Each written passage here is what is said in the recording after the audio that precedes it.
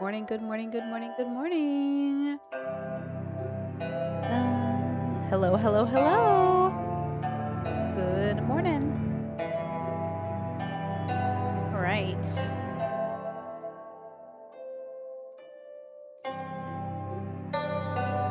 Samantha Dragonati. Link in the chat. All right. We have 3 topics today. We're going to go ahead and jump right in because announcement time. Boom. Okay, hold on. Let me mute Samantha's music. Okay. So tomorrow is Friday, and I have another doctor's appointment, and I can't guarantee streaming tomorrow, so I'm gonna have to not stream. Basically, I have an 8 a.m. doctor's appointment, my time, which is still like your today, basically, because I'm 9 hours in the future from PST. So I'm gonna stream today and cover 3 topics that I've wanted to talk about, all pretty lengthy. And that way y'all can watch the stream tomorrow if you're bored or do other things, because I probably will be too tired by the time I get home from the doctors. I gotta draw blood and stuff. And it's just ugh. So we have 3 very interesting stories, one of which I've wanted to cover for a while, but haven't had the chance to get into. And, well, actually a couple that I've wanted to get into, but hopefully, okay, so fingers crossed, the Valuetainment story with Anna Kasparian doesn't get me copyrighted, because that's what I'm kind of worried about. But I think it shouldn't, because Valuetainment usually doesn't copyright my streams. But we have so much to go over today. I feel a little frazzled-dazzled because I'm taking 2 days away from stream this week, and it's got me all flustered. Nobody likes to transition. Nobody likes to change in schedule as an autist. But we have to do what we got to do. I've been putting off going to the doctor for too long, so I got to do it. So the first video I want to watch is called 50 Hours in Europe's Most Dangerous. The word she uses gypsy, but that's like a slur, so we're not going to use that word. I changed it to Roma since it's about the Roma people. But her title is the G word. And then slum. So that's from Josie Lifts Things. And this video got posted 4 months ago. And I was like, oh, I really want to know about that. Because I don't know if you guys know that I, moving to Croatia, learned more about the Roma people. And I might misspeak because it's not a bubble I'm too familiar with. But when I moved to Croatia, I started seeing this very interesting group of people doing unique things in public. They just stood out. And I was like, oh, what's that? And my partner was explaining to me oh, that's the Roma people. And I was like, oh, okay. So there's a very deep and rich history within their cultural bubble. But this girl, Josie, says she spent 50 hours in Europe's most dangerous gypsy quotation slum. I don't know if this is a good video or a bad video. I don't know if this is if the Romani are happy with it or if they're offended by it. But she interviewed a lot of people in it. So I thought, okay, that would be a cool bubble hop. Let's do that. Then Discord mentioned a video called Sloptube and Weaponized Ignorance, and how careless coverage hurts, and I thought, oh, that's good. We'll talk about that. And then we'll watch the new show from Valuetainment called Stay With Me. Her Take. Stay with me here. Her Take. Valuetainment, in my opinion, one of the most misogynistic platforms on YouTube, has a girls show, guys. A girls show called Her Take. And Anna freaking Kasparian is yeah, I'm going to go do that. Valuetainment is not only misogynistic and absolutely MAGA, but for Anna Kasparian to be yeah, I'm going to do that show. I'm going to partner with those people. I'm going to let those people make money off my image. They better be paying her a bag, bro. She better be making a bag. Crazy. Just crazy. All right. All right, girlies, let's get started. I think it's time. We are starting early today. So because I have to prepare for my doctor's appointment. Did you know you're not supposed to eat or drink anything before getting blood drawn? I'm confused about this. All my life, I've gone to the doctors. I did full blood panels, and not one time has a medical professional ever said to me, don't eat before getting blood drawn. Never. In all of my life. Not one time. Every time I say, should I do anything before I get my blood drawn? Not one person has ever told me that. I come to Europe, and they're like, don't eat before your blood's drawn. I was like, what? I've never heard this. And then I called my mom. My mom goes, yeah, you're not supposed to eat Nobody has ever told me that. Nobody has ever told me not to eat before getting my blood drawn. And so, or have coffee, or have soda, or have juice. So now I'm like 8 hours before. So anyways, I got to end stream a little earlier today, so I have time to eat before my appointment early in the morning. I have never been told to do that. I've never been told this. I'm like shook, and I'm very good at following instructions. I'm an instruction girly. I'm like, what are the instructions? What should I do to the T? Never. I'm like so confused. And now I'm wondering, have any of my blood tests ever been like impacted because of this? A huge bubble pop that I'm like, oh, okay.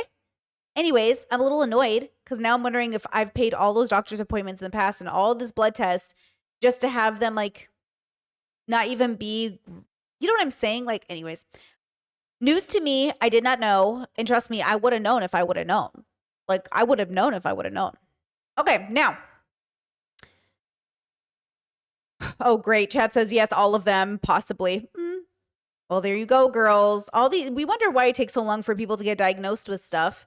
Me, who's so diligent and so specific about following the rules, I have no memory of anyone ever telling me this. Damn. Chat says it makes sense, but I don't think I've ever been asked not to eat. Yep. And like even tomorrow morning, my instinct is going to be to have coffee or something, but I'm not going to do it. I'm not going to do it, am I? All right. So that aside, so if you guys had just come in, no stream tomorrow because I got to go to the doctor's really early and I'm just not going to, I'm going to be pooped.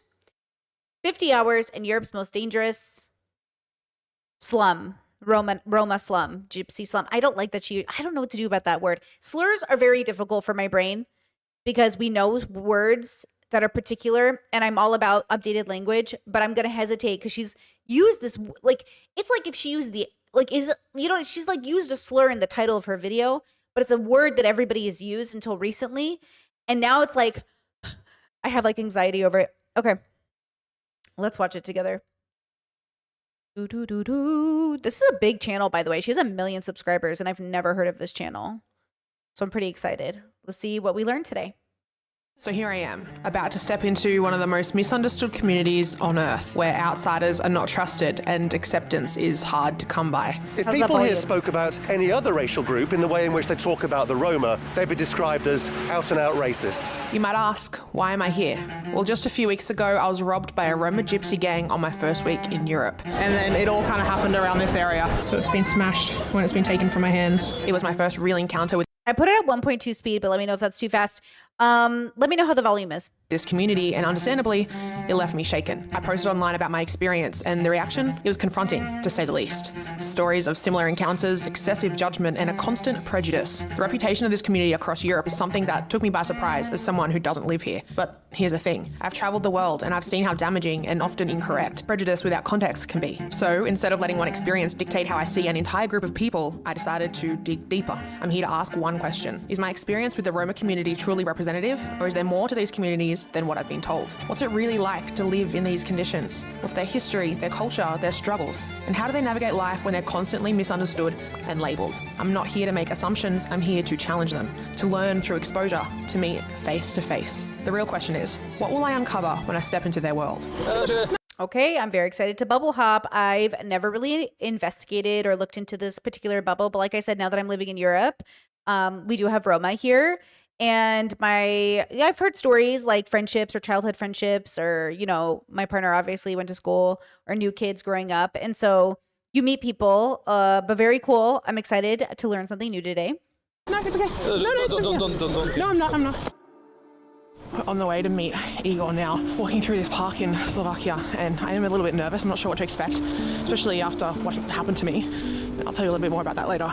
We headed to a local coffee shop where we met Igor, a local expert on the area, before heading out to the most famous Roma community, one that's quite misunderstood. So I am a bit nervous, but we'll see what's in store. I am looking forward to hearing from them themselves. So far it is different to anywhere that I've been. Having arrived in Lunik 9, one of the largest communities of Roma people in Slovakia, I can't help but wonder what life is like for those that live here. Hello. Josie. Hey, how are you? Michael. Marosh. Lunik 9 itself isn't as far out of the city as I kind of imagined. I kind of thought for some reason it would be pushed really far out. I mean, it is. It's separate to the rest of the Luniks. It goes up to 8, and then this one's on the outskirts. But coming in and driving in, there is an immediate shift in feeling and people. You can feel it. You can see it. The Roma people, often referred to as gypsies, have a long and complex history stretching back over 1,000 years. Originating in northern India, the Roma began migrating to Europe around the 11th century, likely due to invasions and conflicts in their homeland. Over time, they spread across the continent, facing a range of challenges including discrimination, forced assimilation, and violence. In many European countries, the Roma were marginalised and segregated, often living in poverty and denied basic rights. During the Holocaust, Roma communities were brutally targeted by the Nazis, with an estimated 500,000 Roma people killed. Whoa, I just got chills. Whoa, I did not know that. Contrary to popular belief, like the Nazis went for the disabled, the gays, the trans. Like, I know we talk about Jewish communities because they're one of the largest demographics targeted by Nazis, but 500,000, between 200,000 and 500,000 Roma? That is horrible. That's horrible. Now, both Discord and YouTube chat recommend Florian's YouTube channel as well for information on the Romani people. So maybe we'll check that out. After World War II, many Roma were left in a state of displacement and continued to experience prejudice and exclusion. Despite their centuries-long presence in Europe, the Roma remain one of the most disadvantaged and discriminated groups today, struggling with systemic inequalities in education, employment, and housing. Their resilience, however, is evident in the vibrant culture they've preserved despite centuries of hardship. How do I say hello in Romani? Po romsky jak to povieš, že ahoj alebo dobrý deň? Ahoj. Lačo Gives. Lacho Gives. Lacho Gives. Always like learning hello. As we made our way into one of the apartment buildings in Lunik 9, I was still feeling very unsure, but stopping for a brief moment, I was able to ask this young man, Marosh, what it's like to live here. You have really beautiful eyes. Thank you. You grew up here? Či si tu vyrastol? Hey. Oh, Discord shared the TikTok for the Florian guy. I've seen his TikToks. I saved them and I was going to show some, but I didn't deep dive into it. I just saw it on my feed once. So that's cool. Okay. And he's a YouTube channel too. Oh my God. Thank you, Discord. What was it like for you? Skoro aj dobre, ale aj zle. Že také, že bitky a také. These pros and cons, you know. Some things are alright, but also like fights here and not like everything is perfect. So Yeah. And how old are you? 18. 18. And what about your like studies? Do you study anything? Do you want to? Ja študujem tu v Košiciach na súkromnej pedagogickej. So yeah, he's studying at school, the third year of his high school, Yeah. and he's studying as a pedagogical assistant of the teacher. Sure. So like he got Great. one more year to go. One more year. Yeah. So yeah, he's like very into it. Also, he's volunteering, you know, through the local organization, and they're motivating young people, you know, like to get better lives and like not growing up in like ghetto conditions, but Yeah. like to get better lives. So yeah, he likes it. I can only imagine how difficult it could be to grow up here. This young man is working 4 times as hard to make a better life for himself. I then asked him if he felt judged and if there was a misconception of the people here. Yeah, he said that, like the people got like much bigger prejudices, and like people expect like to be like a complete disaster here, but it's not so bad here. And also there are like a lot of normal people here, and I can like confirm that like as I told you that like I've been here like, you know, like thousands or like 100 times before, nothing bad happened to me. So I guess yes, the prejudices are definitely like higher than like the reality. Is it? I'm just getting much over there. So you met? Okay. So, what is Lunik 9, the community I'm in now, and how did it get this reputation? Lunik 9 started in the 1980s as a mixed community designed to house both Slovaks and Roma families. But over time, due to the economic decline, discrimination, and a lack of investment, the neighbourhood became increasingly segregated. Today, it's one of Europe's largest and most notorious Roma settlements. What was once a vibrant, diverse community is now a symbol of exclusion, poverty, and marginalisation, reflecting the broader struggles of Roma people across Slovakia and much of Eastern Europe. Invited us into their home here, so we're going to see sort of what it's like inside as well as outside. Wow. Thank you.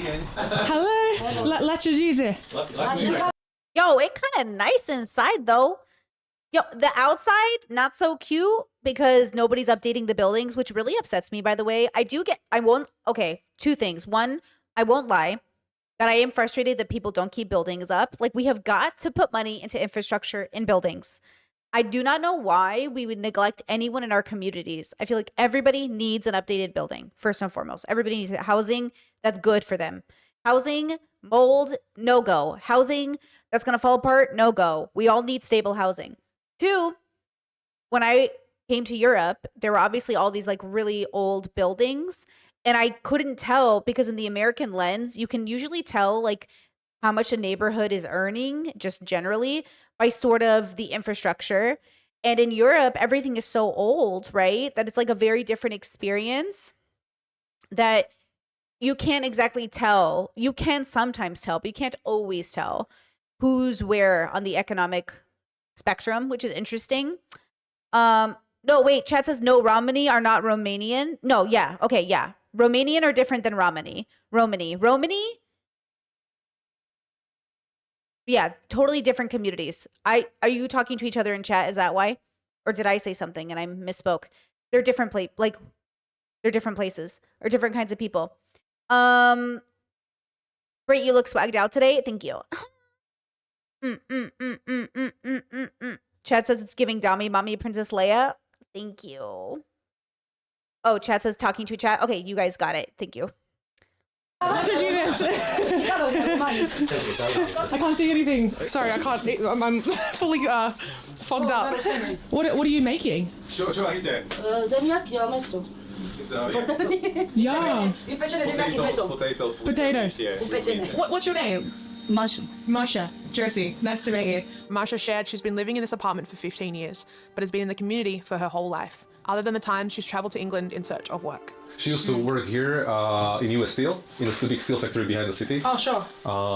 But yeah, she said it's challenging to find a job. Maybe in England, like they're not always like checking the education. Maybe they're not so strict about that. Right. Here, it's much more strict. If you don't have an education, you don't have a job. And Really? Yeah. So that's why when you study, it's imperative for him, like, it's important for him to study to get his job, because otherwise you don't have any opportunities. Wow. Just thinking it's just hard. Okay. We learned that these micro apartments are rented directly from the district, with many sharing accommodations or raising full families in an apartment this size. Living in such a tiny apartment, it's just like this room and one bathroom, and she used to live in a similar apartment like with 6 people, so it was kind of like challenging. Six in an apartment this big? Yes. Wow. It was very challenging. So this room was for 6 people for you? Vy ste hovorili, že ste podobno byte bývali, ale she was living in the same size. But Same size. Yes. Yeah. So what language is he speaking? What language do the Roma speak? Does anyone know? This size of a room for 6. So you would sleep here, and Yeah, and then you've got the bathroom, and this is the whole thing. Okay, so there are three people. Her with 2 kids. 2 kids. Yes. And they would all sleep on this mattress? Yeah, I would say. Although very small, with Marsha and 2 kids living in the one room, this apartment was clean and warm, which was reassuring. Thank you so much. Thank you. You said it's pronounced Romani, like the language is pronounced Romani? I can't remember the specific language, sorry. I think they have their own. Yeah, I'm so curious. Like, what is the language they're speaking? How do they all... Because maybe they're speaking... Where do they say they're in Slovakia? Maybe they're just speaking the normal, like, native language or the common language, but she just doesn't speak it. Maybe that's what's happening? Because I'm not sure. I have to ask my partner, do the Roma here speak Croatian? I have to assume they do, right? Like, that would make sense that they would speak the language here. I feel like that makes sense. And maybe they have a dialect of their own, right? I don't know. Nice to meet you. But as we head outside, I spot an outdoor settlement across from her apartment. Oh, there is you guys are saying there is a language as well. Oh, okay, dope. So there are probably people that speak like 3 languages then. Because I've noticed that marginalized communities who have a language between each other, they also have the language of maybe the oppressor or something, but they probably all speak like three languages.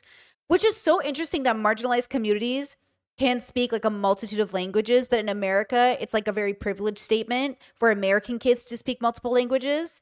But they also look down on people who are raised up speaking multiple languages. It's very confusing. Who gets to brag about speaking multiple languages? Huh? Which looks in much worse shape, at least from here. Is this also where they live as well?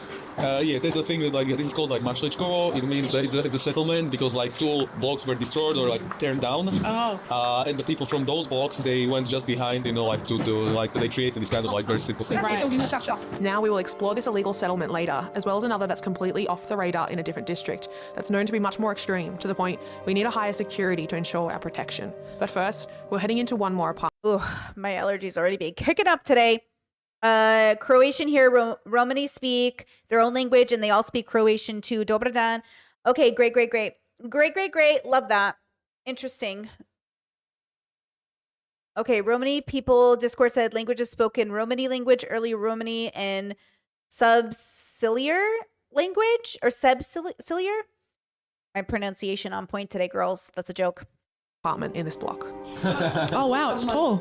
This one is much bigger. Maybe I close the door because Yeah, it's cold outside, Michael. Yeah. Can I have a look? Yeah, a bit of a tight squeeze to get through. Sure. So you've got a toilet in there, and then you've got the kitchen. It's very small. It's very small. And of course, you got everything in the one spot. So Now, in yet another person's modest home, I can't help but ask what life is like for her here in Lunik 9. Despite the fact that like people are living here in very humble conditions, if you want and if you try, it's possible to have like kind of normal, yeah, maybe humble but normal life here. You know, like if you try, if you are not like really like wasting your money or like having some kind of like bad lifestyle, it's possible to have life here. Being Roma part of her identity, or does she feel like herself and then Roma second? Does that make sense? Does she feel like it defines who she is? Ja sam bola I asked her about Roma identity, and she said like she was growing up in a mixed environment. right. But she's not like ashamed to be Roma. What she loves about like being Roma or like the Roma people is like they're very temperament, you know, like very alive. And they got like very passionable also like the relation with kids. You know, this is something they really care about, like despite of the condition and poverty or whatever. Like this is like the most important thing in life. Yes. You know, they care about their families. They are caring about the parents. You know, they are not putting into the retirement homes. It's like the care of the family. Help each other, Yes. zabawają. And also like Roma love to party, Tańcują. love to dance, Abelardo love to sing. Good, me too. Chet says, I'm sorry, is that real? People look down on people raised speaking multiple languages in America. I never thought of this or heard of this. So in America, if you're a white child who was raised in an English home, speaking home, and you learn languages as you get older, you're intelligent. If you're a brown child who was raised in a home in which you speak 3 languages, you're not intelligent. You are just somebody raised around language. They don't give you the same credit because they want to give you the credit for being raised in an environment where you learned the language versus somebody who just speaks it because they were raised in it, because they don't give people the same credit. It's very interesting. Yeah. Like some people might think it's cool. Like, oh, you speak multiple languages. But then it's like they're almost like giving you a compliment based off the skill that went into learning the, like, oh, they speak 5 languages and they learned them all through college and high school. You know, it's like you're giving a very specific amount of credit, right? Yeah. At least that's the bubble I grew up in, you know. Majú radi veľa detí, nemalo. And they love to have a lot of kids, you know, so like big families. Big families. I can feel her passion as well. Yeah, okay. Cítim z vás takú vášeň. Love it. Máte v sebe veľa Ja života. som veľmi dobrá žena. She said like good this time, she's trying to be a good woman. Good. Me too. Thank you so much. Thank you very much. Bye. Thank you. So we've just come out of their homes, and it honestly wasn't really what I expected. And the people are a lot more welcoming. I think out here is a little bit, maybe a little bit tense, or maybe I'm just making that way. I'm not sure. Hello. How are you? Good. Thank you. It's cold. It's cold, yeah. What's your name? Eric. Eric. Yes. Josie. Nice to meet you. So I'm not sure exactly what I expected, but I'm not sure I expected this much friendliness, which is strange. That is strange. Why would you not expect friendliness?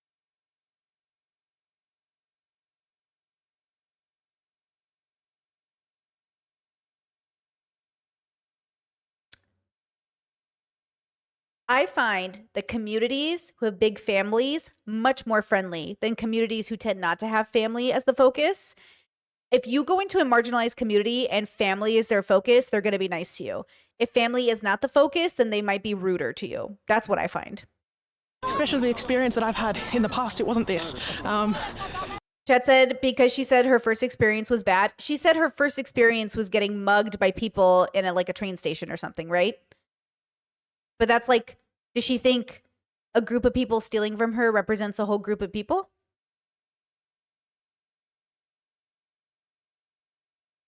See, she should have gone the misandrous route and just hated them because they were men. That's really what we should be discriminated against, gender. I'm using sarcasm, but that's really the problem here, isn't it? I'm just saying. So it's good. I'm glad that I'm here and I'm actually speaking to them in a different environment than the one I was in. Do you feel yourself that you are Roma or Slovak? Či sa viac cítiš ako Róm, alebo ako Slovák, alebo aj? Podľa mňa, akože aj, pretože musím sa tak cítiť ako Slovak, pretože by...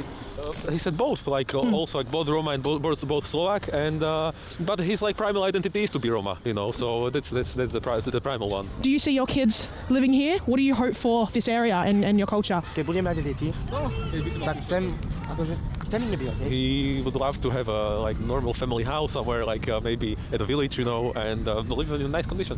And because Chad said, I think she heard stories from other people before she visited her community.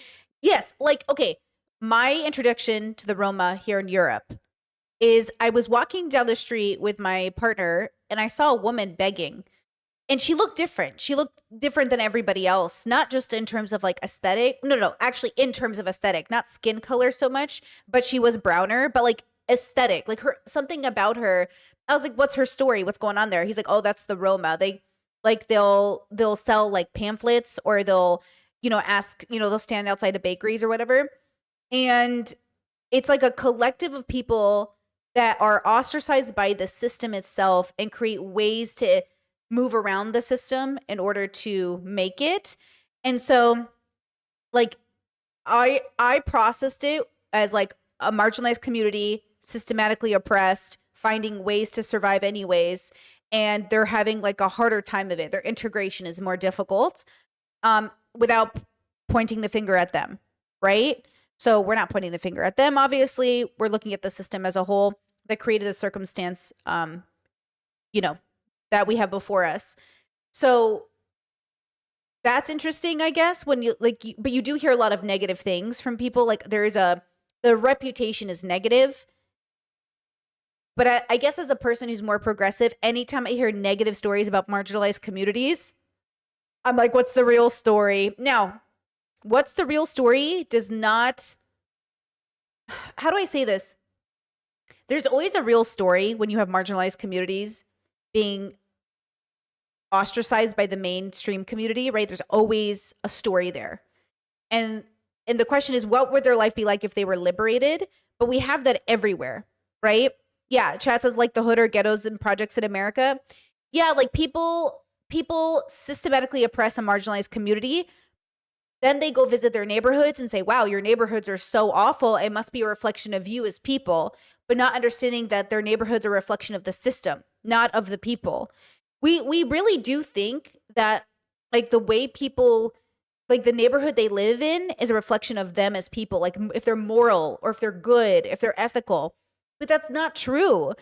It's not the same. It's not true. And so what you're deconstructing is the propaganda that has convinced you that a person's moral status, the person's goodness, is dictated on, how fancy their building is or not fancy their building is, right? And we forget that, again, if you were born into marginalized communities where you were held down by the system, would you find alternative ways of existing within that greater structure, right? And so it's kind of one of those things, right? But this is why deconstruction is important. It's like, why did you get here? And this is why I say you don't know who you would have been had you been born in a different bubble. We're all just products of our bubbles. And then it's our job to introspect and deconstruct and see if we can find a different perspective, right? But I mean this when I say this. I think people are the same everywhere. I don't care. I just think people are the same. I think humans are the same. No matter if you're rich or poor or brown or what, like everyone's just the same to me.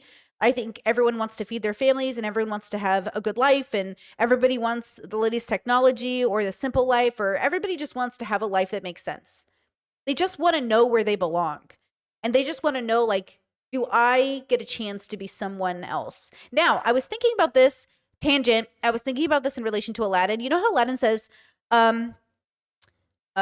street rat, they don't buy that. If only they'd look closer, then they see it more than a poor boy looks. No siree. That's something. Will they see more than a poor boy? No siree. Okay, but they'll find out there's so much more. Blah, blah, blah, blah. I was thinking about that idea because Aladdin is a very interesting character where there's this whole song about how he's more than just this thief and this liar. But as the movie progresses, not to go after men again, but are you not more than a thief and are you more than a thief and a liar? Because he lied to Jasmine multiple times. Not just once, not just twice. This boy a liar. He is a liar who stole his fame through a genie. His wealth is fake. So I was kind of thinking about that idea that we want to humanize all these people, and I think you should always humanize everybody. But I think there's a way to hold the Aladdins accountable. Because just because your mom died doesn't mean you get to lie to women for the rest of your life. You know what I'm saying? Like, the hardest part about being compassionate is we also have to recognize, like, even if you're a victim, you can also be a perpetrator of harm. Even if you're a victim, you can also be bad. And that's the conundrum of people. No one is perfectly good. Everyone is just perfectly imperfect, right? So I think that's the problem with people is they want to just throw Aladdin's out. And I'm like, well, with the right resources and tools, Brittany believes 99% of people can be better. I think 99% of the human population is just missing tools and resources. And yes, there's a very small portion of society, I call them ones, as you guys know in my introspection system, I call them ones, who I think for this era of their life, maybe it lasts a lifetime, maybe it doesn't, they're not helpful to themselves or their communities, but they don't represent most people. Most humans just need the right resources. They just need the right tools. And past that, they also need time to figure themselves out. Here's another line of privilege that poor people don't get. Poor people do not get the privilege of figuring themselves out without being looked down on as like incapable, because poor people also have to go to work and pay their bills. And this includes like lower middle class people, even middle class people. Like, unless you're upper middle class or you're rich enough where like you can take time off to figure yourself out and someone's paying your bills, you were looked down on by society because like, why haven't you figured it out? Why don't you have a job? Why don't you have a house? Why don't you have a career? Why don't you look like a stable part of society? Like, I'm a late bloomer. If you guys don't know my story, I feel like I'm a super late bloomer. People used to say, wow, I can't believe you don't have a savings and you're like 30. Or I can't believe like you didn't figure out like not to spend your money on a credit card. Da, da, da, da. And I was like, yeah, it took me a very long time to get my adulthood together. So I'm a super late bloomer in that regard.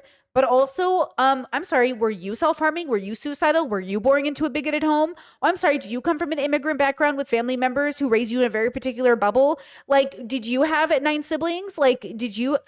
And not to, I'm just saying, I know why I am the way I am, but I don't think people in privilege know why they get to be who they are. It's very Gossip Girl. Every time I watch Gossip Girl, other than the rape storylines, Chuck Bass is a horrible person. I always roll my eyes at the fact that like they are so disconnected from the average person's existence, and that's not their fault. They were born into that bubble, and a lot of people dream about being born into that bubble. Instead of like pointing the finger at other people, I would just say, know who you are in the story, know what you're working with, and know what you can do outside of that. And again, I did not grow up poor. I grew up middle class. I just, when $0 hit my account, it felt different than other people hitting zero. I just talked to my little brother about this, how in my 20s, I was definitely one of those girls that was like, every credit card was maxed out, and I had like $3 here and $5 here and $10 here. And when I would go out with my friends and oh my God, I'd be like, yeah, I'm just going to have like fries today. That's what I feel like. But the truth is because I only have $4 left. And when I swipe my credit card, I hope it didn't overdraft. And I would just pay for fries because they were like $1.99. And I was like, did it? You know how many overdraft fees I've paid in my life? It's been many years since I've paid them because I learned eventually. But I paid a lot of overdraft fees in my life, let me tell you. Okay? So all of that to say, even though I grew up middle class, I still wasn't raised financially literate and I had to figure it out.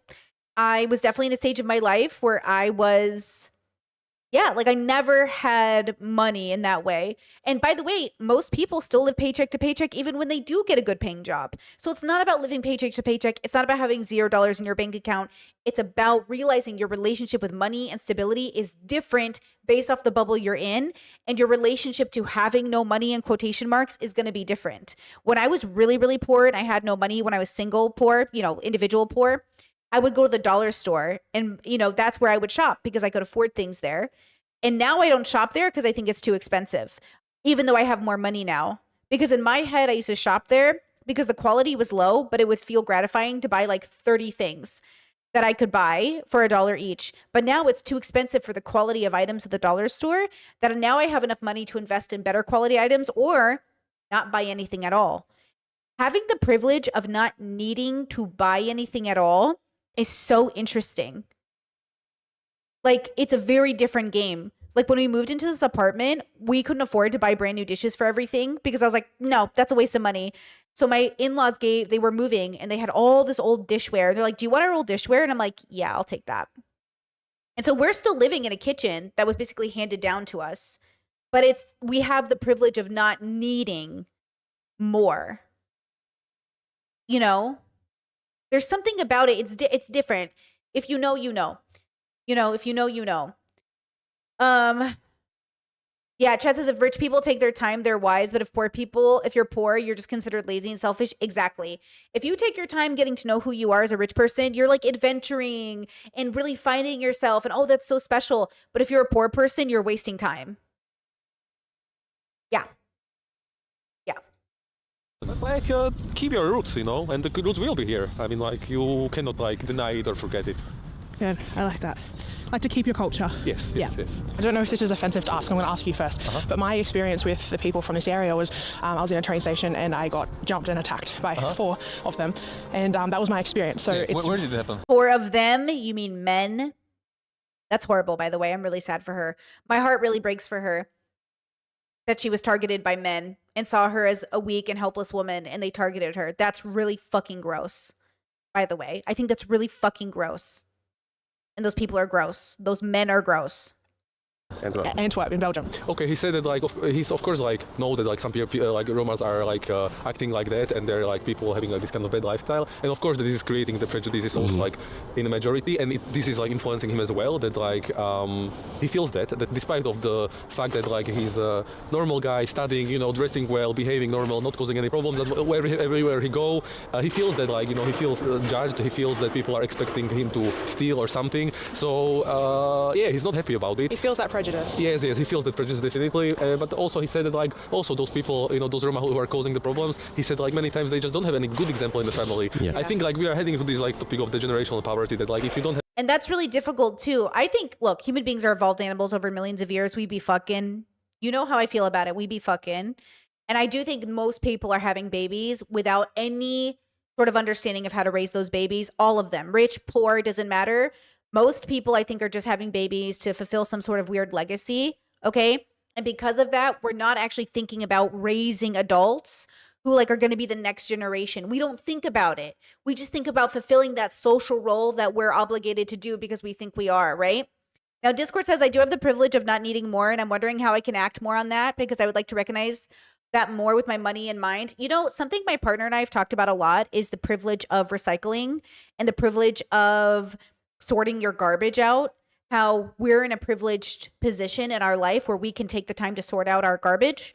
And even though, you know, there's controversies about recycling and whether it does anything, we also recycle because poor Croatians, so fun fact, a lot of Croatians in the country are given a stipend when they retire, but the retirement doesn't always cover their basic bills. So the older people in the community will go through the garbage and find recyclables or bottles and go turn them in for cash. So even though recycling might not be great in terms of where it ends up, like in a landfill, it might end up helping your local community better to recycle your bins. So when the old parts of the community come in, the elderly come in, and even maybe young people, they can at least get the bottles that you're not taking to go get cashed in anyways. And so that's how I kind of think about it, is like, we're not recycling necessarily because this won't end up in a landfill. We're recycling, hopefully, so an older person or a person who can use this bottle, who's willing to take it to a center, they can do that because we're not doing it. Like, we are not going to get on the bus and go take it to a center and get that money back. So they might as well go do that if they're going to do it anyways. And so it kind of feels like a win-win to use that time towards something a little bit bigger, even though people don't think about it. And I don't know why you would think about it, right? Like, it's just it's like not natural. I had to learn about it and then think about it. So the privilege of not needing to spend or not needing to, the privilege of even having the time to think about it, it just gives you an opportunity is what I'm trying to say. You know what I mean? Chet says when my mom told me that it's beautiful to keep your legacy going. So why don't I have a kid? I looked at her and said, what legacy? Generational trauma and being lower middle class. I mean, hey girl, what legacy? You know, I get what they're saying. Like, I did definitely have this dream growing up where I wanted to be a grandma to all these kids because I really did love parts of my childhood. But I think sometimes, you know, the greatest way to end a generational curse is by ending your lineage. Or if not ending your lineage, just ending it with yourself. You know what I'm saying? You know, I don't know. It's do what makes sense in your own way, and everybody else will do something. It's not like us not having kids is going to change the fact that everybody else is having kids. And everyone's so worried about the lower birth rates. I don't know. I think you're worried for the wrong reasons, you know? Hank Green talked about this. Like, we should be worried about lower birth rates, but maybe not for the reasons conservatives think, but for all of us. And I was like, well, maybe we should build systems around that new reality. We should adapt. Our systems should adapt. That's it. That's the answer. Adapt. Have someone in the family giving you a good example how to live your life. Yeah. Chad says, I feel like saying it's men is just as reductive as saying it's because they're Romani. People are driven towards different behaviors based off their upbringing. Yes, but when I say it's men, I'm pointing out that under patriarchy, men are raised to feel justified in forms of violence because real men are violent, even if it's against a woman. Because when a woman comes out against a man that a man's been violent towards her, the people ask, what did she do to deserve it? So even though people say real men don't hit women, yeah, but you blame them for all your problems. So it might feel reductive, but it can't be reductive in a state under the patriarchy at the moment, because all men benefit under patriarchy, even marginalized men.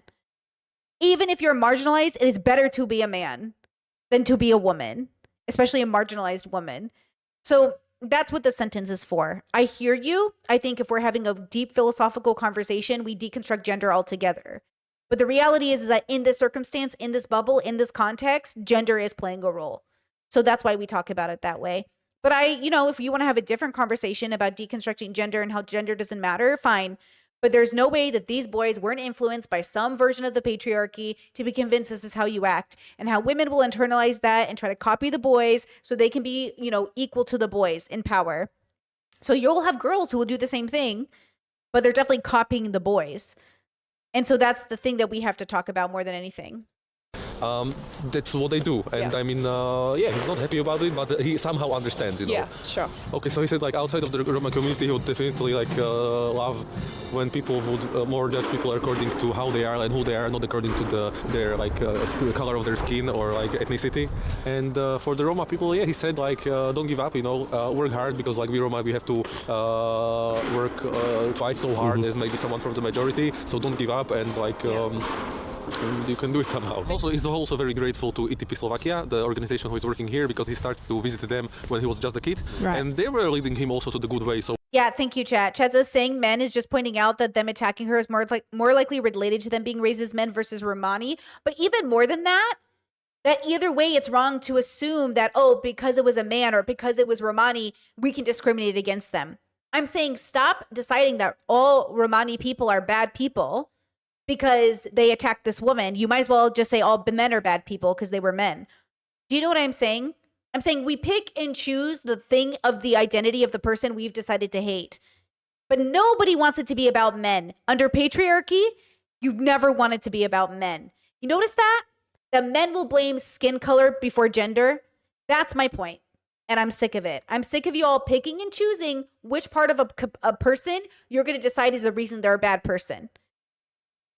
But God forbid it's a thing that's shared with the same people attacking them. That's why white men attack black men, because they're black and not because they're men. Because I'm a man, and if you're bad, then I'm bad. But see, you're black. That's why you're bad, not because you're a man. Because I'm a white man, and I would never. So maybe he's able to perceive the world in maybe Awesome. different perspective. So he's also very grateful to them. Love it. Thank you so much. And you're so young too, so I wish you all the best. Yeah. Doing good things. I was not that wise at 18. Neither was I. He's very, very wise for his age. So I've been jumping between countries in Europe for a few months now, and one thing that's made my life so much easier is using Holofly's eSIM in every single country in Europe I've been to so far. I've never It heard is of all that. digital, and the setup process is super quick. Once you buy an eSIM on their website, they email you a QR code, you scan it, and then bam! your eSIM's installed. Plus, it doesn't replace your usual SIM, so you can keep your usual number while using the eSIM for data. So Holofly has regional options for just about anywhere. Europe, Asia, North America, Latin America, Africa, and even a global option if you're really jumping around. It's perfect. Yeah, I don't know. This person says, thanks for replying. I think it's it's still all cultural. It could be a case by case that these people committed the crime because these poor communities push people towards crime and violence. I said that earlier though, right? I would argue if you're going to really zoom out and you don't want to be, you don't want to like be reductive, then it's not even culture. It's people. You have to zoom out even further. We're animals on a planet. It is like holding a dog accountable for stealing a donut from a tray you left out of your bakery. Who's going to blame the dog? Why would you blame a dog for stealing your donut? You left it out. It's also about humans. Like we as humans, as a species, it's a part of our genetic makeup. We're animals. We see food. We're like, I'm going to eat that. I'm hungry. I'm going to eat that. I'm starving. I'm going to take that. So a part of it is that we as people are fighting our biological urge. Like I've stolen food to eat and I have rules about what I'm allowed to steal when I'm in survival mode. I do. If it's going to be thrown out, if it's a sample package, if it's something that, grocery stores have to throw out because of, quote, expiration dates, I will eat that, even though it's considered stealing. Because I want to feed myself. I don't have time to think about getting a job and paying for my food. I am working and I can't afford it, right? So I'm all about stealing food under the right circumstances, stealing a lot of things under circumstances. But you should have like a code of honor you play to. I think people should have codes of honor, which are constructs, right? But I think we're also just animals, like in a very scientific way, and we're all trying to just eat and survive and fuck and have babies. Not because we're thinking about it, but because we just are doing. We're just doing. That's why I say on my introspection spectrum, what you're trying to do is have a deeper relationship with your evolutionary self, your biological reality. You're having a deeper relationship with the consciousness, a deeper relationship with the fact that like, oh shit, I'm just like everybody else. And I'm just trying to figure it out. I'm trying to do the basics and feed myself and clothe myself and shelter myself. And then past that, it's such a privilege to even sit there and think, what's my code of honor? It's such a privilege to even sit there and think, what is right and what's wrong? Even that in of itself is such a privilege. Not that poor people don't do that, by the way. It's not like poor people can't do that. I'm just saying even poor people can be privileged enough to think about value systems. Because it's not about the dollar in your bank account. It's about the reality you're facing and how you understand the world, right? So I think we agree. I want to explain myself in case people are new to my channel and they're wondering where I'm coming from. If you're traveling through a specific region or multiple countries, because you don't have to worry about swapping SIMs at the border. Just pick the region and you're covered. They're also offering you 5% off your plan when you click the link below and use my code Josie. Puppy? Puppy! I love puppies. Actually, let's just look up how to say dog with my Holofly eSIM. Dog. Oh. Oh well, at least I can check. So another thing that I love is that you can completely customize your trip, whether you're going for a few days, a few weeks, or a few months. Fun fact, I'm not a travel girly. I always dreamed about being a traveler, but I'm not. This is not my bubble. And I love that for her. I live in Europe and I would die happy if I never saw anything. Like, I don't. Give me a book, But that's good to know about yourselves, girly. Are you travelers or are you homebodies? And allow yourself to change. You don't have to be the same thing your whole life. Holofly lets you choose the exact amount of days that you need. So there's no running out of data halfway through or paying for days that you won't actually even use. So there's a link in the description bar below. There's a QR code on the screen. And don't forget to use code Josie for 5% off your next Holofly eSIM. And thank you, Holofly, for sponsoring this video. Chat says, why do you think you're not a traveler? Genetics. My parents aren't travelers either. Were you ever? My parents and I have both traveled around the US. We've seen a lot of places, but not really. Like, no. Like, every time people are like, oh, I wish I had money to travel, I was like, I wish I had money to stay home. My dad's very much like that. I don't know. Maybe it's the autism. Maybe it's something else. But, like, I think when I was moving around a lot, I was just escaping and trying to find my home. But once I found it, I never wanted to leave. Once I find a place, I don't want to leave. I don't want to go anywhere. But I think it's like the person that I am even genetically. Like, I think I'm just that kind of person. And if it changes, but I doubt it. Like, I couldn't imagine myself, like, if someone's like, oh, you'd have a lot of money. Like, example, if I had millions of dollars, I would fly home to America probably every 6 months, but I wouldn't go travel. To me, traveling is not going home. I would just go home to see my family, but I wouldn't think about traveling. To me, traveling is like First of all, a very privileged idea, right? Like, I'm going to go visit other people's homes. I'm going to go visit other people's places of residence. It's like, okay, you do it. You do you. But yeah, it's not interesting to me. But like, it's fine. Let's get back to the story. Nacho Chivas. There's two boys in the door there, and he was like, hello. They've just walked ahead of us the entire time, and no one's said anything to us. I don't feel unsafe, to be honest with you. We've just been walking, basically, looks like on our own. Our local friend is... Do you think she keeps talking about safety because she's like 50 hours in Europe's most dangerous gypsy slum? Like, is that why she's framing it with like, I feel safe here? I just don't understand why you wouldn't feel safe here. Does it have higher crime rates? Did she say that? Is it supposed to be scary because like it's, not as kept up, or like there's not funding? Chat says, didn't she say she was jumped though? I just don't know what that has to do with anything. If she's still traumatized from her jumping, she should be in therapy. She shouldn't be visiting marginalized communities who she could get triggered by, right? Like, don't you think, like, I think if you've just been recently traumatized by a people and you feel prejudice against them, you probably shouldn't go into their community and possibly get triggered just because, you know what I mean? Like, that feels really unsafe for the community. But if she's saying that she's doing it for us, yeah, she was jumped on a trip by 4 people who were Romani. You know what I mean? And so I'm just trying to figure out like what is the premise of that idea. I'm just trying to figure out her wording is all, Yeah, the framing of it all. That's what Discord said, the framing of it all. Yeah, the framing of it all is interesting to me. I think it's clickbaity, even though she didn't get very many views on this video. She got 400,000 views on this video 4 months ago, and she has 1 million subscribers. So the video's filmed really well, but I'm surprised that maybe she was doing it for the clickbait or the SEO or something. I don't know. Anyway, just observing out loud. Has some mattresses that he was given to him for like the Ukraine crisis, because lots of we're right on the border of Ukraine here in Košice. So I think we're just giving like some mattresses while we're here as a thank you for the hospitality, and also because like better used in the winter than not being used, right? At this point, we are heading into the dispersed settlement in Lunik 9, the one that we could see from Marsha's apartment, to hand out some mattresses for sleeping, both to be helpful and as a thank you. You good back there? Yeah.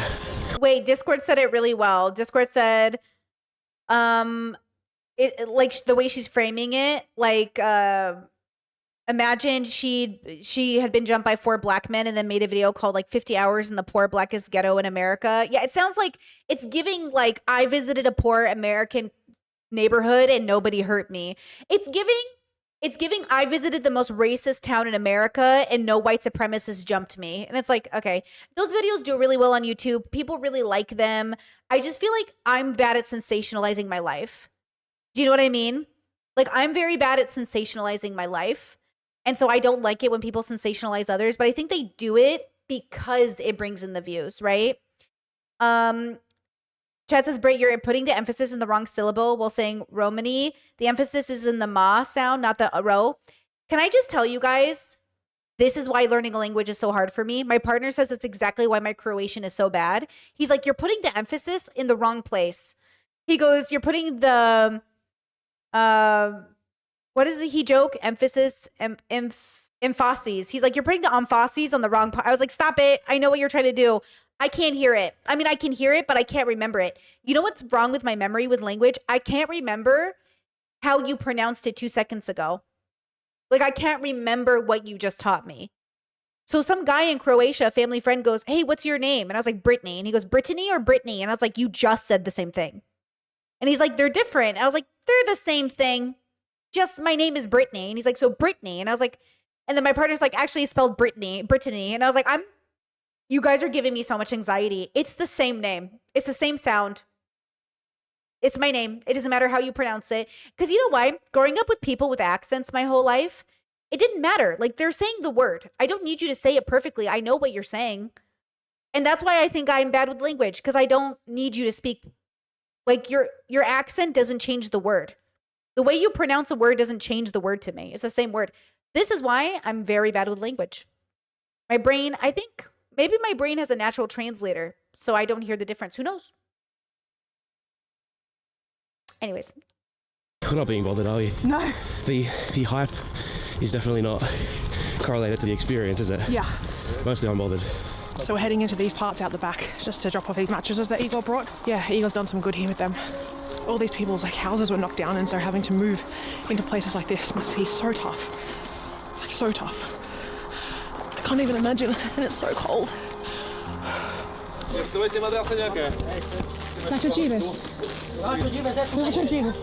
This is when it hits me, just how difficult the living conditions are for some people.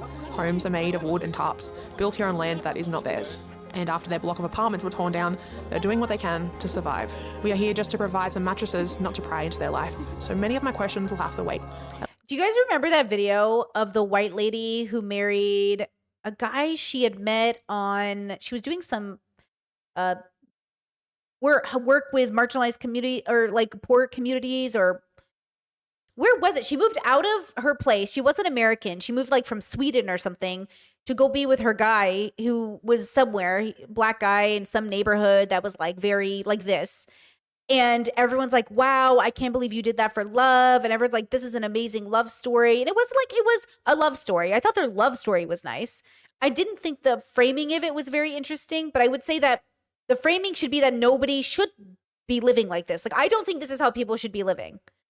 Like, I don't think people should be, I think there's a way to live simply and without extravagance, but quality of life is good. I think everybody should have a basic quality of life. The quality of life can look different though than, like, you don't have to have a good quality of life because your countertops are marble. You can have a good quality of life because you have rustic oak in your house that you chop down yourself. But the quality of the circumstance is what I'm looking for people. So like these whole communities, this is why I say you go to the communities that are suffering the most and you bring us all up. You bring them up. We shouldn't even have the word slums or ghettos. Like, these words are derogatory, used to isolate people as not a part of us. They're words to target poor, marginalized, often brown people. And it makes me uncomfortable. I don't like it. Sam, I am. I don't like it, Sam, I am. You know? Not a fan. At least until tomorrow. Thank you, thank you. Nice to meet you. Nice to meet you. Hi. Just want to say, if you're watching this and you're thinking like, why can't these people just pull themselves out of this situation? I really encourage you to think about the impact of your words and how that would affect these people, because it's not... You use gypsy in the title of your video. You used a slur in the title of your video for Roma people. What the... Does she care? Does she? I'm sorry. Like, I'm a little confused. I didn't even use it in my title because I was like, that's a slur. So I used Roma in the title. Do you know what I mean? What is she talking about? Humanize these people and show that they're just like everybody else, but also here's a slur. Chad says, no, she doesn't. Oh, no, she doesn't care. Like, that's what I mean. Like, Chad says a lot of people don't know it's a slur. I mean, they could have asked. Chad says, are Romani people from Romania? No, they're different. They're different people. Anyways, I don't know. I think I like the way that it's filmed as a, film, but I feel like it still lacks that like self-awareness, but I guess that's the point. Maybe this is along the journey of her self-awareness. Easy, as he was telling us before, he has to work so much harder than the average person to get out of this. And if you see, these are the pictures of this place not even 5-10 years ago, and this is what it is now, as you've seen today. They are doing that. They are doing all that they can. And I really encourage you to just have a little bit of empathy and to think about it from someone else's point of view, because you can't fathom this. I can't fathom this because it's not easy. Yes, there are probably some not great people here, but there are good people here. These kids aren't bad people. You might be a good person, but if those are the thoughts that you have, those prejudice and those preconceived ideas, these are the barriers that they face every single day from not just you, but everyone, multiple people. So seeing children in this setting is heartbreaking. The night before entering Lunik 9, I had met with Anna Koptova, the first Roma to be elected to Slovak parliament, and one of the key figures for Roma people being recognised as an official minority in this country. With so much she has personally achieved, her hopes for the future still revolve around the same things she has been fighting for her whole life: representation and education. No a my sme už vlastne 20-25 rokov za týmto obdobím. Okay, so like... Yeah, you guys are right that the word, the G word, or should I even say it like as an example? I don't know what the rules are. But yeah, obviously there's a divide between younger generations and older generations. Younger generations think it's a slur. Older generations might have a way about it. But obviously it's used to be derogatory. It even was in the Hunchback of Notre Dame. It was used derogatory. So I don't know why, you know what I'm saying? Okay. You know? So it's like one of those things. And Chet says, did I see the stuff happening between Pakistan and India? Yeah, I did. The world is suffering. The world is suffering. I saw the news yesterday on my Discord, and then I saw it today on Philip DeFranco. I saw him cover it.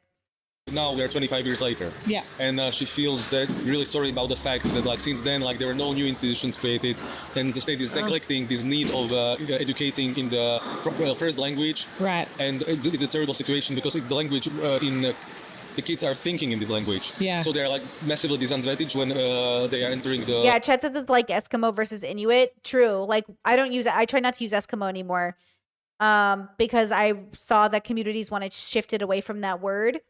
And I think that's that's fine. I'm into it. Let's go. Education and workforce. And she said like maybe it's her like guess, but some kids they will be just maybe they will have just 20% of the knowledge that has kids from a majority. Right. So it's like huge disadvantage. Čiže samozrejme predpokladá to, aby rómske deti sa nemohli dostať na stredné školy. So then those kids are not able to achieve, they're not finishing the high schools. Yeah. They cannot reach universities because from the beginning they are like late. Yeah, and it's not easy then. You have to go through even more hoops to get. Yeah, the gap is just too big at the beginning. Yeah. I think I'm still processing a lot of things about what I saw and what I experienced. Where their houses had been knocked down and they were living in literal tin houses was hard to see, and the little kids, like I can't even imagine. For me, I grew up in a single parent, single income, sometimes no income family. I lived in a whole house smaller basically than the room that I'm in now, and I lived in a living room. I had no bedroom.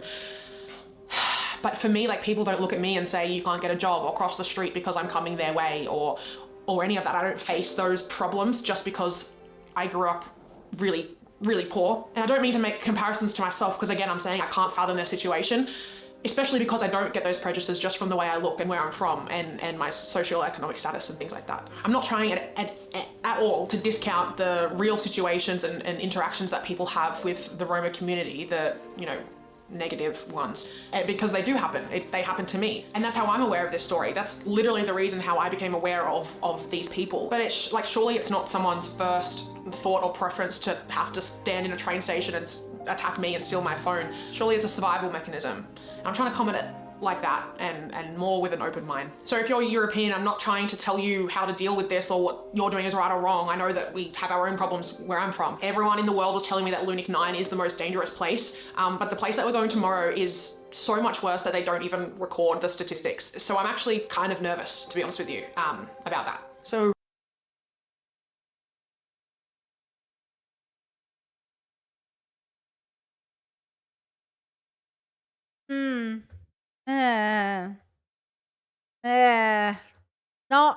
Not my favorite. I don't really love it. Ooh. Ooh. I don't know. Okay, you guys are expressing a lot of my thoughts. I'm like, I don't know about this one. I don't know. we'll see how that goes. So we're meeting Igor now for day 2. Last night I met a girl in town and we told her that the place we're going to today, and she said good luck. So that feels good. We'll see what happens, I guess. I'm a bit nervous, I'm not gonna lie. Igor, Morning. I'm nervous. Why? For today. No, it will be just fine. Okay. Just fine, no problem. There is more to this story than just Lunik 9. He's like, why? Why? Yeah. She's obviously going into a different bubble that's different than hers. Okay, so like, let's zoom out. We are not her. And we are jumping into her bubble that's jumping into their bubble. Okay? So we can think of it that way, right? She's definitely like figuring it out. But do you guys remember that episode of Blackish where Dre goes back to like his old neighborhood where he grew up and it was like rough and he had gone out and then he went back to visit and then he heard sounds that sounded like gunshots and he like panicked. He's like, I haven't been here in a long time and I don't feel like I'm here anymore and I don't feel like I know how to read the room anymore and I don't feel like these are, I don't feel comfortable here anymore. And I was thinking about that idea of when we've even left bubbles going back to our old lives, like feeling safe in one way. Like I used to be in much more like dangerous and quotation mark situations than I am now, that as I get older, I could never put myself in now. I'm like, how did I even do that? how did I solo travel around the US by myself? And like, I would never do that now. I'm like, you could get hurt. Versus like when I was younger, I was like, fuck it, I'm ready. Even if I die, worth it. I was like, I know what to do. I know the neighborhood. I know how to read people. It's just, I think it's a thing that human beings have. I think it's a part of our biology, our evolution, that we like adapt. But sometimes we adapt into the comfort of our bubble, that it's hard for us to even imagine like doing it in a different way, like doing it. I don't know. Maybe it's something like that. Where like, you know, it's just like she's not Louis Theroux, is that his name? Who like, you know, she's not fucking, what's his name? The food critic who killed himself. That's what I think of him as. Is he a food critic? Anthony Bourdain. I don't really know Anthony Bourdain. Sorry. It wasn't my bubble. I didn't even know who he was until he died. But like, you know, the Anthony Bourdain bubble, she's not like going in there and integrating, but also maybe it's because she's a woman. Maybe she has a right to feel more scared because she's female. Don't forget the misogyny at play here. She has been mostly surrounded by boys. Boys are her interpreters. They're her guides. Men are showing her around. She might have a reason on that alone to feel unsafe. Which brings us back to gender and gender expectations. I'm on the way to a small settlement tucked away on the mountainside in eastern Slovakia that is often hidden and forgotten by the media, politicians, and even in official statistics. While Lunik 9 makes headlines around the world as the largest and most notorious Roma settlement in Europe, the reality in Rishnava is much harsher. With no political voice or media coverage, it's a place that remains off the radar, and that lack of representation makes success something even more difficult. The conditions here are extreme. There's overcrowding, crumbling buildings, and no access to basic services like clean water or sanitation. It's a community that's been left behind and hidden from the public eye. But there is a distrust towards outsiders in this community, and heading in without a local contact isn't wise. A security team made up of local Roma residents accepted my request to visit and helped me gain acceptance in the community. Wow. I'm excited to hear from them. I'm just a little bit nervous. See. What's your name? Marek. Josie. Nice to meet you. What's your day in your life here? What's it like to live here? Ráno človek stane, hej, zloží oheň, keď je zima, skočí po vodu na studňu. So he says that like at the beginning it's the basic stuff. So he needs to take water, prepare the wood for the fire, making things around the house. You know, like the basic things like to ensure the household. And do you feel anyone from outside this community, you face any challenges when it comes to how they think about you? Čo ja vám poviem, že to nie je len tuto, že... Everywhere in Slovakia, like when they see Roma, it's like that, yes. Of course, like you feel humiliated and it's hurting. That like, yeah, it's kind of painful. That's sad. How would you come together as a family or a community? That's so sad. I'm sorry. I'm being kind of bitchy, right? Like, I think I'm being bitchy. I think I am. I'm trying to be very compassionate, but it's just like, oh my God, that is so sad. I think that's a little bit what it sounded like.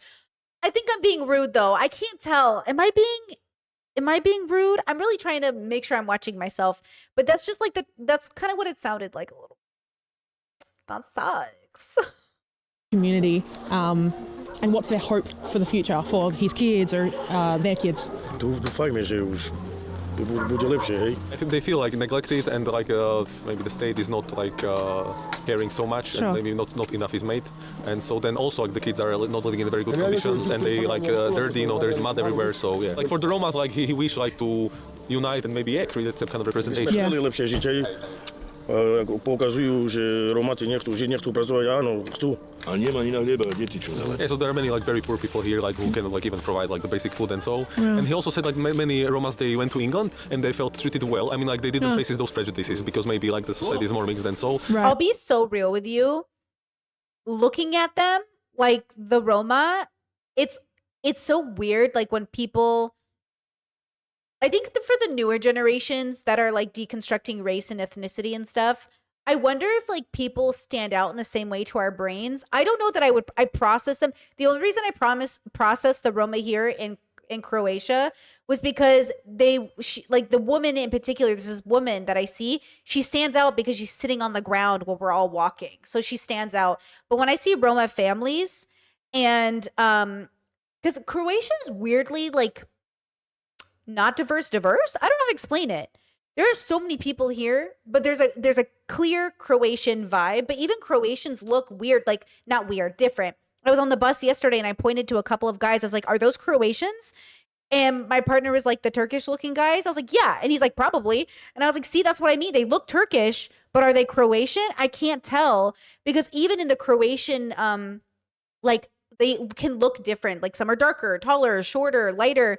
Like, everyone is so different. But also there's all these, Yugoslavia was all these countries that split apart. So sometimes there's like marriages that have happened and kids and offspring. So I've seen like Roma families in Croatia, but they just kind of look like, Assyrians a little bit. Like, they kind of look, there's something about them that reminds me of my relatives. Like this guy here in particular, this one in the back. Oh, you can't, hold on. This guy here, can you see my mouse? This guy here, is this like a Roma guy? Because I was like, oh yeah, even this main guy that he's talking to, I'm like, oh, like this could be, I feel like this could be somebody maybe in my lineage. But then I wonder about what that means in life. But that's why I think like everyone just kind of looks like the same as everybody else to me. But I wonder if that's also my neurodivergent brain. I think I have face blindness. I think when I look at people, everyone just kind of looks like people to me. Like, oh, look, people. There's something there in my brain, you know? Here, I mean, like the racism is very strong. It must be hard to live like that. So he wish also like the people like in the other countries to be able to see how the people are living in these conditions, and maybe also like to unite somehow. Yeah, it can help. In an effort to understand more about the Romas, we spoke with an anthropologist named Andre, and he shared with us the issues and the struggles with representation. Since most of the Roma here in Central and Eastern Europe, they live in small, dispersed communities, and they haven't really had any common political representation or institutions. Any kind of aspirations political were mostly local. Secluded communities, they view the political practice as really non-Roma kind of stuff. Because if you're a Roma, you focus on your family or extended family, and on your local life, and we don't really want to become too abstract about. I wonder how many people in the community leave and like travel and like live a different life, right? Like how many Roma are moving to LA for like a new life type thing, or do they stay mostly in their communities?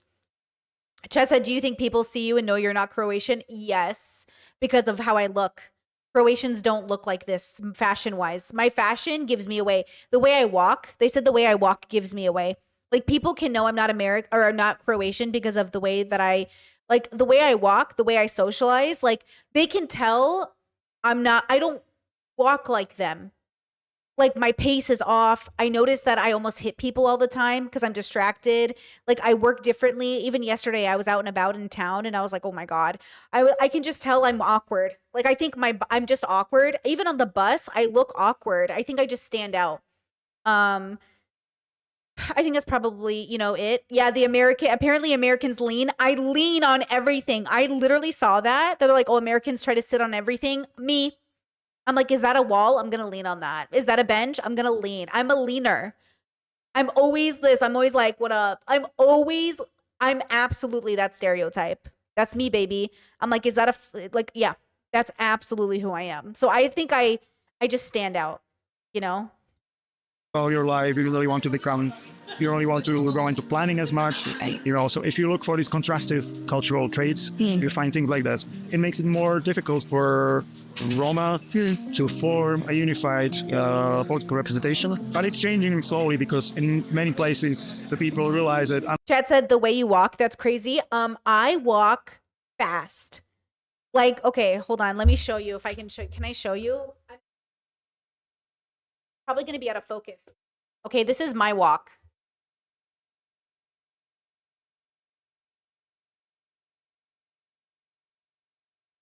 Okay, and then this is Croatian.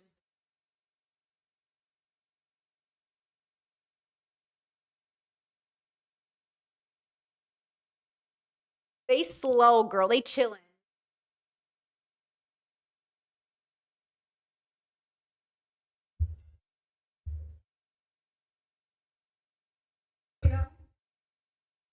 I'm a brisk walker.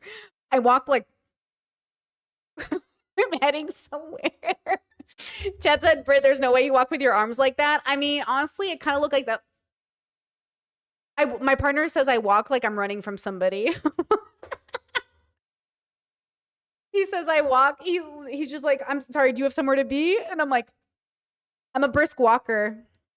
I'm a very like, I walk and I'm like, I walk like I gotta go somewhere, But then, it's like he's being in Croatia, they've tried to make me slow down. They're like, slow down, relax, walk slow, you have nowhere to be. And I was like, I have somewhere to be. And they're like, you don't though, but yeah, I build up like a little sweat everywhere I go, Oh my God, thank you. Discord said unrelated, obsessed with that top. Thank you.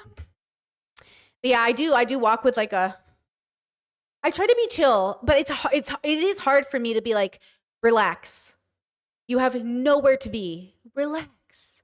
And I always my coworkers, my in-laws are always like, "Do you have to go home? Do you have to work?" And I was like, "No." And they're like, "Oh, you're giving like." I'm always like, I don't know if it's the neurodivergency or what, but yeah, I'm always kind of like, I almost look like I always have to pee almost. I think that's just ADHD though. I don't know. I always feel like the only time I chill is when I know, like, actually, I think the only time I chill is when I'm in my own house or when I'm with my parents. I think I'm learning to chill with my in-laws. But usually, like, I think it's when I know I have nothing to do. Because when I go to my mom and dad's house, I'm the laziest person who's ever existed. I just vacation. I take off my shoes, I raid my mom's fridge, and I just sit outside all day in the sun. And my dad comes out and he goes, "Have you done anything today?" I was like, "I'm doing it." I think my parents' house is the only place where I genuinely just, you know why? Because I know they're going to do everything. That's it. I just know if I'm home with my parents will do everything. Versus I have to rely on myself to do everything. Well, and my partner, of course. But I think that's what it is. I think like my parents just are like, I'll do it. Because that's their love language. Like Middle Eastern parents, they're like, let me feed you. Let me get you something. What do you want? You want your favorite dessert? I'll make it for you right now. I'm like, okay. I think that's what it is. I don't know. I'll figure it out as I I look inward on myself. Like, why do certain circumstances make me feel a particular way? But yes, I stand out in Croatia. All right. Unless they unify at least something, they won't have political representation. Yeah. It's difficult to imagine a life where you don't dare to dream too big. But when you are forced to live day to day, what other option do you have? Ooh, that's actually a huge thing too. I was talking, one of my siblings is going through the I better be a millionaire stage, which is so American. I grew up in such an American bubble where like you dream big. You're like, I'm going to be a millionaire. I'm going to be a billionaire. I'm going to be like the head of a company. I'm going to have like 1,000 employees. Like I grew up in that bubble where all the kids grow up thinking like, I'm going to leave the country and I'm going to own an island. You know what I mean? It's like that. Like that's the dreaming. I couldn't even imagine being in a bubble where I wasn't dreaming that big. Even though I humbled myself and realized it wasn't realistic, that's the bubble I grew up in. That's how the kids talk. The kids talk from the place I am. I'm going to buy my parents a house. I'm going to buy my cousins a house. I'm going to pay off everyone's debt. I'm going to buy my little sister her college tuition. I'm going to get somebody a car. Like we always want to give to others. Like, I want to pay for my parents' retirement. We're always thinking about like, what are these things we can do? But, maybe that's the immigrant. I don't know. My dad's a business owner. Maybe it's an immigrant thing.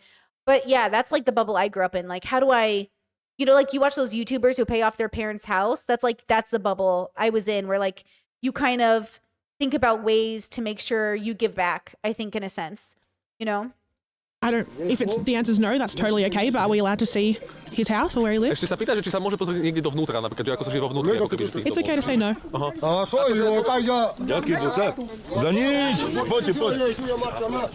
Is this it? We're going? Gosh, it's even hard to get in. Someone's cooking. Thank you. Oh my God. What the fuck? It's nice as fuck, bro. Yes? What's your name? Gorgeous. See, it's a weird conundrum for her to be like, oh my God, these are such sad conditions. But then the inside of the houses are like nice. And you're like, what the fuck? And then it's confusing. And I wonder if that's the problem is people think the insides match the outsides. So they judge you. Oh my God, this is so racism 101. Poverty. No, this is everything. It's all of it. But it's like, oh, the outside is damaged. So the inside must be damaged. It's like, now the inside's fucking baller, bro. Nicola. Josie. Nice to meet you. Oscar. Lale. Nice to meet you. It's very nice, thank you. Chcem vám poukázať to, že my mladí vieme sa postarať, že čisto je všetko. So he said like like often prejudice is that like people feel like they are living in messy conditions and so, but it's not true. Like you can see it also like here in many households that okay the outside is not very clear, the but outside like once you go inside, I mean like it's normal household. And if they Yeah, have, yeah, like, yeah. proper- See, the outside needs an upgrade, but they're usually, this is why I said infrastructure. We need to keep our infrastructure good, but it's all for society. It's for so we don't look at our communities as like bad people because the outside of their houses aren't pretty. I had a Lebanese friend growing up, love him and his family, and they always had a problem like keeping their lawn kind of together, and everybody in the neighborhood would like treat them like they were less than. I was like, it's just fucking grass. And then finally they got their shit together and the house is beautiful. But you know why they couldn't get their shit together? Because his dad died. And the mom was left with 4 kids to take care of, and they had immigrated here and life was harder. Okay? So like you can fucking wait. And we used to hang out at their house all the time, and they always had a great time. Always felt great. But we had neighbors who would constantly call the cops on them. And I'm like, why are you calling the cops on them? You know them. They live across the street from you. Why are you calling the cops? And they go, I always hear yelling, and there's all these people at their house, and I just feel like they're doing drugs. I promise you, in the 30-something years, in the 27 years, whatever, I've known this boy, never seen drugs in the house other than legalized weed. Never seen anything in the house. And even weed, they're not even weed people. They're hookah people. Never seen it. And I was like, I don't see these things. And it's really upsetting to me that you guys think that's happening here. But they did. People judge them because their house was unkept in the outside. The inside was gorgeous, by the way. But the outside was unkept because, you know, who the fuck wants to keep up with the lawn? It's annoying, you know? But that's the irony of sort of like the world, is they don't understand that they're doing it. I was like, do you even know that you're literally being prejudiced? Like you're literally not even understanding that you're calling the cops on innocent people because you refuse to believe it just because they're grass. That's all. They're grass, and they were loud. But I mean, you know, my partner always says like even your whisper voice is yelling. That's kind of racist. Okay? Felt a little racistly attacked in my own marriage, okay? Even my whisper voice is yelling. Racism. That's how I feel about that. High sarcasm for my girls in the back. High sarcasm for my girls in the back. Wait until my sister comes to visit. Ooh, girl. It's going to be loud in this house. You just wait.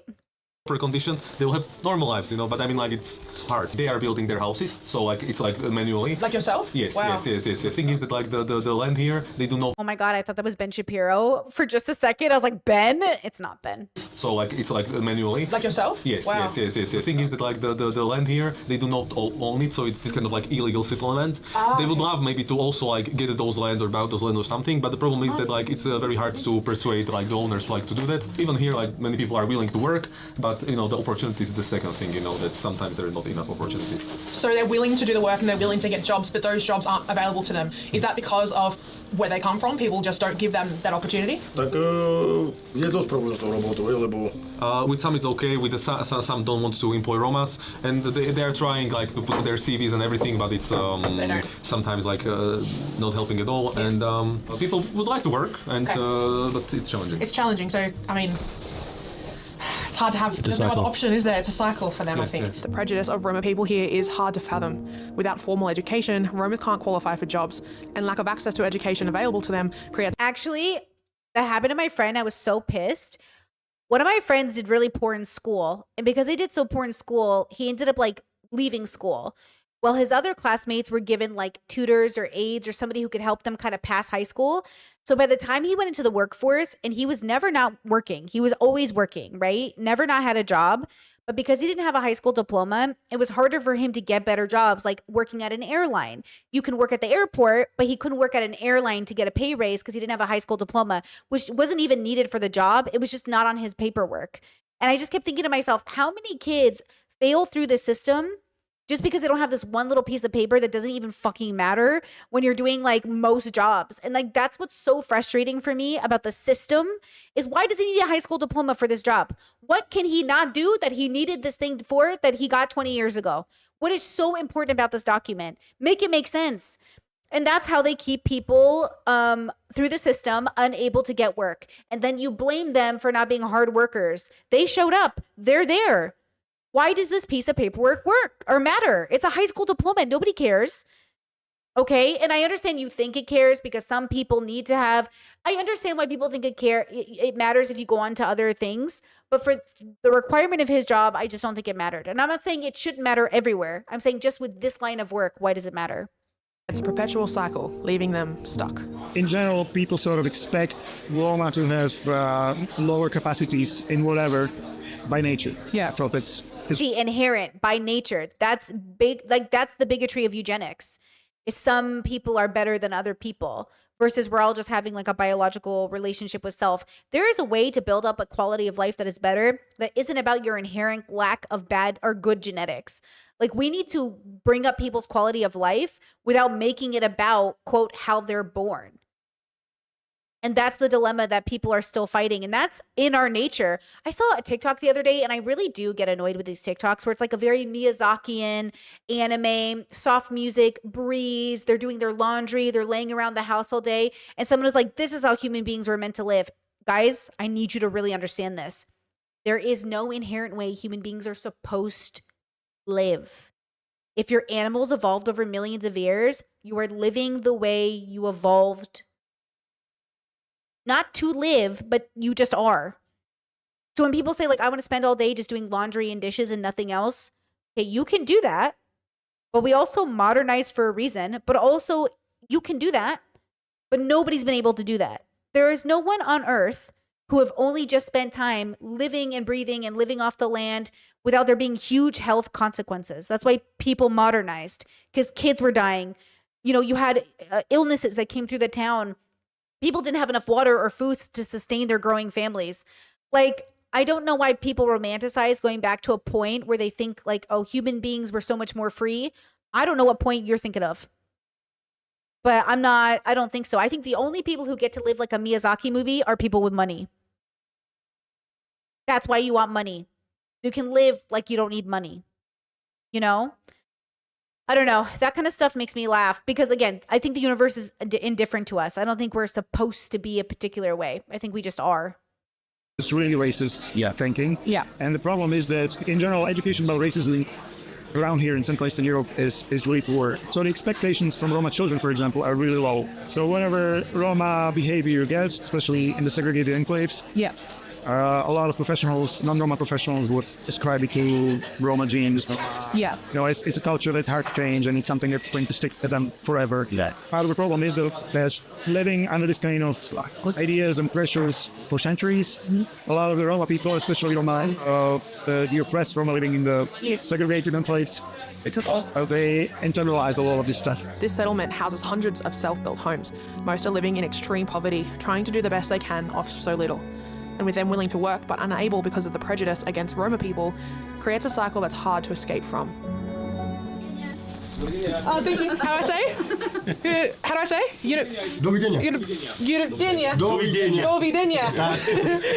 We say that here too. Don't make me say it. I'm very bad at it. But we have that word here too. I think it just means good night or good evening. There's Dobar dan, which is in the morning, and whatever they just said. That's the evening one. Thank you. Thank you, guys. Thank you. Nice to meet you. I think he's right. I think there is a misconception that because it looks like this on the outside, it would look like that on the inside, but... Thank you. Chad says Do Virginia. Do Virginia. Yeah, they say that at the night here. Chad says, so does that mean you're a determinist or you believe in free will? I believe in both. I think part of your life is always determined. I cannot be other than I was. I did not get to choose this body or choose my relationship. Like, this is just what it is. Some things are determined for you, but not all things are determined for you. And the more introspective, extrospective you are, the more you can access free will in a way that you didn't imagine. But there are just some things you don't get to change. And that's okay. But there are lots of things you can change.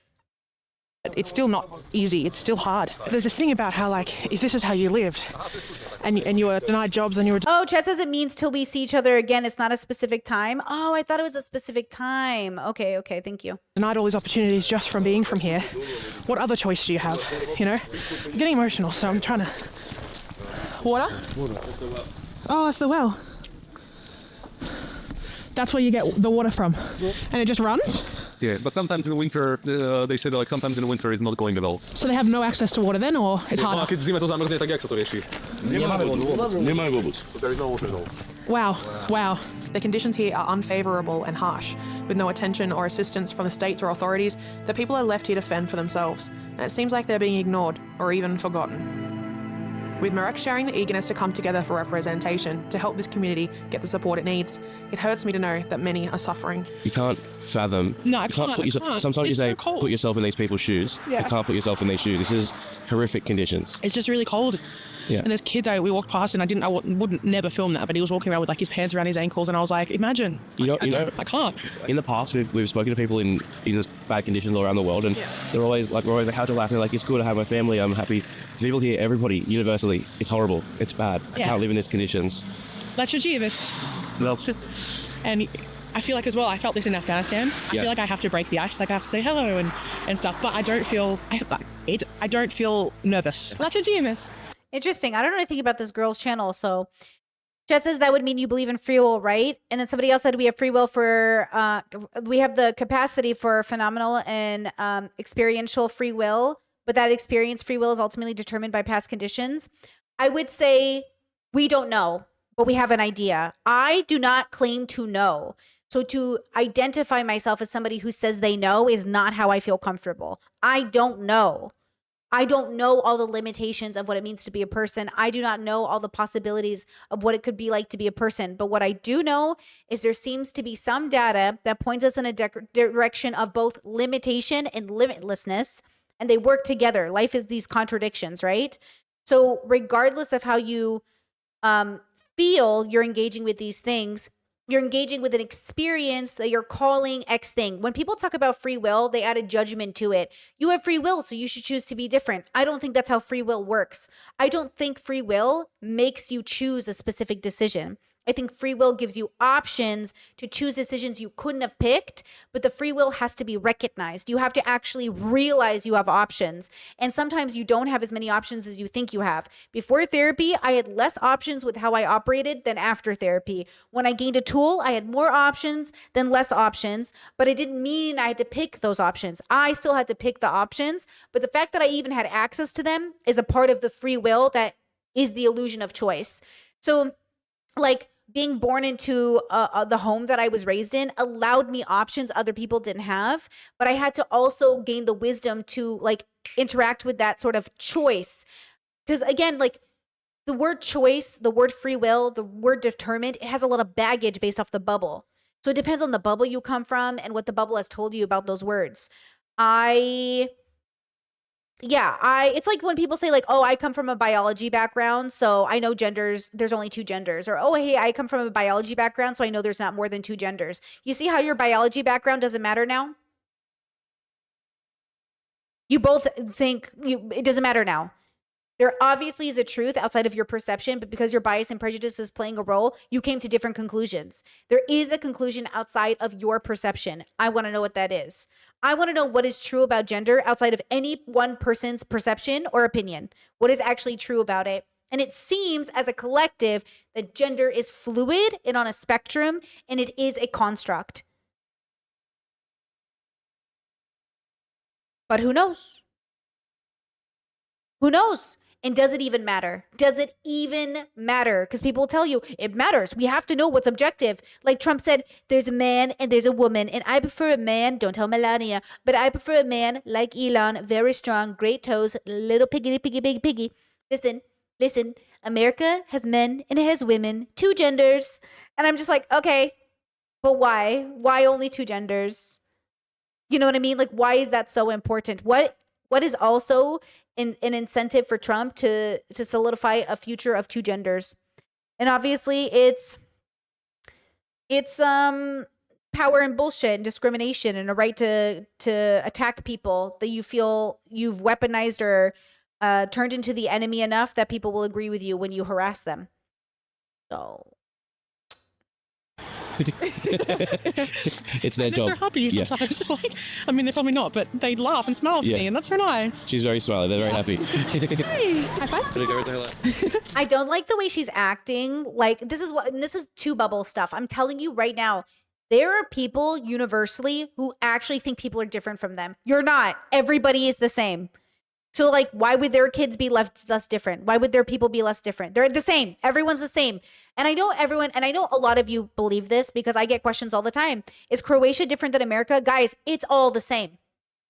I'm telling you right now, it's all the same. Everybody is the same everywhere. You've got the grannies who stay outside the coffee shops all day. You've got the old people that walk into town because it's the only thing they can do. You've got the retirees that are just starting out. You've got the people who go to work every day. You've got students. Everybody's the same. Whatever you have in your life, we have it here. Nobody's different. The only way we're different is very superficial. It's very superficial. It's like, oh, what color is your flag? Or like, what language do you speak? Or like, what food do you eat? It's all the same though. Like everything's the same. You know how many different variations of dolma there is and everyone claims they started it? We're all the same. Okay? So like, that's a nice question to get. Like, oh, is Croatia very different than America? I don't know. Sure. But like, I don't know. I don't know. But maybe that's just like, I don't know. I don't know. It's all the same. I don't know. Like I should sensationalize it. I should be like, guys, living in Croatia is so different than America. Wow. Did you know that the rice they eat is different than the rice we eat? I mean, they're literally the same, but I'm going to pretend they're really different. Wow. I don't know, guys. I feel like it's my autism that refuses to engage and like, I don't know. It all feels the same. They want to know that it's different because they want to believe we are different. We're all the same everywhere. Thank you. Thank you. They're so friendly. They're so cute. Oh my God, they're so friendly. I never thought other kids from other places would be friendly. Staring at it like that, but so friendly. Latrojivis. Yes. Yes. What's your name? Stefan, are you? Josie. Josie. Hi. What's your name? Alex. Yeah, chat said it perfect. The bubbles are different, but the people are the same. Exactly. The bubbles are different, but the people are the same. Poetic. Thank you, chat. Poetic. Josie. What are you doing here? We're filming for about just about how you live and Roma culture. Yeah. Are you live here? I'm from here. Yeah. You are. Yeah. You have really good English. Yeah, because I was in the UK. Chad said it really good too. To me, someone living in Spain for the past 5 years, after being in Texas and California, I think the culture biotic differences are different. Are huge, or differences are huge, but the option for human connection is the same. That's what I mean. When I say people are people everywhere, I mean the human connection is the same.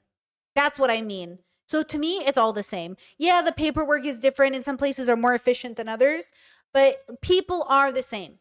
That's why when people are like, I can't believe you fell in love with somebody not from your own culture. It's the same. It's the same. Why wouldn't you fall in love with somebody from a different world? It's the same world. We all live in the same world. Like, yeah, you may find it hard to fall in love with somebody who thinks differently than you, but that happens all the time. That's what I'm thinking of, right? UK. Yeah, sure. What brought you back here? On holiday. On holiday? Okay. So you'll go back to the UK? Yeah, after Christmas we're going back. After Christmas. Hold on. Chet said, I'm interested in the nuanced differences though. Like, is their pace and walking slower? Yes. Right? Like, I think who I'm battling in my head is the racists. Because as long as you maintain that people are different everywhere, racists will say, see, we are different. And I'm like, we're not different in that way though. Like, we're not different in that way. So people will say, yeah, but Brittany, Muslims are very different. They're not different. The culture might be different, but they're not different from anybody else. That's why the dehumanization of the Palestinian people has been so easy for people. But Brittany, they're Palestinian. But Brittany, and I'm like, they're the same. They're different in a way that is not significant. It's interesting, but it is not significant. Chet says people are socialized differently. They're really not, though. They are, but they're really not, though. For every unique thing I think you can find in another culture, you can find in your culture. Every type of misogyny you can find in another country, I will point it out in yours. I just don't think people are that different. And maybe this is my bubble hopping showing. Like, I'm telling you right now, everybody's the same. Everybody talks shit on other people's cultures. Like, you don't have the same problem in yours. It just looks different, but it's the same. You know? Chet says, I think there are a total of like 40 base models of human. That's an interesting way to think about it. You know how I say you're all story like characters in the anime? Every anime has the same 5 tropes of people. That's all of civilization. All humans have the same tropes of like anime characters. Everyone's got a Goku, everyone got a Piccolo, everyone got a Yamcha, everybody got a Krillin, everybody got a Bulma and a Chi-Chi, everybody's got a Videl. Like everyone's got like the character tropes of these people in your communities. And you are one of them. The question is, which one are you? It just like, we can be different, but not in a way that's like changes our humanity. Not in the way that makes you better than people because you're not that ethnicity. Not in a way that says Muslims are scarier because of the way they're raised. They're raised the same way we're raised. We just look different, but it's the same upbringing. Our culture is nice. We're good to our people. Our God is the best. Get our kids educated. Give our kids housing. They're raised the same. Yeah, the archetypes, exactly. Everyone here is so friendly. Yeah. So friendly in this place. It's cool. Yeah. Really, really cool. What's your name? Eliska Toya. Alicia Toya. Josie. Hi. Nice to meet you. Thank you. Bye-bye. Leaving this place with a heavy heart and very emotional, it's hard to even find the words to explain what it felt like to be here. Good point. Chet says, that makes your position understandable. I suffer from the liberal brain where everyone is the same is confusing when taken literally. Like, I don't see color, we're all the same. Yeah, I don't mean it in a liberal racist way. I mean it in a humanitarian base way. Like when RFK Jr. says autism destroys families, you know, he is saying that the way you're born is going to destroy your family. That's the internalized sentence. And he can learn to speak better, right? Or like, you know, there are ways that individuals can act differently than governments, but it's scary when governments have the conversation, right? So like, we're not all the same we're all the same in the way that it counts, and we're all different in ways that are fun or interesting or fascinating. But I don't want people to feel like, yeah, it's very nuanced, right? It's like, how do I use the word? How are you using the word? But yeah, I'm glad you pointed that out. See it and feel it. How did you feel after that? Because you said you've been past but not really been in or anything like that. So what do you feel? Despite of the fact that, like, for example, it's in my city, and I've been there many times, but especially the settlement behind Lunik 9, the conditions there are like really terrible. But it has to be systematic. I mean, like it cannot stand on the volunteers or not, and also not just on the NGOs or churches and so. It has to be systematic effort, and it's not easy. I mean, like it's not easy. Yeah. But still, at the end, it should be the state coming with systematic policies and like the tools how to fix the whole thing systematically. Yeah. With so many questions and feeling heartbroken at some of the scenes I saw, we were on our way to a village where the Romas had been successfully integrated into a mixed community, setting up a meeting with the mayor to learn more. Susanna shared with us what made this integrated community successful, and it all started with providing opportunity for employment, creating structure in families' lives. Oh yeah, who would have thought?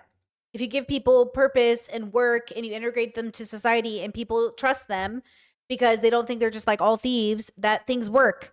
Employment is very important, not because you need to pay tax, but because people need to be in the community. You need to know your coworkers and your neighbors. You need to see that your society runs with all these people. During COVID, when they were like, oh, these are necessary jobs. What do they call them? These are, what was the job? What was the name of what was the name they used? It was very political. It was very like markety. Oh my God. Essential workers. Thank you, chat. When they were like, you're an essential worker. Did you pay attention to who they kept as essential workers? And just reminder, it is some of the most underpaid people in this country, in America. That is the irony. Is like, these are your essential workers. Then why aren't they making more? Why isn't their stability better? Why aren't they getting more days off? If this is what is essential to our economy, then why aren't we paying attention? Why aren't we uplifting them? Isn't that crazy? That's the problem. That's the problem with the world. You know they're essentials, but you treat them like they're the lowest. And you have the audacity to think you're better than them. You know what I mean? The strategy was that like village, they founded this like social company, let's say. They started to employ local Romas and also physically disabled people. First of all, the Romas, they got certain, let's say, regime. They had to go to work. As they were going to work, they were also like taking their kids to the school. So this kind of like skipping the classes from the among the kids like that was decreased as well as the kind of secondary outcome of that. Yeah. It helped them financially, so they were able to fix their houses, and even some kind of affordable loans were like possible. This city created many social enterprises that employ Roma people. These businesses, such as construction and many trades, are designed to support the local and cultural mission, providing income and stability to many Romas. As we toured around the town, we met some Roma workers from these social enterprises. We saw community centres with children taking part in after-school care, and we met a woman creating wooden products and trinkets to sell. We could see the pride of the community here. So you can tell, like, this is just, it's clean. They've got recycling bins everywhere. They've got men doing work. It is much different, and it is interesting to see, I guess, the stark differences. It's night and day. Building on their success, Susanna's vision is to create more work opportunities for women. She said, like, when it comes to Roma men here, everyone who wants to work, works already. Right. It's not like that with women, because like there are many women who would love to work, but there is still not enough opportunities. So like her vision is like to create more opportunities for women. One important message the mayor shared with us was that within this mixed community, the mission is that no one feels segregated or different, and that everyone is an equal citizen of her village. Us, and she said like everyone here is like their citizens, you know, of her home. Yeah. That's the identity, that's the primal identity. The second identity would be with like wider Roma. Sure. And yeah, that's crucial, like not to, you know, like segregate or separate those people according to the race, but like according to their like skills and how they behave. She received an award from the village, you know, like for her job and for her job results. Oh, good job. She's very talented and like very hardworking woman. Oh, cool. It's like not one group of people versus another. This is like an example of when both of those communities or all of the communities work together and it works. Like it has to feel good. We were just walking there and the mayor just said, like, good job. Really good job. That's got to feel nice. Yeah. Like, it must feel really like a community here. The example of this community shows that there's a path forward with integration of the Roma people, that it can be done, and it is now being replicated in other communities. But there's one important thing to note here. While success should be celebrated, even the mayor shared that the starting point here in her community was very different from the segregated communities we saw these past 2 days, and where they would have to start from. But she also said, like, very honestly that like compared to other Roma communities, the starting point was better here. It was not like totally segregated, Right. you know, settlement. That's a really important part to pay attention to, is like, where did you start off from?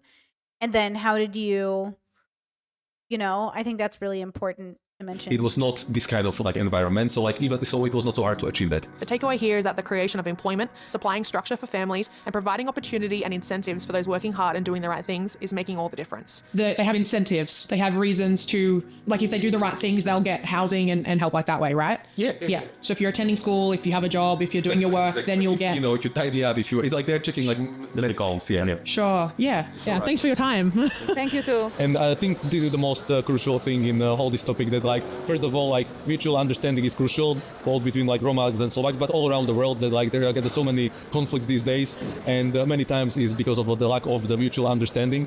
So this is something she would wish for the world.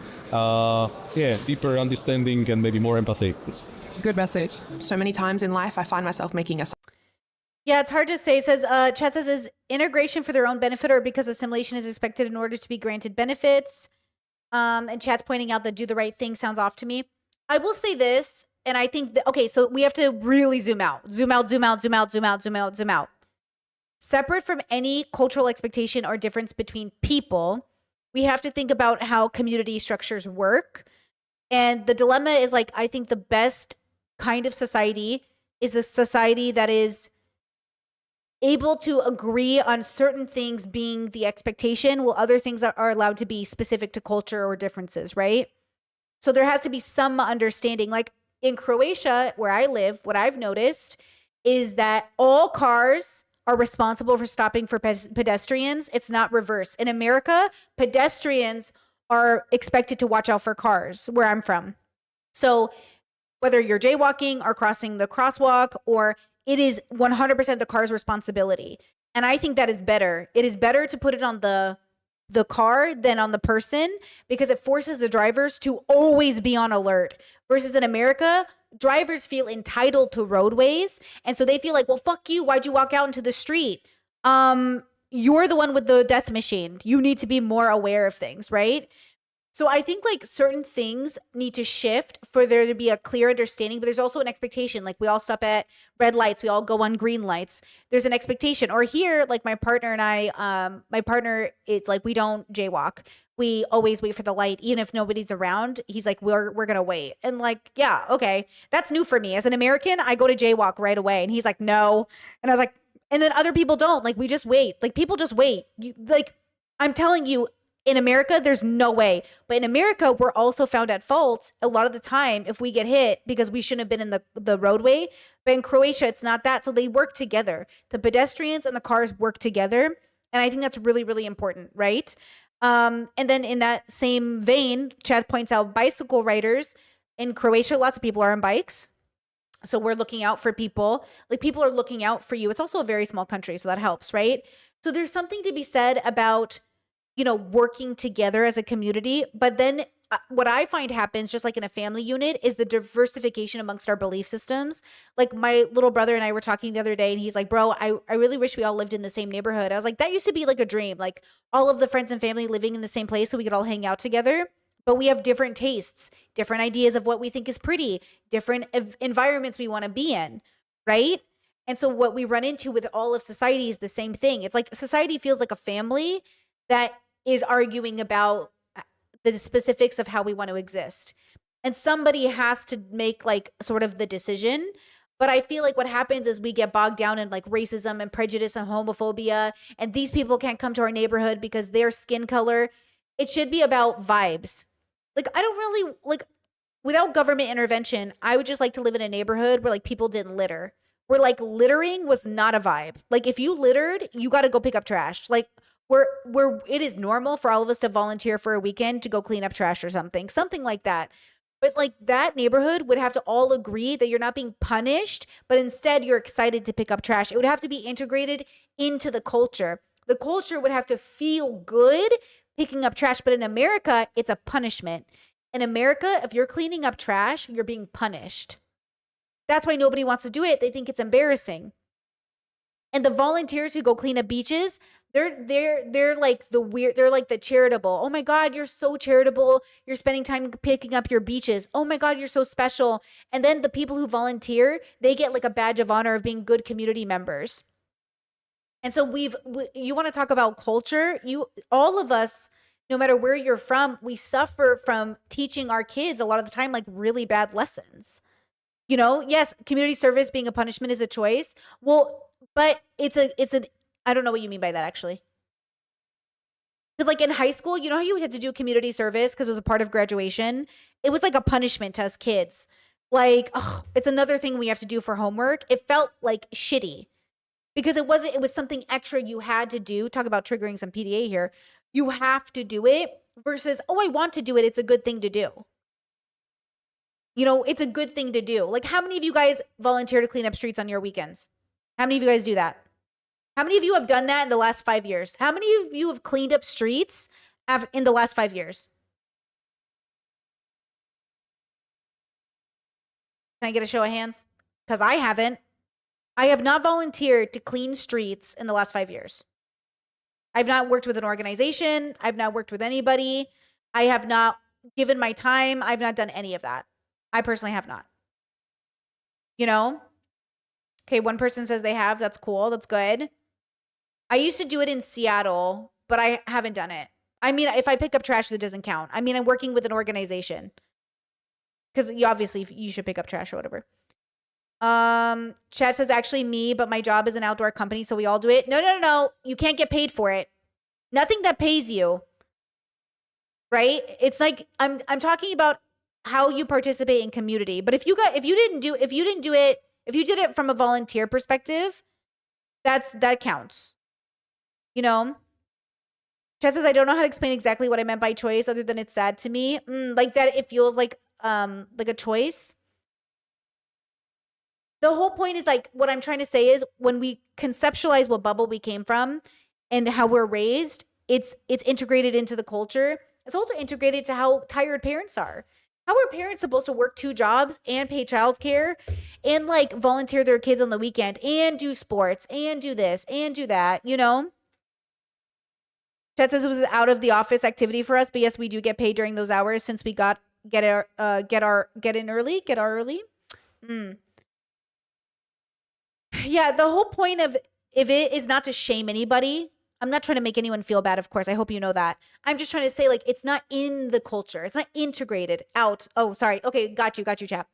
Yeah, I don't want anyone to feel bad about what I'm saying. I'm just trying to make it like, how do we integrate it into society in a way that makes sense? Like, I told my partner the other day, I was like, let's have a kid just to see if we raise one better than everyone else. And then we started laughing, and I was like, that's so human.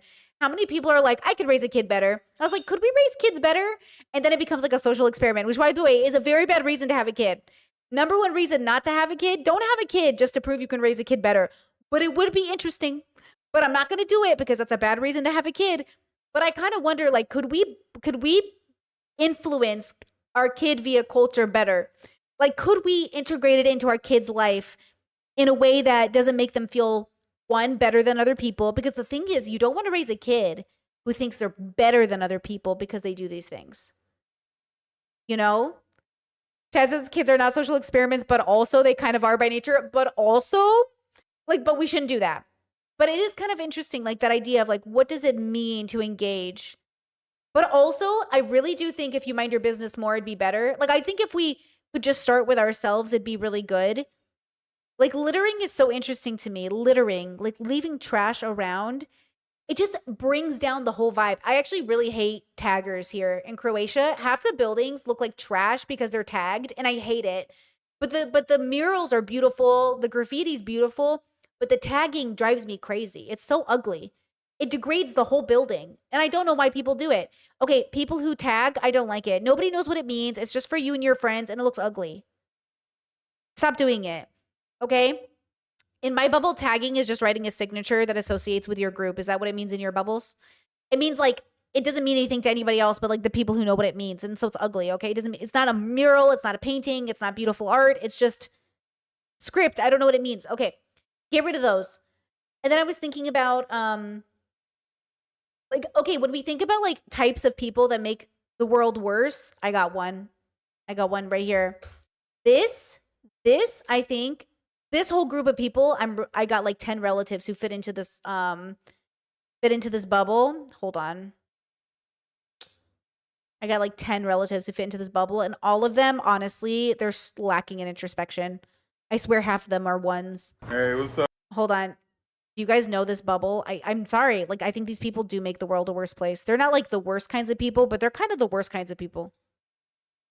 The thing is called that person that always gets rid of their dogs to get a brand new one. Hey, do you have a dog? What happened to your dog? I got rid of him. Rid of him? Doing too much. A whole bunch of jumping, barking, all that. Like, I ain't got time. So where did you put him? Don't worry about it. What y'all been doing? Oh. Who dog is that? Oh, this is my new dog. New dog? You just had one. The thing is with him, he's so small. But you got rid of the other. I can maintain him. I can keep him under control. The other one, he was a little bit too big. That one was a beagle. It's still too big, though. This one is like a toy poodle. You gonna okay. Control that. Hey, what's up, y'all? I have relatives like this. We'd grow up with our relatives, and I'd be like, wait, do you guys just get a new dog? They would get the dogs as puppies, and then they'd like give them away when they weren't a puppy anymore. And I'm like, oh, you can't do that. I was like, that's very bad. You can't do that. But they would do that. And I was like, oh, that's not good. Like, this is not helping society. This is not helping people. And their house was always messy. Their dogs were always shitting everywhere. Everybody was so unruly. Like, and I'm like, hey, and I understand there were lots of reasons, but mostly I'm looking at the parents like, this is not okay, in my opinion. I'm sorry. So like when we talk about like integration into culture of like what should be allowed or not allowed, it's not about the government coming in. It's about raising kids that care about like other living life. Wait until you see the podcast this Monday, girl. Trigger warning, animal cruelty. Okay? Trigger warning, animal cruelty this weekend for pod, or this Monday. Because like that's the kind of stuff that I'm just like, this cannot be helpful. This cannot be good for us to treat people, living animals like this, okay? Okay, let's finish out this video and we'll have a discussion. Assumptions. Life moves so fast, and as I get older and busier and I have more responsibilities, I find my brain filling in many gaps for me. But as I travel and see the world, and more importantly, I meet its people, I am astounded just how irrational so many of those assumptions turn out to be. Humans are flawed by nature. It's built into us to fear.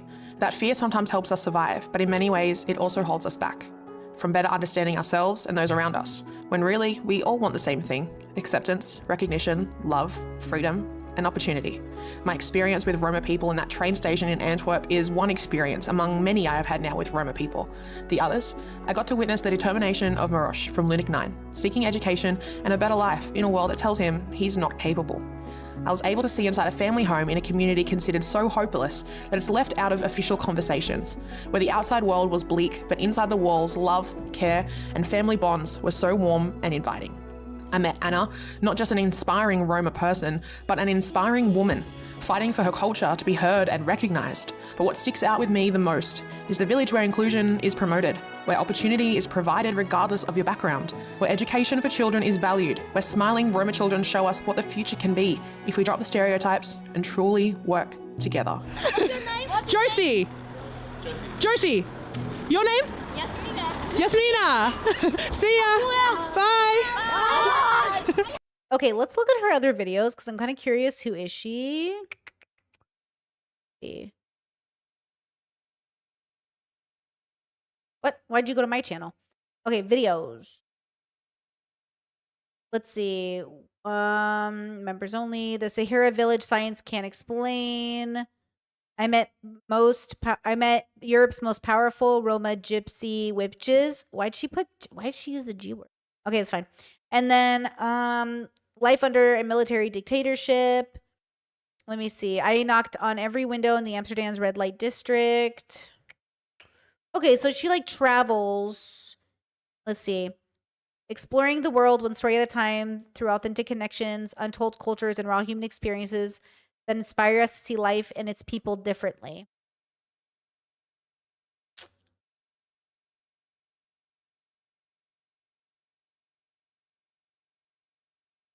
All right. Well, if you guys want to check her out, I'll go ahead and link her channel. I think the most interesting part were the Roma. That's just who I wanted to know about. Not even her as the host. It is the Roma, which I think is probably the point of the video, right? Yeah, I think the chat says to have to do this video, talk this way, it speaks volumes of the othering. Othering is such an interesting word. That's what I'm concerned about, is the othering effect our language has on people. Like, people are all different, but nobody is really other. Like, and this is a bias even, I mean, I've had to deconstruct, right? I'm still always working on that. That inherent prejudice I was raised with is always in the back of my mind, right? We have to constantly wonder, like, oh, do I feel like these people are these people? Like, even saying like these people, what did that guy, what was that guy's name? Ben. What did Ben say about gay people? Like, that community. And I'm like, the language is interesting. That community, those people, them, you know? Those, you know what I mean? What do you mean by those people? That community. It's like, yeah, it's like, yeah, Chad says it still is other, but benevolently framed. Exactly. It felt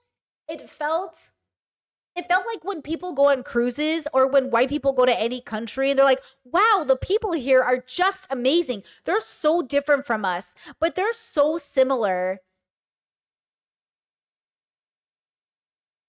You know, but I guess like you have to sensationalize your life in a way because white racists need you to be cool so they can decide you're cool.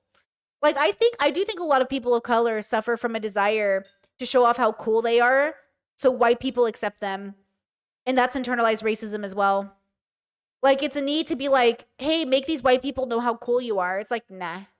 And I only feel that way because we were the tokenized family growing up, where like a lot of white people thought we were so cool because like they're like, oh, you're from Iraq, and we would do like cooking lessons and stuff for people, and everyone thought we were so different. But like, we're the same, dude. It's not that deep. Like, it's different, but it's not that different. Like, you know what I mean? But it is different. Like I said, like, we're all making music over here. It's just different genres, but it's all music. It's all music. You know what I mean? I don't know why we're sitting here and talking about like, oh, wow, your music is so interesting. wow, do you know these people can make music too? It's like, yeah. We're not different from you. We can also make music.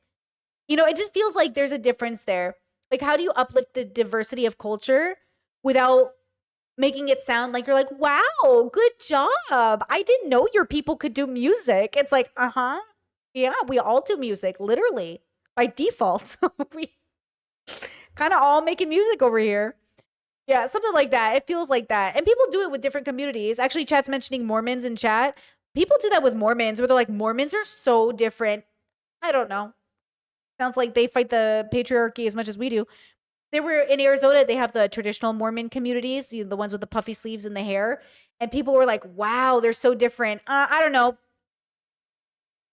Are they though? Like, are they though? Like, they are different, but like, are they different? Like, where everyone thinks there's a conspiracy, like, oh, you'll never know what they're really thinking because they're Muslim or Mormon. You'll never know what they're really thinking because like they come from that background. It's like, they're probably thinking like, my tummy hurts, I have to fart. That's probably what they're thinking. Everyone's just out here creating conspiracy theories when they're literally just experiencing life the same. I don't know, but what are you gonna do? Yeah, it's the surprise versus curiosity. Exactly. It's the surprise, like, wow, you guys have homes too? Wow, you guys have education too? You guys have fashion too? It's like, yes. It's the wow, I didn't know you people could have these things. It's like, okay. And that's separate from the system, making it so these people never get to. That's why the system of racism makes you think these communities don't have these things, because it keeps taking it away from them. They'll create it, and then you take it away and you punish them for having it. And then the community goes, oh, they don't have it because of how they're born. And I'm like, no, they don't have it because the way you keep taking it away from them.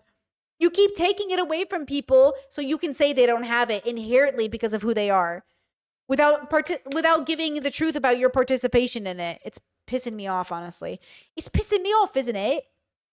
It's pissing me off. Okay. Let's watch this next video you guys actually asked me to watch. This is SlopTube and Weaponized Ignorance. Let's go into it, kind of going off the video we just watched, which I actually think they might have a good overlap. Putting it at 1.2 speed. How careless coverage hurts. Let's get into it, girls. Up until recently, corporate media and ivory tower elites have held what seemed to be a monopoly on the flow of information. If you wanted to hear an opinion on a contentious matter, you would have to turn on the corporate media platform of your choosing, and you would be spoon-fed an acceptable position on the topic at hand. First of all, I really always loved these hairstyles. I really did. And how's the volume of the video? Oh, Brett Bear. Look, Fox News. Long while, this arrangement served corporate interests quite well. As Noam Chomsky and Edward S. Herman put it in their 1988 book, Manufacturing Consent, the mass media serve as a system for communicating messages and symbols to the general populace. It's their function to amuse, entertain, and inform, and to inculcate individuals with the values, beliefs, and codes of behavior that will integrate them into institutional structures of the larger society. In a world of concentrated wealth and major conflicts of class interest, to fulfill this role requires... Wait, hold up.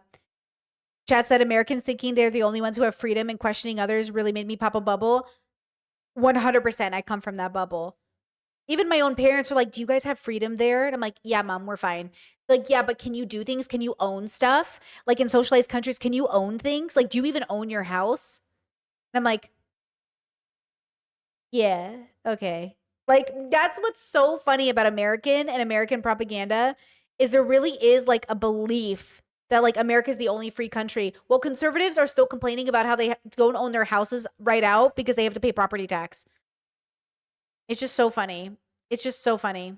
Systematic propaganda. This model of subtle propaganda and gatekeeping of serious discussion has fallen out of favor in recent years due to the rise of alternative media figures and platforms. From YouTube to Twitter to Rumble for the really bad boys. Kat says, have you seen those videos where uncontacted tribes wash up to white people and look at their skin because they've never seen them before? Sure. Or how like Asian people are always taking videos of black people. Yeah, I think all of it's bad. That's why I say like people are the same everywhere. People, there's a difference between being excited to see someone you've never seen and then just being wowed that like, oh, like you're it's like a weird, there is an element of like treating people kind of like they're in a circus a little bit to me that I don't like. There's a part of it that could be genuinely like, wow, I've never seen somebody who looks like you. And oh, wow, like, you know what I mean? Like petting people and being like wowed by people. I don't know. There's some part of it. Now, I understand we are evolved animals over millions of years. So we're kind of like dogs sniffing each other's butts. Like, I fully accept that human beings are like dogs, you know, sniffing each other's butts. But also, get your nose out my butt. With peace and love, with peace and love. Get your nose out of my butt. Get it out of there. Get it out.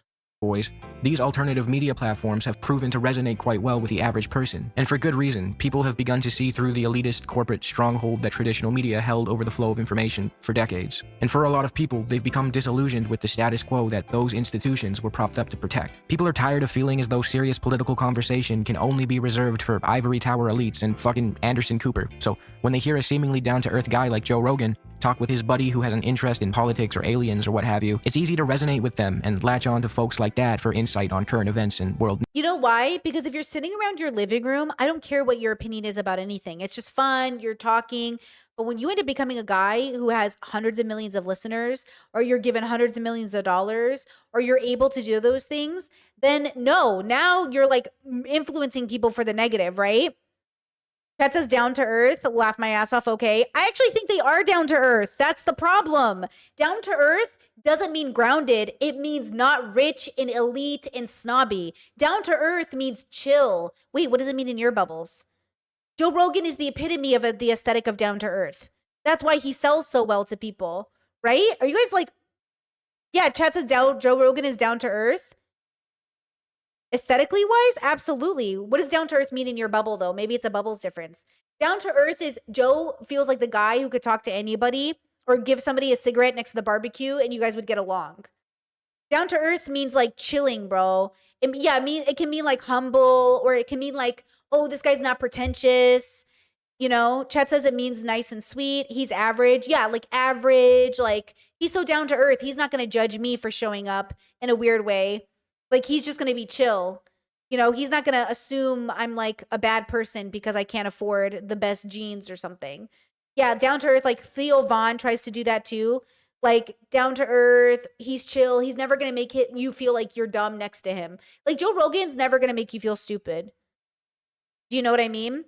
But the problem is when Joe Rogan and a Theo Von get fame because everyone thinks they're like the smartest of the down to earth guys, that means people are now going to listen to them as like, you must have insight into life in a way that could help me.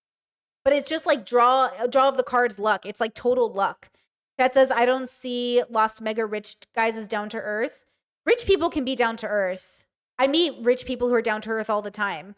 It's an aesthetic. It doesn't mean that they are. It's a part of their aesthetic. Like, one time I was in the hospital taking my friend for cancer treatment, and I was talking to this cowboy, and he was very chill. We were just chilling, and I didn't think anything about it. And after I was done talking to him, a lady came up to me and said, "Do you know who that is?" And I said, "No." And she said, "That's the richest man in this area. His family owns like 500 acres of land." And I said, "Well, he definitely didn't get that ethically." But I said, "Okay, he was really down to earth. I would never have known he was very rich, or he treated me like I was equal to him. I didn't feel like he was talking to me like I was stupid. Very chill. But also, you just know he got that land illegally somehow, or unethically, since it's been in his family for, quote, generations. You know, but like, okay, I didn't know that about him. And I never would have known because he was very humble and like down to earth. So down to earth is like a vibe. You know, it's like a vibe of, you know, that's what I think he means when he says it, is what I'm trying to say. News. Same goes for his contemporaries, who seem to offer an alternative to the polished media institutions of old and instead sell you their personalities, ranging from humble and inquisitive to whatever this is. However, as we've recently seen, these alternative media ecosystems very quickly begin to replicate the undesirable aspects of traditional corporate media. From sketchy funding to audience capture, independent media has proven not to be immune to the shortcomings of its predecessor. But worst of all, these alternative media spheres are a breeding ground for anti-intellectualism. I know that sounds like a really elitist word, but I do think it's important to know what it means and how to— Actually, that's a really good point, that in some bubbles, it would sound like, oh, are you saying, you know, people without resources can't be engaged in this? But this is why I say on my introspection scale, it's not about how much money you make. It's about your relationship to information and how you dissect and discernment. All people can have the wisdom of discernment, regardless of their educational background. But discernment is a very wise concept. You need a little bit of wisdom, not fully wisdom, but you need a little bit of wisdom to discern. And so people equate knowing better as a part of privilege. And that's why they discriminate against the poor, because they're like, the poor doesn't know better. That's why they're poor. Discernment is a different kind of wisdom, and it might exist in all people. So it's interesting that he said that, because this channel is more progressive, I believe. I just found them. So I think they're more progressive. And that could be a trigger. That could be, because you could hear the same thing out of a Republican's mouth, but it doesn't mean the same thing. How to spot it in the wild. Anti-intellectualism is hostility to and mistrust of intellect, intellectuals, and intellectualism, commonly expressed as deprecation of I used to hear this from my family, like, oh, Brittany, you're so anti-intellectualism. You used to be so smart. What they mean is I used to be smarter when I was more Republican. And I'm like, yeah, I think we're talking about intellectualism different. I'm talking about the scientific curiosity for the unknown that might contradict our world belief. I want to know what's true, even if it contradicts the way that I see the world. I want to adapt to what's true and not what I want the world to be. But a lot of MAGA people are like, you're so anti-intellectualism. You're so anti-intellectualism. education and philosophy, and the dismissal of art, literature, history, and science as impractical, politically motivated, and even contemptible human pursuits. Anti-intellectuals may present themselves and be perceived as champions of common folk, populists against political and academic elitism, and tend to see educated people as a status class that dominates political discourse and higher education while being detached from the concerns of ordinary people. Sound familiar? This is the entire MO of Alex Jones, Tucker Carlson, and the like. Anti-intellectualism, with its disdain for science, embrace of conspiracy theories, and us versus them mentality. Flat Earth. If you're on a flat Earth, you could travel anywhere. Give me two cities. Eddie, you point at two cities and you just we've go been there. lied to so much, I get what you question. Is the foundation of reactionary politics and a driving force behind the rise of the far right. I thought Churchill was the chief villain of the Second World War. I don't like them putting chemicals in the water that turn the friggin' frogs gay. But this video is We should turn all the frogs gay. not about Joe Rogan, Alex Jones, or Tucker Carlson. It's actually about a subset of alternative media that I like to refer to as SlopTube. I didn't coin this term, but SlopTube typically refers to content creators, not necessarily just I'm going to call out Asmon right now. I usually love watching boy YouTube. I've moved away from it because it's like brain rot. But I think the reason Asmon is so popular is when he's got that thing, but he's got that thing that a whole community of people who are, I'm sorry, very not smart-ish. They're stupid, but not in the way that's derogatory. I mean, they just don't literally know things. And so they think Asmon is like the smartest guy Asmon is the smartest guy. He's the biggest fish in a small pond. You know what I mean? So people flock to him because for guys at his intellectual level, he's like so smart. And it's a bubble. It's like but he's not stupid because he came from a broken home. He's not stupid because of the way he was raised. He's not stupid. He himself does not engage in deconstruction. He himself chooses every day to not educate himself. He, millionaire, resources, absolute privilege. Not that he came from privilege, he didn't. He had a hard childhood, but he chooses with his privilege now not to engage, not to be curious, not to try to be better.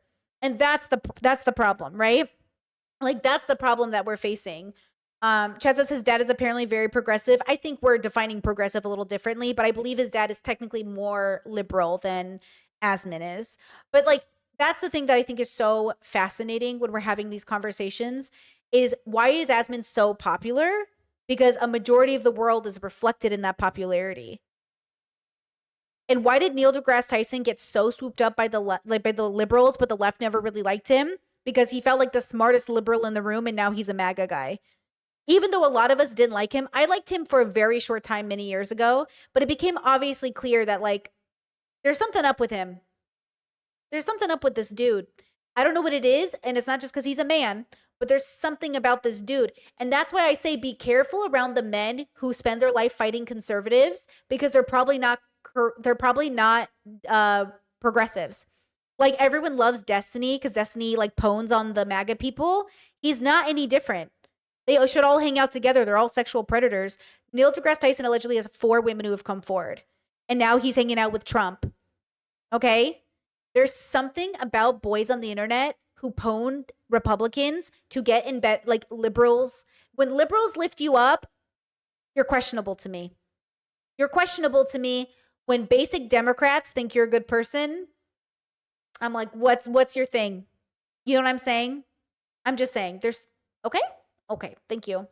YouTubers who create run-of-the-mill drama commentary or pop culture content, typically from what they claim to be an apolitical perspective. SlopTube content ranges from covering interpersonal beefs between YouTubers all the way over to political commentary that's supposed to be somewhat centrist but often carries water for the right. I don't use the term SlopTube as a pejorative. I actually engage in the slop every now and then. I think there are certain creators in this realm who do a really good job. I also concede the point that left-wing YouTube or BreadTube or whatever it's called is definitely home to some annoying motherfuckers, so you don't need to convince me on that. But the reason I want to look into SlopTubers for this video is because they benefit from a very special type of defense.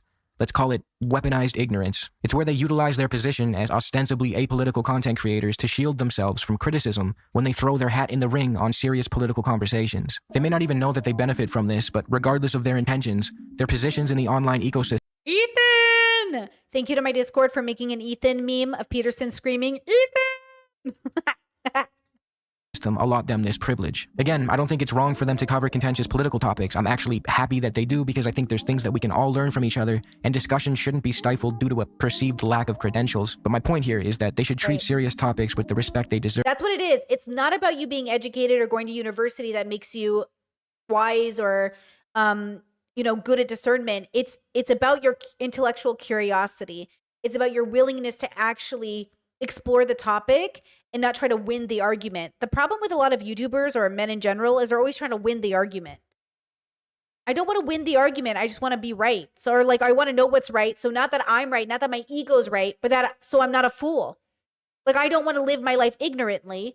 And so I need to know if it's right because I want to know what's correct. Maybe that's an autistic trait though. That is a pretty autistic trait for a lot of autistic people. I think the dilemma is like, not all autistic people are like inherently good because they're autistic. A lot of us are pretty bad people. So it's like one of those things that plays into this. A lot of the YouTube boys, they just want to be right. Right? That's what they want.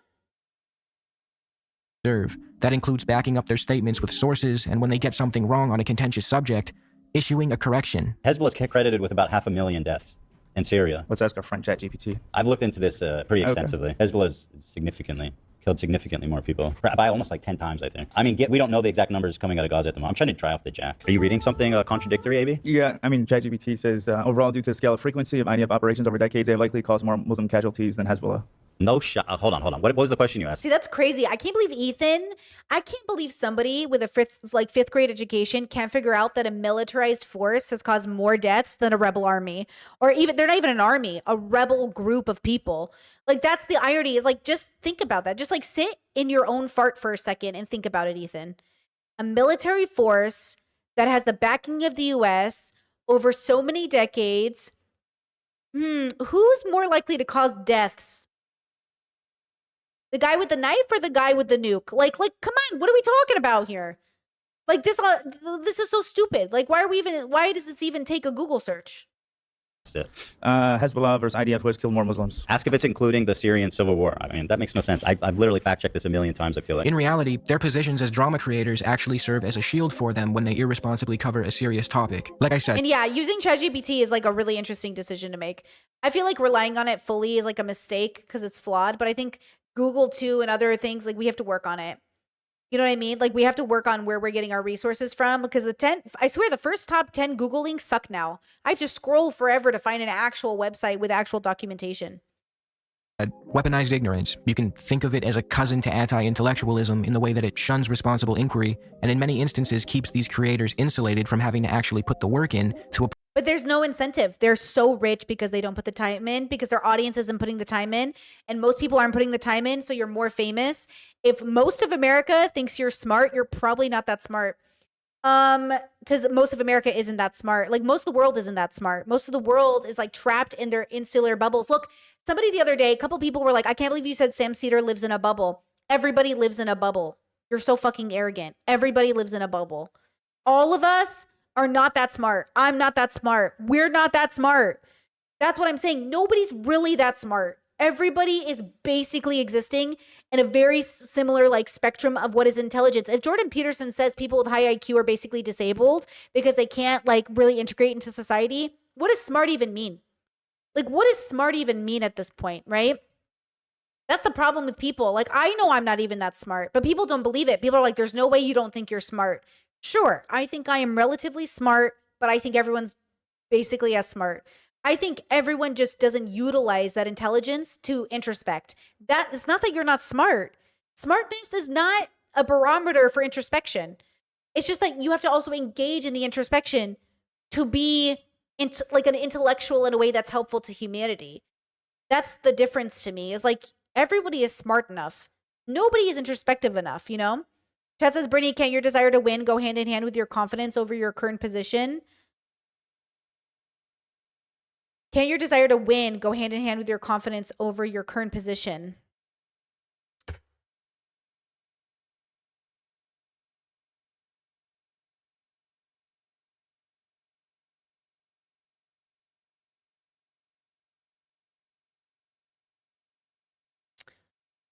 Hold on.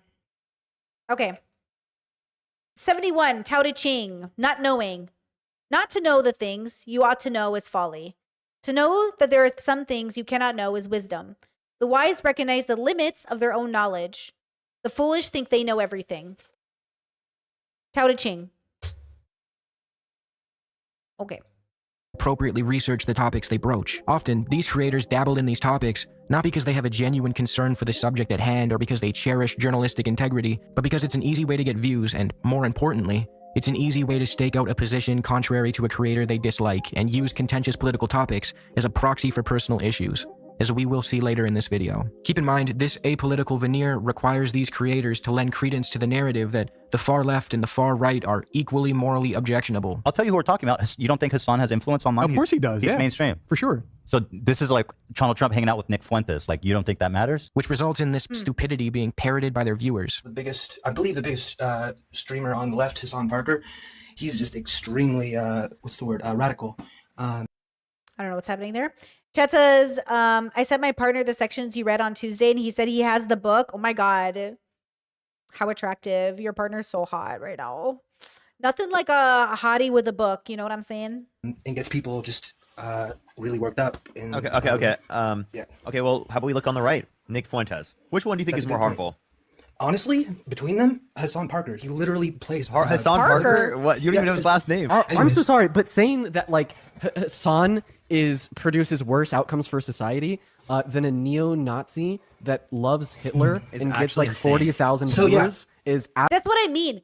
Okay, let's dissect that. Let's zoom out and dissect that. How would you put Hassan on the same level as like any MAGA person, honestly? Like any MAGA person. Like, that's what I'm saying. When we're having honest conversations and people are like, hey, I'm not just MAGA because, but why are we even comparing the two? Wait until we get to Anna Kasparian later, having her own show with Valuetainment. Valuetainment. A MAGA conglomerate. They're not really, but they're a MAGA group of people who are so misogynistic and so anti-science. And then Anna Kasparian's like, yeah, you know who I'm going to go work with? Them. Why would you do this to yourself instead of understanding Hassan's position, especially considering that he has family tied to TYT? Isn't that amazing? His own family, Habibi. His own family. This is the division in our world. This is how it feels being with my family. My own family. And my family's not even liberal. Well, some of them are actually. Shout out to my mom's side of the family. Mom's sides of the family, more educated and more progressive. That's just how it is. That's just how it is. You know what I'm saying? Okay. But how can you even do this? You know, and the world is such a reflection of this. The world is such a reflection of this. I can't believe it. Wow. absolutely radical. In their chase for clicks and relevance, their audience is left with a hodgepodge of half-baked ideas and little nuance about the topics their favorite creator just introduced them to. So, in a bit of an ironic twist, I'm going to cover some slop tubers to highlight examples of this behavior, which I guess makes me the slop tuber this time. Sorry. The main creators I want to focus on in this video are the live streamer Asmongold, Mudahar from the YouTube channel Some Ordinary Gamers, and the very well-known YouTuber and podcaster Ethan Klein of H3H3 Productions. These three people are in no way the only creators who exhibit this behavior, but they will serve as great examples of what I'm talking about. The reason I want to focus specifically on them is because their stories are somewhat intertwined, and they have all at some point in the past year and a bit made content that broaches the very serious geopolitical topic that is, the Israeli-Palestinian conflict. So before we start, I need to fill you in on some context and explain how we got here. Back in 2021, subject of this video, Ethan Klein, was one half of a political podcast called Leftovers. His co-host was the left-wing commentator Hassan Piker. Now, their podcast was, in my opinion, very enjoyable. It benefited greatly from the dynamic between the two. Ethan came across as the well-intentioned, slightly left-leaning funny guy, and Hassan assumed the role of the more seasoned political commentator. The podcast came to an end in late 2023, largely due to the October 7th attack in Israel. I'm not going to go into detail about how exactly this show and their friendship came to an end because it's not the most important part of this video, and frankly, I don't care much about the interpersonal drama between them. But in a nutshell, Ethan lived in Israel for a bit, and his wife, Ela, served in the IDF, while Hassan is a vocal advocate for the Palestinian plight. After October 7th, 2023, Ethan began making statements that many interpreted as tacit defenses of Israel, sparking backlash from his progressive fan base. He compared the organization Jewish Voice for Peace to capos. The reason why I brought up Jewish Voice for Peace and other groups using this as well, like Jews themselves in America using this anti-Zionist slogan, indicates that this slogan isn't one that is about the evisceration of Jews. If that was the case, then they wouldn't use it. There was Jewish collaborators with fucking Nazis. Ethan, don't do that, please. Don't say that the Jews' Voice for Peace are akin to capos. Made a disturbing remark about Aaron Bushnell by saying he burns alive really good. Not to put this uncouth, but he's a champ at fucking burning alive. I mean, and that sounds bad, but he did it really good. And echoed Ben Shapiro-style talking points by telling a pro-Palestinian sex worker that Hamas would kill him on the spot. As if this would, convince the guy to support Palestinian oppression? I don't know what Ethan's trying to do here. Ethan's brand of liberal Zionism increasingly alienated many of his progressive viewers. He later blamed Hassan for this shift, claiming that Hassan's more leftist politics had radicalized the audience into disagreeing with him. Ever since this, Ethan has relentlessly attacked pro-Palestinian advocates. I am so proud to be marching with so many Jews. Yes, the Jews! The Jews are here! Did we mention that? Mm-hmm. And I hope he is fired. Socialists, Marxists. Karl Marx, I got a fucking lot to say about that dipshit. Mao was a dumb bitch. What the fuck did he do? Actually, he did a lot. He helped China a lot, but at what cost? He did a lot for China, I think. I don't know a lot about it. And pretty much anyone to his left, denouncing them as radicals, anti-Semites, and terrorist sympathizers. He's even gone so far as to make a nearly 2-hour video titled Content Nuke Hassan Piker, in which he propagates lie after lie about Hassan, Palestinian history, the Nakba, and so on. But we'll get back to this later. Despite all this, Ethan still claims to be a stalwart supporter of the Palestinian cause. I've been a stalwart supporter of the Palestinian cause for many years. And the reason he feels this way is because he's critical of the current Netanyahu government and he supports a two-state solution. But as has been noted by Iraqi-Israeli historian Avi Shleim and many others like him, by its settlement expansion, Israel effectively killed the two-state solution. What is left of the West Bank is a collection of Palestinian enclaves surrounded by Israeli settlements and military bases that cannot form a viable state. In short, the two-state solution is dead, or to be more accurate, it was never born. The outcome I have come to favor is one democratic state between the River Jordan and the Mediterranean Sea, with equal rights for all its citizens, regardless of ethnicity or religion. Proponents of a two-state solution also often tend to overlook the right of return for the over 7 million Palestinian refugees and their descendants living outside the Israeli-Palestinian borders, despite UN Resolution 194 affirming their right to return to their homes if they so choose. Apart from this, focusing solely on Netanyahu or the far right in Israel obscures the broader reality. The foundational project of Israel is one of ethno-religious supremacy and ethnic cleansing. Even relatively liberal. Hold on. Chat said not limited take. Hassan has Asmin has appeal because he's consistent. Asmin is so popular because his audience regards him as a streamer boy with bloody gums and a rat wall. He's the only one that acknowledges that his opinions are for me and not for thee. Hassan can't even acknowledge when he's a little misogynistic. Okay, a few things. Hassan acknowledges he's misogynistic the way all Middle Eastern men acknowledge they have done anything wrong. Yes, he suffers from pride.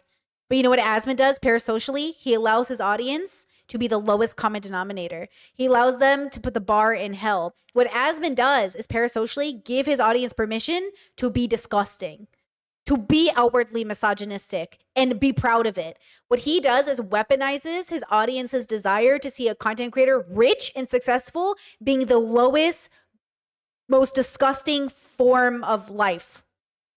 Hassan wakes up every day and goes to the gym for 2 hours, plays basketball in the morning, runs a podcast, runs multiple podcasts, and streams for 12 hours a day and looks fucking hot. Not easy to attain. Hassan's lifestyle is not easy. It is not for the weak. Is he prideful? 100%. Is he misogynistic? All men are. You know what I'm saying? Okay.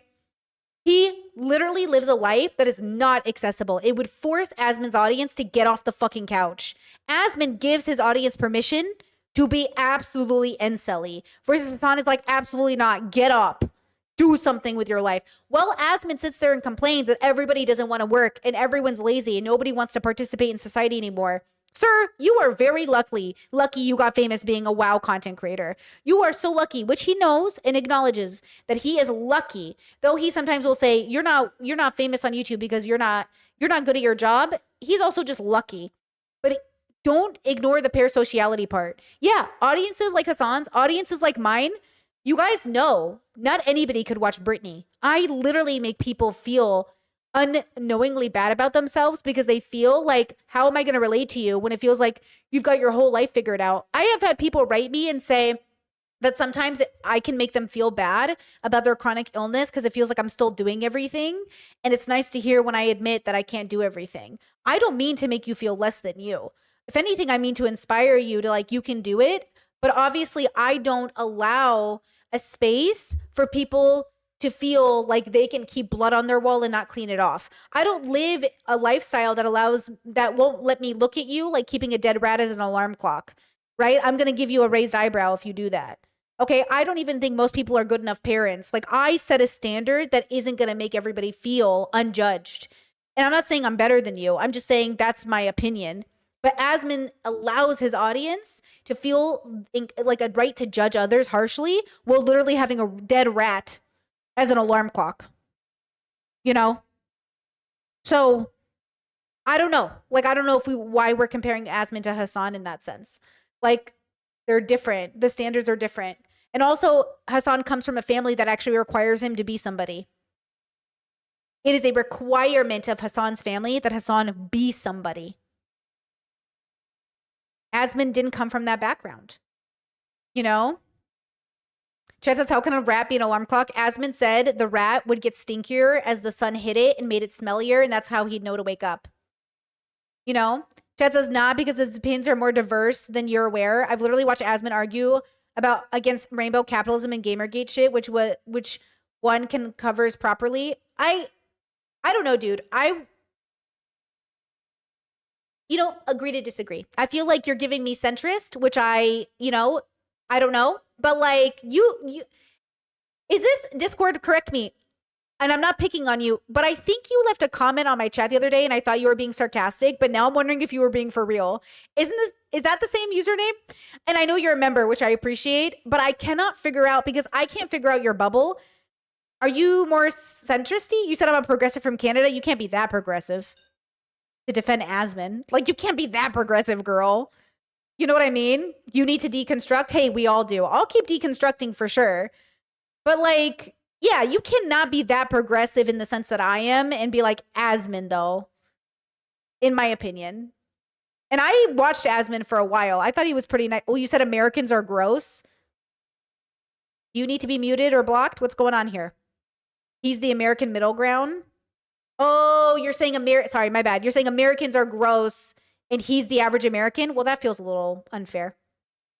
Asmin is not the average American. Asmin is absolutely not average. Asmin grew up in like poverty. Asmin grew up like very poor.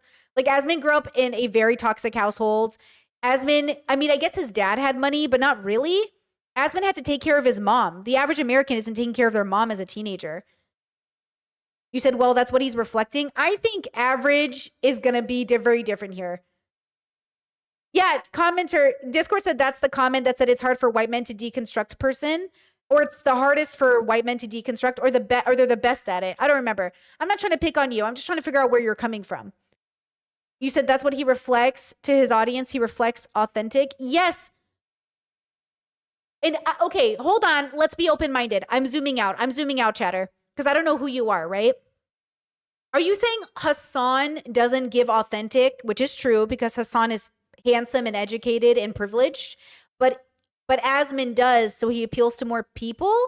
Yeah, he gives Trailer Park, and like Trailer Park is not the average American example. But like also there's nothing wrong with being born in a trailer park. You're a good person. I love you. You said it's the hardest. They literally have no access to introspection, so it's harder. It is not harder for white men to deconstruct. It is just a different journey, but it is not literally harder. Like the system doesn't keep white men from deconstructing. The system incentivizes them. It can incentivize white men not to deconstruct, but white men don't have it literally harder. It's not like someone's oppressing them, right? Like, so I don't know what you mean by harder. They have less incentive to do it. You know? Chet says philosophy and introspection have belonged to white men a lot in the past. Well, white philosophers exist. They just introspect differently, and they do deconstruct just from a different lens. You know? I think you're saying, hold on, I think we're hearing the tonality wrong because it's chat. You said they don't have the opportunity to look back. They benefit from the system. Okay, you're not saying you feel bad for white men. You're saying you think... I think we're saying it, but different words, because the difference is the way you're typing makes it, I'm just trying to understand. White men have less likely a reason to deconstruct, like we saw in Love is Blind. White men can say, oh, I didn't pay attention to politics that much because I didn't have to. We agree. But it's a choice. They chose not to pay attention to politics because their life didn't force them to, but they definitely had access to doing it. They definitely had an opportunity, you know? Is that what you mean? Is that like what you're trying to express? I'm trying to actually understand you. I'm not trying to come for you. You know what I mean? So they like, yeah, it's a reason, not an excuse. You said yes, but they also are not exposed to experiences to do that. But they are, Habibi. White people are born poor. White people are born disabled. White people are born, you know, what do you mean? You think white people don't have Down syndrome or something? You think white people don't come out with one leg? You think white people don't grow up poor? What do you mean? You said they might not have been taught it's important at all. You think white people don't have problems? Oh my God, look at you making me defend white people right now. White men also come out with disadvantages. And that's why the system feels rigged against white people too, because they come out disadvantaged. But it's not because of their skin color. It's because of their disability. Like, you know what I mean? So like white disabled people, okay? Why? I'm going to get clipped. Chances you're going to get clipped. You said yes along those lines. Yes, exactly. Asmin has a wide variety of opinions. My point is blanket compassion. Okay, but I just want to clarify. Are you saying... But you're saying something bad about Hassan in comparison to Asmin, right? That's what this started off as. Because is that what you're saying? Like Hassan is a bad person, but Asmin is better? I'm just checking. You said they don't realize they're oppressed, bro. Yes, some white men don't realize they're oppressed. I agree with you with that. I just think the way you're saying it is confusing in the context of Hassan. You know? Chet says, I think Brittany had compassion for these people, but also criticism. Yeah, I do. I have both, obviously. I'm just checking like what you mean by that because we're confused. You said yes, two sides of the same coin. I'm saying they're two sides of the same coin. Both white men who don't know they're oppressed, or both white men who are privileged. Both white. They're just very different bubbles to me. But I'm trying to see what you mean by two sides of the same coin. They're both men. They're both binary men. If that's what you mean. You said what? Yes, all of this. Okay. I agree, but your original comment was interesting about Asmin versus Hassan. Oh, I guess you were relating it to their audiences. Okay, maybe we misunderstood. I think we just misunderstood. I think I misunderstood the tone. I was reading the tone, I think, wrong, maybe? You communicate uniquely enough that I think my audience and I were just confused for a second. You said, a different person said, what system of oppression exists against white men? Like they're impacted negatively by patriarchy, but they also benefit and inflict it. Well, the system of oppression against disability is always going to hurt everybody, regardless of a race. So white people fall into that category. And patriarchy will hurt men because it's not good. You know? Yeah, I think we just got lost in the sauce a bit there, guys. Sorry, let's reel it back. But white men, well, people in privileged positions are always going to struggle, but all people in privileged positions are also disadvantaged by something within the bubble and within the system. You said yes because people put Asmon and Destiny in the same category. Yes. White people, white men have less of an opportunity for ego death and to realize intersectionality. I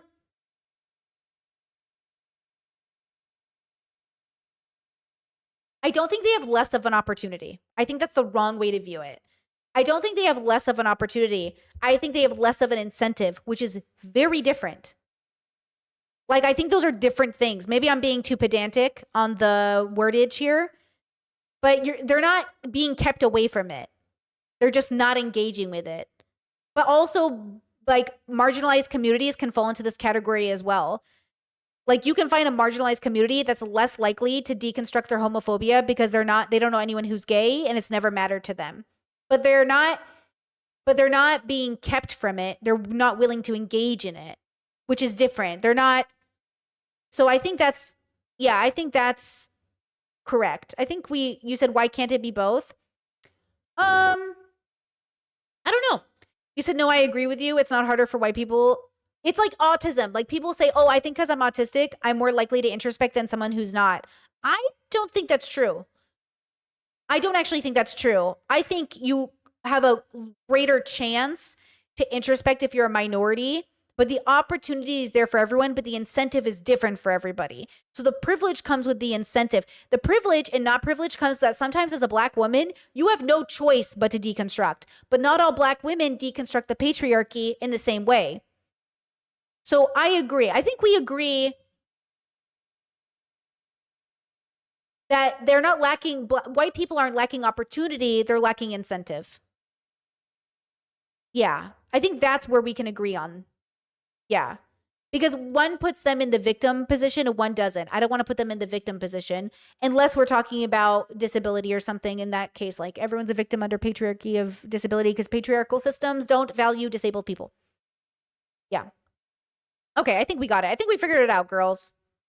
Or supposedly peaceful Israeli leaders are guilty of atrocities. To ignore that is to miss the forest for the trees. Ethan opposes lifting the blockade on Palestinians because he believes they would resort to violence if given the chance. A one-state solution just eliminates like one internal faction that is an ever-present danger. And You're telling me if we were to lift the blockade and the wall around Gaza today, there wouldn't be more violence against Israelis? But this ignores a crucial reality. Palestinians have endured brutal oppression. That oppression needs to end. And while some have responded with violence, it's a response to systemic abuse, not some innate desire to harm Israelis. Framing Palestinians as inherently violent and incapable of integrating into a democratic state isn't just wrong, it's racist. As we'll see in this video, Ethan's analysis of the Israeli-Palestinian conflict is steeped in Eurocentrism and reveals what seems to be, if I'm going to be very charitable, a subconscious belief in Western superiority. But first, let's introduce the other two subjects of this video. Speaking of holding a belief in Western superiority, this is Asmongold, a live streamer known for bangers such as, if you want to consider a genocide as a systematic killing of a group of people, they have genocide built into Sharia law right now.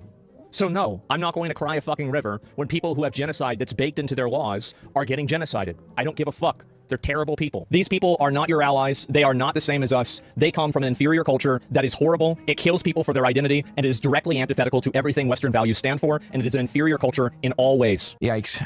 Asmongold's house looks like this, by the way. I'll just leave that on the screen for a second so you can get a glimpse of the superior Westerners' living quarters. Now, it is true that Asmongold has apologized for this horrendous statement, and at the time seemed as though he would try to be more careful when dealing with serious issues going forward, but it wasn't long before he was back on the scene with more bullshit. From joking about rounding up migrants dressed as Ash Ketchum. What is the probability that Tom Homan would let me go with him, dressed up as Ash Ketchum, with watching them do deportations? To saying shit like, the Holocaust probably happened. I think the Holocaust probably happened. I think probably 99% certainty it happened. To engaging in revisionist history by way of arguing. You know what I mean? You know what I mean? The man has so much money and so much time, and he's like, I'm just not going to read a book, though. And I'm not going to look into it. And I'm just, like, not going to engage. What do you mean the Holocaust probably happened? What does that mean? That the Nazis didn't burn books to stifle what they believed to be degeneracy, but rather because those books were, quote, written in Jewish. The Nazis burned books on gender sciences. They did do that. First.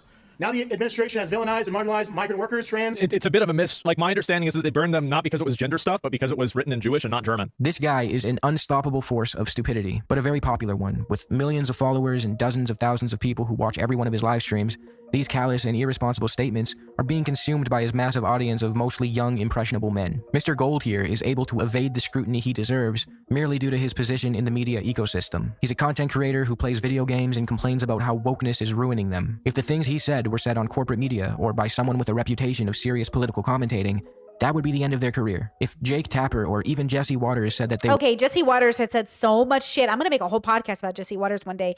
He's the worst kind of person.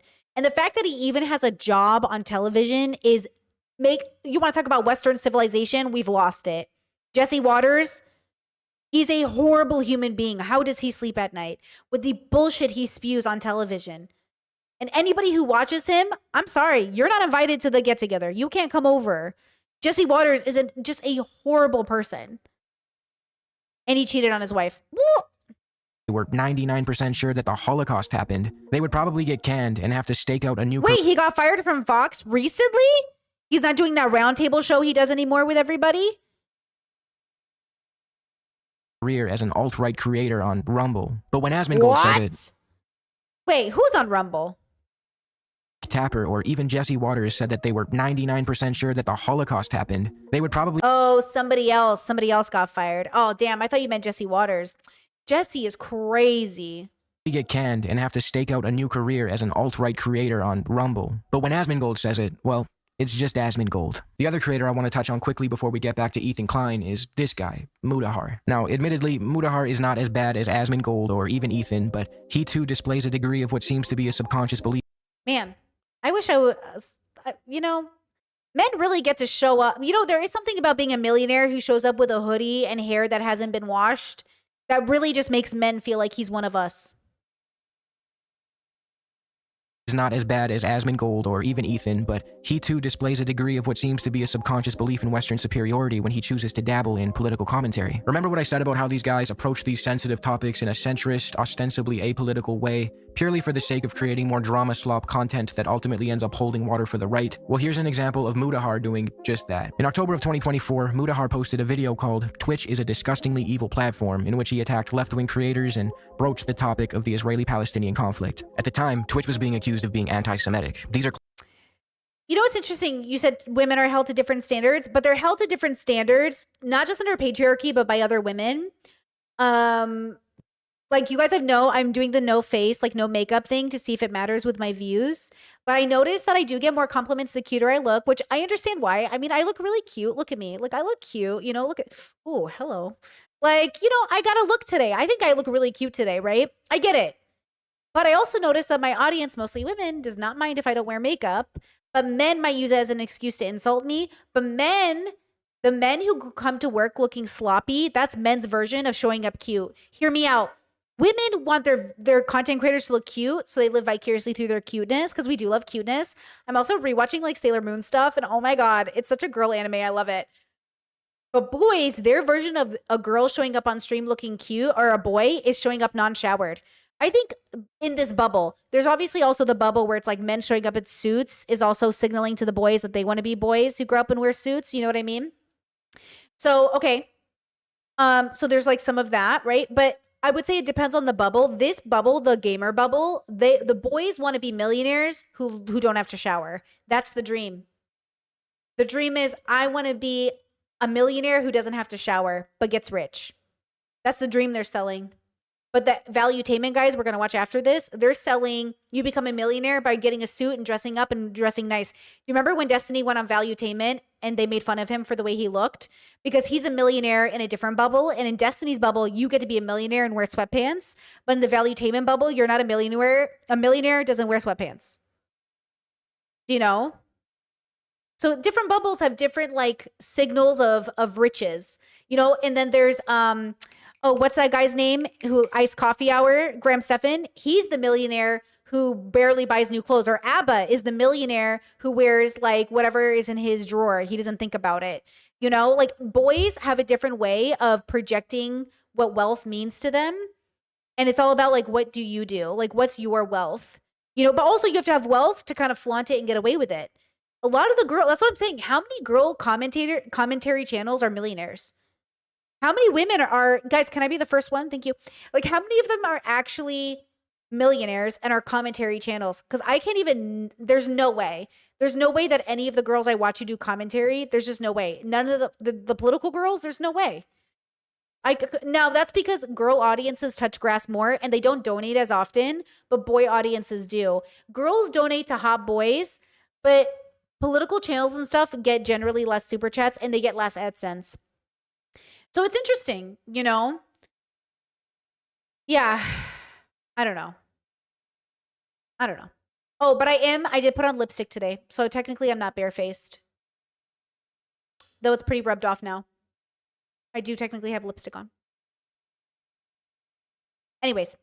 Okay, it's all good. I'm not mad about it. I'm just pointing it out because I'm autistic and I like categories. I love this all. Shout out to all the people who get to be millionaires and show up to work looking non-showered. I'm so happy for you. Claims that I believe to be baseless. Twitch was just highlighting pro-Palestinian voices and creators, some of which were Jewish themselves, and this anti-Twitch hate campaign was largely fueled by this stalwart supporter of the Palestinian cause, Ethan Klein. In Mudahar's video on the topic, he starts it out by saying, Now, this is in regards to serious world-shattering events that, again, I'm not an expert in, so I'm going to kind of tread lightly in this situation. He acknowledges that he will be broaching serious subject matter that he is ill-equipped to deal with, which is fine and can be done responsibly, but again, his position as a drama tuber, whether he's aware of it or not, insulates him from even having to try to cover things in a nuanced and responsible way. I mean, the video starts off with Mudahar minimizing Asmongold's genocidal statements, and then he immediately shifts to relentlessly attacking pro-Palestinian advocates. If you're gonna make a video adjacent to the genocide in Gaza, could you at least emphasize the severity and wrongdoings of the state of Israel as it exterminates dozens of thousands of innocent people? At least throw up a fucking headline or something. It's true that he pays a little lip service to what's happening in Palestine toward the end of his video. Sorry, it goes without saying, free Palestine. The updates coming out of Palestine are horrific. Trump had the audacity to show up. Did you guys see it? Hold on, I think I have it here. Let me pull it up for us. We can watch.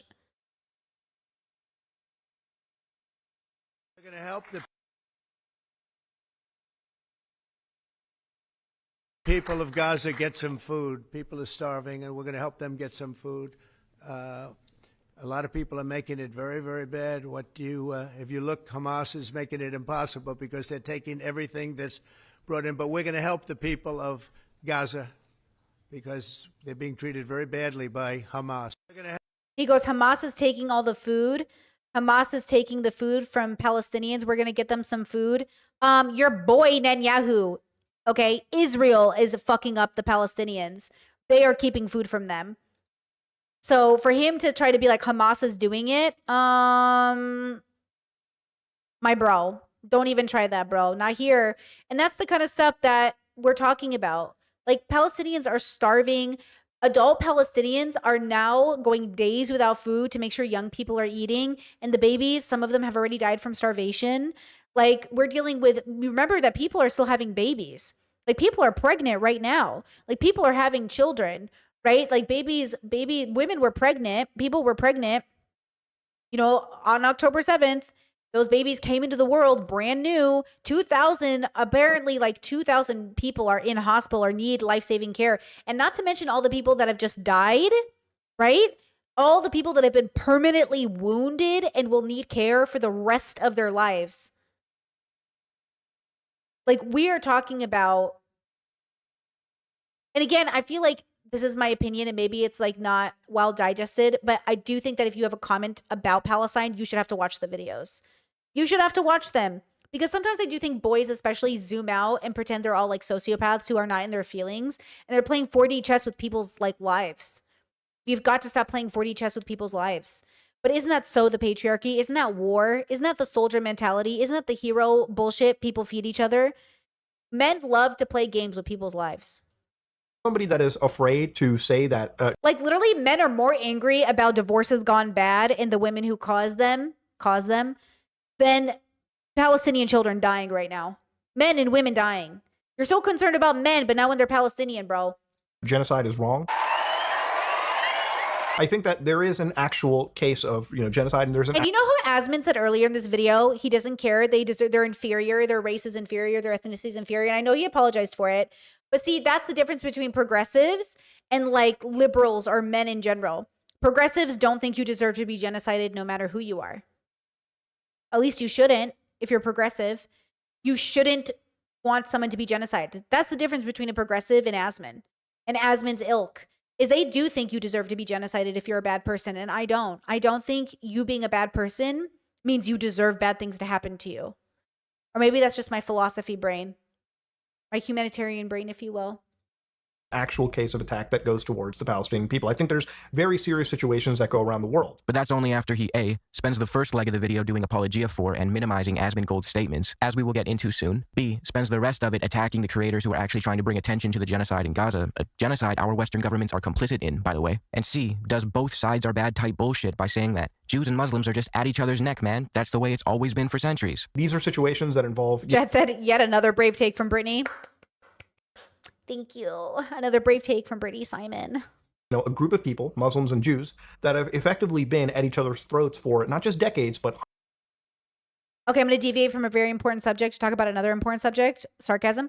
Are those muscles yoga made or do you lift weights too? I do both, but I've taken off lifting weights the last few months to do more yoga stuff. But they are technically both made because I do dumbbells at home and yeah. So I have more muscular definition when I'm lifting weights more consistently, but I do think that these are from both still, yeah. Hundreds of years. You were talking about hundreds of years of like just institutional dislike between each other. If you've ever grown up Muslim, and I have, then you know that there is a serious culture of anti-Semitism, in amongst the most conservative of Muslim circles. Just as you will know that there is a serious amount of Islamophobia in the most right-wing of Jewish circles. These are two groups of people that literally are just fighting each other. But this analysis ignores so much historical context that it's outright irresponsible. Look no further than the Ottoman Empire, where Jews were a protected minority and had representatives in the Ottoman parliament. As our boy Avi put it, unlike Europe, the Middle East did not have a Jewish question. Anti-Semitism was a European malady that later infected the Near East. Jews and Muslims coexisted in many Middle Eastern countries for centuries. It wasn't until the arrival of European colonial settlers in Palestine in the late 1800s, and later the formation of the State of Israel and the violence and ethnic cleansing carried out by Zionist forces, that began to change. It's true that animosity towards Jewish people picked up as a response to Zionist settlers arriving in Palestine, but that tension had little to do with ideological anti-Semitism and nearly everything to do with the perception of Zionist settlers as part of a European colonial project. This idea that Jews and Muslims are incapable of coexisting is a dishonest narrative. It's weaponized to stoke far-right nationalism, and in Mudahar's case,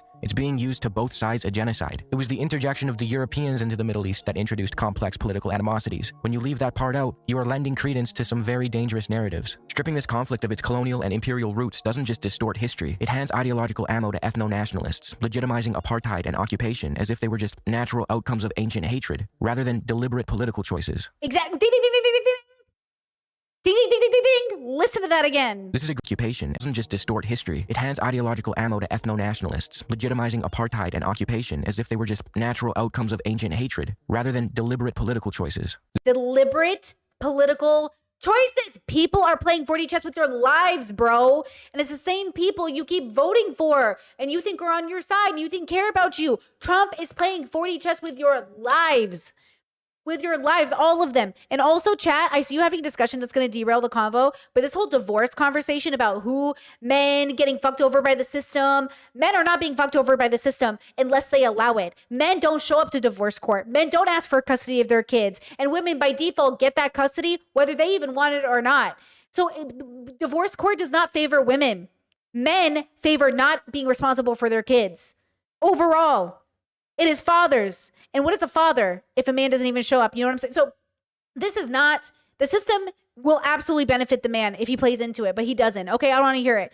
But also, men, for some reason, cannot, for the love of God, invest in their own future, except when it comes at the expense of others. I've never seen a man more motivated to be successful when it comes at the expense of others. They're all of a sudden so motivated. And I don't mean that to be literal, all men, of course, as you know. Okay?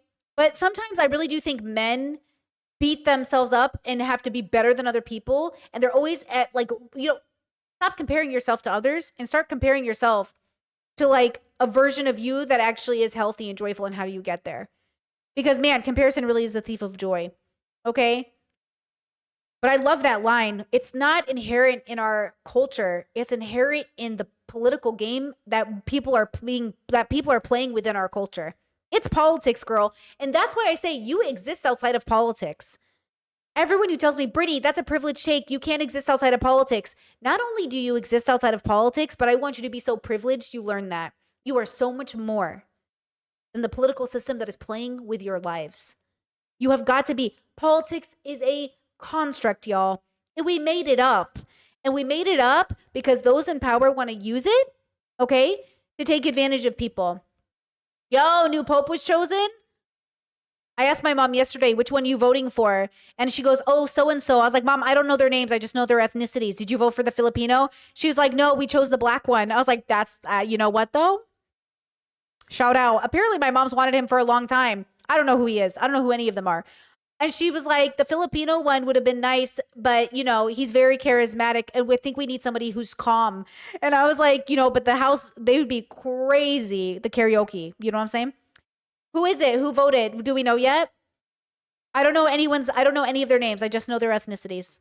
Okay? The Filipino one, the Italian one, the black one. Who else? I want to know. They probably won't tell us, though. I know the white smoke. If the white smoke came out, that means they chose. But do we know who they chose? It won't be good for the gays, so don't even hold your breath, girls. And it's not going to be good for the women. Don't get me wrong. Whoever they chose, it won't matter. The black one is the conservative homophobe. Yeah, that's perfect for my mom. My mom loves homophobes. She is one. Of course she voted for the most conservative one. Definitely. But they're always going to be homophobic. Catholicism is homophobic. And if you have to deconstruct it so it's not homophobic, you might as well get rid of the whole thing because the patriarchy sucks. Stop choosing religions that uphold the patriarchy. Okay? Talk about a derailment. This is a great example of how trying to forcibly stake out a centrist position because you think it adds a veneer of nuance can actually undermine real nuance and give cover to some shitty ideas. Moving on. I don't think it's too much to ask for Mudahar if he's going to broach this serious topic to at least fill us in on the severity and details of what's actually happening in Gaza. Especially if he's going to rack up 1 million views by shitting on these crazy woke Palestinian advocates. By all means, broach serious topics, but brother, you have millions of subscribers and the ability to shed light on the severity of the suffering being inflicted on these innocent people. But I guess it's better for the algorithm if you just take aim at a guy like Hassan Piker instead. All these SlopTube guys really fucking hate this dude. Some of them are genuinely obsessed. Take Nux, for example. He's a what is this, a cartoon? Who has millions of subscribers across 2 channels and churns out videos about things like Snow White going woke, IRL streamers like Vitaly and Johnny Somali, and of course, an unhealthy amount of videos about Hassan Piker. Like, damn, way too many to count. Nux is also a little more openly right-wing than your average SlopTuber, and he regularly feels the need to educate us on contentious political matters, which I'm super grateful for because where else would I develop my understanding of fucking trade protectionism? In the long term, this is bringing unbelievable wealth and industry to the United Ooh, I just know exactly what this dude looks like in real life. I could just see it. States. It's worth noting that he and his contemporaries rarely, if ever, actually back up their claims. Just look at this description box. No sources, just a polemic descriptor about how Democrats are cooked, Doge Lord Elon Musk, and what seems to be a bunch more SEO ranking terms. And then he has the gall to claim that his video is for educational purposes. Maybe I'm just being a dick, but is it really too much to ask that when we make definitive statements about contentious political or economic issues, we substantiate those claims somehow? Especially if we're going to make quote-unquote educational videos. Anyway, back to Mudahar. In his video, he calls out a pro-Palestinian creator by the name of Frogan who said this about American soldiers. Yo, Frogan's TikTok came on my feed today, and my girl bleached her eyebrows for Super Chat or something. I don't remember. And she was like, this is not a look for me. And I was dying. I was like, that's brave. She is brave because she has those big, beautiful natural eyebrows. It is brave to bleach your eyebrows. I've thought about it. I was like, I kind of want to bleach my eyebrows, but I don't think I can pull it off like Khadijah can. And Frogan did it, and I was dying. I love a girl moment where I was like, bleaching the eyebrows is brave. I have no pity at all for any fucking soldiers. U.S. military? Boo fuck. By the way, basic fucking take from any American coming out of Vietnam. I don't know where anyone got off thinking this was a big deal. Can who?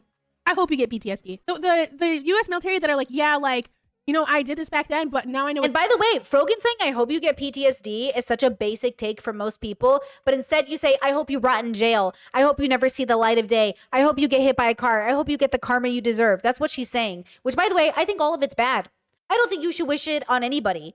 But I don't want to hear Asman, who said these people should be genocided because he doesn't care about them because genocide is built into their like dogma, lecture Frogan. Do you know what I'm saying? I do not want to hear you lecture Frogan. You just said these people should be genocided. It's the same fucking shit. Stop saying it. But also you say it because that's how people feel. You deserve your karma. Even saying that, don't say that to people. That's not good for your karma. Don't be wishing bad on people. Oh, it's wrong. Like, I'm changed. Like, fuck imperialism. Fuck this. You don't deserve the PTSD. But like any other motherfucker, you're doing them. You're like, oh my God, I want my fucking Camaro. Wow, at least she gave a caveat. Did Asmund do that for the Palestinians he wants genocided? No student loans? Fuck you. Is what she said crude and callous? Yeah, sure. I would never co-sign the wishing of mental health issues onto anyone, but let's examine where a statement like hers comes from. Frogan is a creator of Lebanese descent whose family fled the Israeli-Lebanese war. Is it really that hard to understand why a person of not only Lebanese descent, but of Middle Eastern, Latin American, African, or Asian descent might feel a hatred for the imperial, murderous U.S. military that has infected their politics? See, the dilemma with this argument is that it implores the other side to be empathetic, which they're never going to be. So you have to make it about them. You know, you have to make it about them. You have to say, what do you say? What's something you say to people that's the equivalent of what Frogan said about these people? And they'll say, I never say anything about that. And then you just literally give examples. That's why I say people don't see themselves when they say stuff. They don't see how they are violent in their rhetoric all the time. And we don't freak out about it because we're trying to understand what they're saying. So when people say oh yeah, I hope you get yours. What do you think that means when people say like, I hope you get yours? What do you think that means? That's all she's saying. She's like, I hope you get yours. I hope you get what's coming to you for this awful thing you did. That's what it means. It's bad, but everyone says it. So we should all stop saying it. But Frogan isn't special. She's like everybody else. Asmund's not special. He's like everybody else. I'm just saying we have to stop acting like these people are like unique or something. Bombed their countries, or outright occupied them for decades? Mudahar seems to think so. He had this to say about Frogan's take. Oh, how out of touch do you gotta be? How privileged do you gotta be to sit there on your ass in California and just badmouth the people that take a bullet for your freedoms every single day? The most outrageous shit you'll ever hear. Just for reference, here is Mudahar's very charitable coverage of Asmongold saying that he doesn't care if Palestinians get genocided because he believes they have an inferior culture. Also, that's propaganda. Military soldiers do not take bullets for my freedom. They take it for their school loans. And they take it for their paychecks, and they get it for their health care, and they get it. Don't fuck with me, bro. You did not join the military to take a bullet for American freedom. You signed up to shoot Arabs. You signed up to get school paid for. You signed up because you didn't know what else to do with your life. I want to preface, Zach Asmongold has pretty much walked these things back and, has apologized for them. In this situation, one could, if they were to extend the charitability, could say that Asmongold was probably referring to extremists in the Islamic religion and their view on people in the LGBTQ camp, all right? And let's take another look at how he responded to Frogan. Oh, how out of touch do you gotta be? How privileged do you gotta be to sit there on your ass in California and just badmouth the people that take a bullet for your freedom? And that's the signal to conservatives. That's like the dog whistle to conservatives. Thank you for taking a bullet for me. Thank you for doing your service. Wow, your service really means something to me. Girl, are you high off America's farts? What is going on? This boy ain't different from you. He's just in a uniform because it pays his bills. Relax. Like this idea that men are like, I'm saving the country. I'm saving the country. You're doing something. That's what I say. Men in groups who think violence is the only answer. I mean, you're doing something. I just don't think you're doing what you think you're doing. Freedoms every single day. The most outrageous shit you'll ever hear. This is all in the same video, by the way. Where did all the charitability and nuance go? Instead, he goes on a diatribe about how the American military takes a bullet for her freedoms every single day. I'm sorry, Mudahar, but A, you're fucking Canadian, and I can say it like that because I am too. Chad just said Mudahar's Canadian, and then the video just said Mudahar's Canadian. I'm dying. B, are you aware of what the U.S. military has done to the Middle East? And C, since you want to dip your hand in the political cookie jar, I challenge you to name me a single time post-World War II when the American military fought to protect the American homeland and the civil freedoms of its people. Which U.S. military intervention fought for her freedoms? Now, there is a conversation to be had about the poverty draft and how the U.S. military preys on underprivileged people and communities and recruits them to sell their bodies into an imperial force. Yes, absolutely. But when that imperial force goes on to victimize entire regions of the world, you shouldn't be surprised when a person who is a descendant of one of those regions has negative feelings towards the U.S. military. Frogan also went on to apologize for her callous remarks, and here is how Mudahar responded to that. Actually, after some backlash, this complete dipshit comes out and goes, I realize that wishing people harm isn't the best way to talk about these issues. Really? Really? Wow! And these people are supposed to be the fucking intellectual bastions on the internet. Now again, let's I think I'm going to become a grifter. Wow, Frogan. Good job, Frogan. Oh, Fucking idiot. Wow, good job. Rogan thinks she's so smart. You know who's smart? Mudahar. Now that's a smart boy right there. And Asmin, what a gentleman. Such a gentleman, really. And Hassan, don't even bring up Hassan. See, I'm so sick of people talking about Hassan. Hassan's a good person. Hassan cares about Palestinians. Hassan raises money for them. Hassan advocates for them all the time. Ugh, boring. You know who's really cool? Ethan Klein. Now that man is doing something with his life. And scene. And we're done with the acting. Thank you. Elgra, thank you so much for the super chat. Says, really enjoying these discussions. Nuance is hard to find on the internet. Sending support from a fellow autistic, chronically ill person. We love you. Thank you. Thank you. We love you. Hassan Picker. Sometimes I do just say that. Sometimes I Alex Jones at my kitchen. Hassan Picker. Hassan.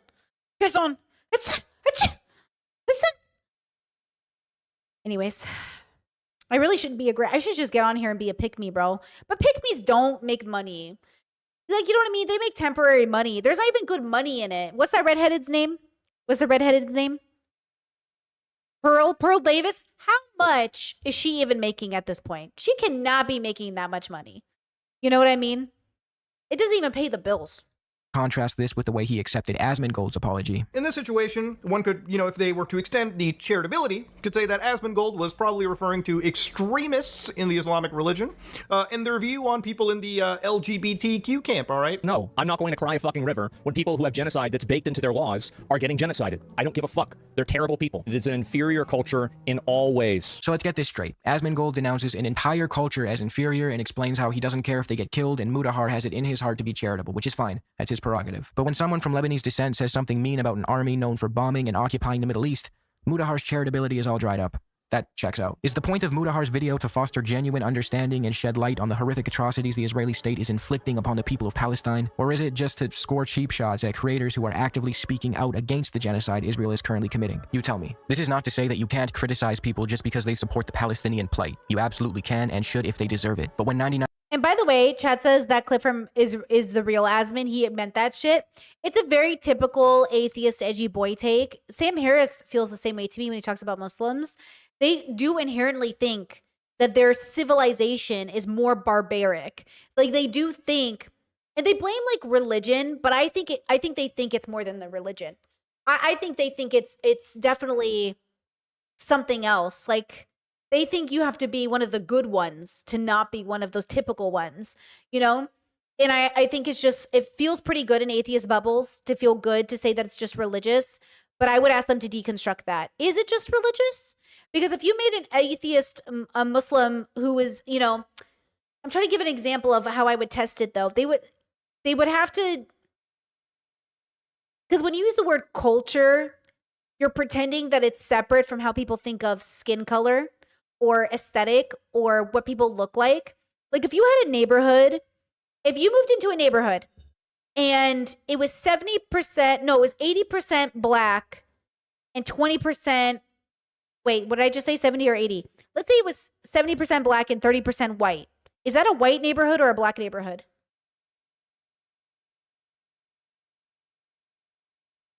Or is it just a neighborhood?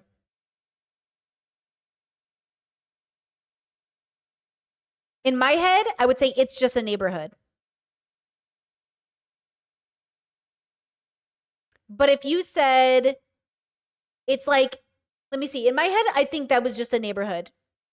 But if it was like 95% black and 5% white, I might say it's a black neighborhood. If it was 95% white and 5% black, I would say maybe it's a white neighborhood. Right? But if I reversed it, if there's enough color, like if enough of the houses have the diversity, I would say it's not a prominent neighborhood. The neighborhood has to be like what I grew up in. I grew up in Orange County, so Asian, white, actually not black. I think we had one black family in the neighborhood. I think we had like one black family in the neighborhood. We had Asians and white people. And then there was my family, Assyrian, and my friend who was Lebanese. And that was it. But it was mostly Asian and white, like Irvine, California, basically Asian, right? Shout out. Okay. Asian communities in Irvine are being targeted by ICE, by the way. Okay. And Irvine's like a rich neighborhood, but they're Asian. So, okay, well, you know, maybe money is not all you need. You know what I mean? To escape ICE. Yeah, I'm trying to think about like this idea of a black neighborhood, a white neighborhood. What does that look like? So same thing with like, are people judging you on your culture or on the skin color or how the neighborhood looks or what people look like? Or yeah, I don't know. Chat says 70-30 people would say black neighborhood. Heck, where I'm from, 30% is enough for white people to freak out. Well, that's the thing. Is like how many of said kind of neighbor, like you guys know about white flight, right? How many people of color have to move into a white neighborhood before white people start to get spooked?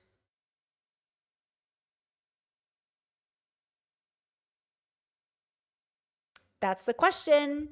How many people of color have to move into a neighborhood before white people are like, I'm out? Chat said 1. Chat said none. Girl like 2.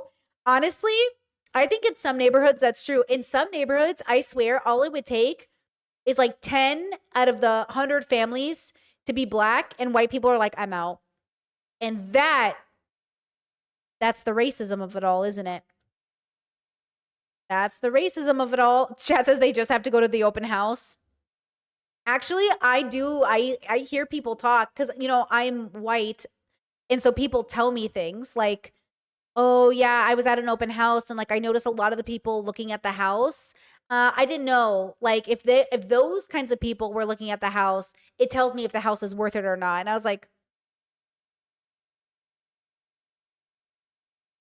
sounds a little racist. Like, that's the thing is like, sounds a little racist. You know, why are you saying that? It's same thing with homophobia. Oh, I noticed like a lot of the couples at the open house were gay. I don't want to move into a gay neighborhood. I'm like, sounds a little homophobic, you know? But people say, I'm not homophobic. I'm not racist. I'm just saying the neighborhood turns a certain way when there's a certain race. I'm just saying the neighborhood is different. I'm like, do you hear yourselves? So no, I don't think Asmin and all these people hear themselves, but I think they do believe it. And I think white atheists feel very empowered being like very violent towards other groups because they think they're better than religious people. You know, chat says, Brittany, you're our minority sleeper agent. That's until they think I'm Jewish and then all of a sudden it's over. The anti-Semitism is crazy, you know? And then they think I'm Jewish and all of a sudden I'm not good enough. I see how it is. Racists, am I right? 9% of your coverage on issues adjacent to the Israeli-Palestinian conflict consists of hyper-focusing on pro-Palestinian internet creators, and the only thing you have to say about a literal genocide is, I think genocide is wrong, but Muslims and Jews just don't get along, man. It is fair for me to call your priorities into question. Now let's move on to the main event. Ethan Klein. This video is not meant to debunk every inaccurate Zionist talking point Ethan has pushed over the past 18 months. Instead, it's meant to illustrate how his role as a drama slop creator lets him use serious political issues as proxies for personal beefs, avoid doing any rigorous research, and spew Western-centric nonsense to an audience of normies. If you want a detailed rebuttal of all his claims, there are many great YouTubers who have already done so. Creators like Chris Kunzler, Disinformation Tracker, and more. YouTuber Noah Samson did a really great job of using Ethan's content nuke slop video as a launching point to refute Ethan's lies and shed light on the atrocities Israel is currently committing. I'll link these videos below. One specific claim of Ethan's that really broke my brain is when he asserted that more Jews were displaced during the Nakba than Palestinians. If the Jews didn't come from Europe after the Holocaust, they came from the surrounding Arab countries that expelled them in massive amounts following the 1948 war. In fact, there was more Jews displaced than Palestinians during the Nakba. This specific claim is so absurd that I can't not include it in this video. Like I said, it has been refuted by the creators I mentioned earlier, but I want to quote Avi Shlaim once more in regard to this claim. Zionists are driven by the propaganda need to portray the Jews as the victims of endemic Arab persecution, a portrayal that is then used to justify Israel's own atrocious treatment of the Palestinians. A rich, fascinating, and See? We get to be mean to you because you're mean in our book. An eye for an eye. Asmin's hold, they get to genocide you because you're genocidal. This is what I'm saying. It is political, it is strategic, it is propaganda. They are trying to convince you that these people deserve what's coming to them because they have hurt other people. And that's why I say deconstruct this need to hurt people, because they've hurt people. You know?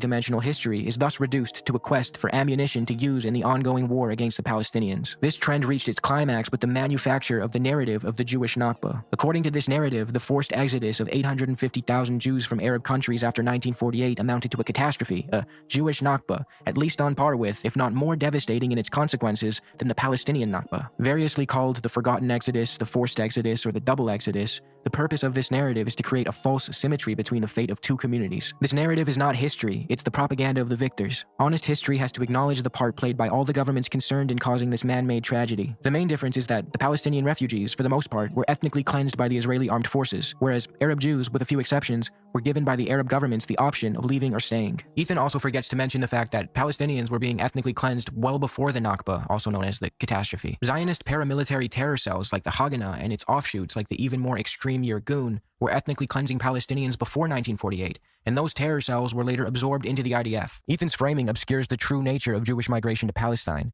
If you take his words at face value, you might come away thinking, well, the Palestinians were expelled, the Jews were expelled, it's just a complicated mess of mutual displacement. But that kind of moral flattening is exactly what the Zionist narrative relies on to justify what actually happened. Palestinians were ethnically cleansed, which contributed to a reaction from many Arab-majority countries, prompting Jews to seek a new life in Palestine. Jewish migration to Palestine had already been taking place for decades by this point and ramped up after 1948. It wasn't some immediate population switch, as Ethan implies. The Zionist movement actively promoted Jewish migration through controversial methods. Some historians claim these include false flag operations to create pretexts for mass immigration of Jews from Arab countries to Israel. This entails staging attacks on Jewish targets in Arab countries and blaming them on local Arab communities as part of a broader strategy to increase Israel's Jewish population and solidify a Jewish majority. And to make things worse, these Arab Jews were mistreated horribly by their European counterparts once they arrived in Israel. They were solely there to secure the viability of a demographic majority. A particularly troubling example of this was the mistreatment of Yemeni Jews. During and after Operation Magic Carpet, thousands of Yemeni Jewish children disappeared under mysterious circumstances. Oh my God. Parents were told that their children had died from illness, but growing evidence suggests some were secretly given to wealthy childless Israeli or American Jewish families. Oh my God. This is just like what happened with China. This is so evil. This is so evil to take someone's baby from them. This is so evil. Others likely did die, but due to severe neglect, and their deaths were handled with shocking cruelty and insensitivity. Some reports claim children were used as medical test subjects and died from Oh my experimental God. treatments. This has come to be known as the Yemenite children affair. The broader Mizrahi Jewish population was often relegated to lower socioeconomic status, faced systemic discrimination, and were marginalized within the new Israeli state, with Ashkenazi Jews occupying higher positions in society. So when Ethan just chalks Oop, Ethan loves to brag that he's 99.9% Ashkenazi Jew. this complex situation up to mere mutual expulsion, he overlooks all the factors involved in pulling Arab Jews to Israel over the course of years. All that said, this context doesn't change the outcome. Jewish immigrants displaced Palestinians, took their land and property, and subjected them to an ongoing occupation. That's unacceptable, no matter the reason for their arrival and no matter how the Israeli government worked to reshape its population. Over the past 18 months, many videos have resurfaced of Ethan Klein and his wife Ela engaging in dehumanizing conversations regarding Palestinian people, literally referring to a Palestinian person as it at one point. I walked with them to one house. Okay. I did get out of the car once, but surrounded with them. So. Okay. Did they arrest anyone that night? They did. Did they bring it in the same car with you? No. Oh, You've different got car. Damn, I've heard that clip a lot and I've never processed that he said that. They bring it with you? Do they bring it with you? What? A few, but surrounded with them. So. Okay. Did they arrest anyone that night? They did. Did they bring it in the same car with you? No. Oh. Did they bring it in the same car with you? Whoa, that's crazy. Yeah, there's a few cars going. Damn, that's crazy. Was it like? How did you feel? Was it horrifying? It was strange. They've also revealed a double standard. And by the way, every time people interview Gila, the same way they do our American soldiers, they try to talk about how they're heroes, but how it was so hard. Like, oh my God, what was it like? Was it horrible? Wow, you're amazing. I can't believe you survived that. You know what I mean? The way they view Westerners versus the way they view people from the Middle East. And I like that she didn't correct him. Like, she didn't look at him weird. Nobody in the studio said, like, it. It's an old studio. That's an old story, that particular clip. But it's interesting that nobody said anything because it is such an interesting language. It.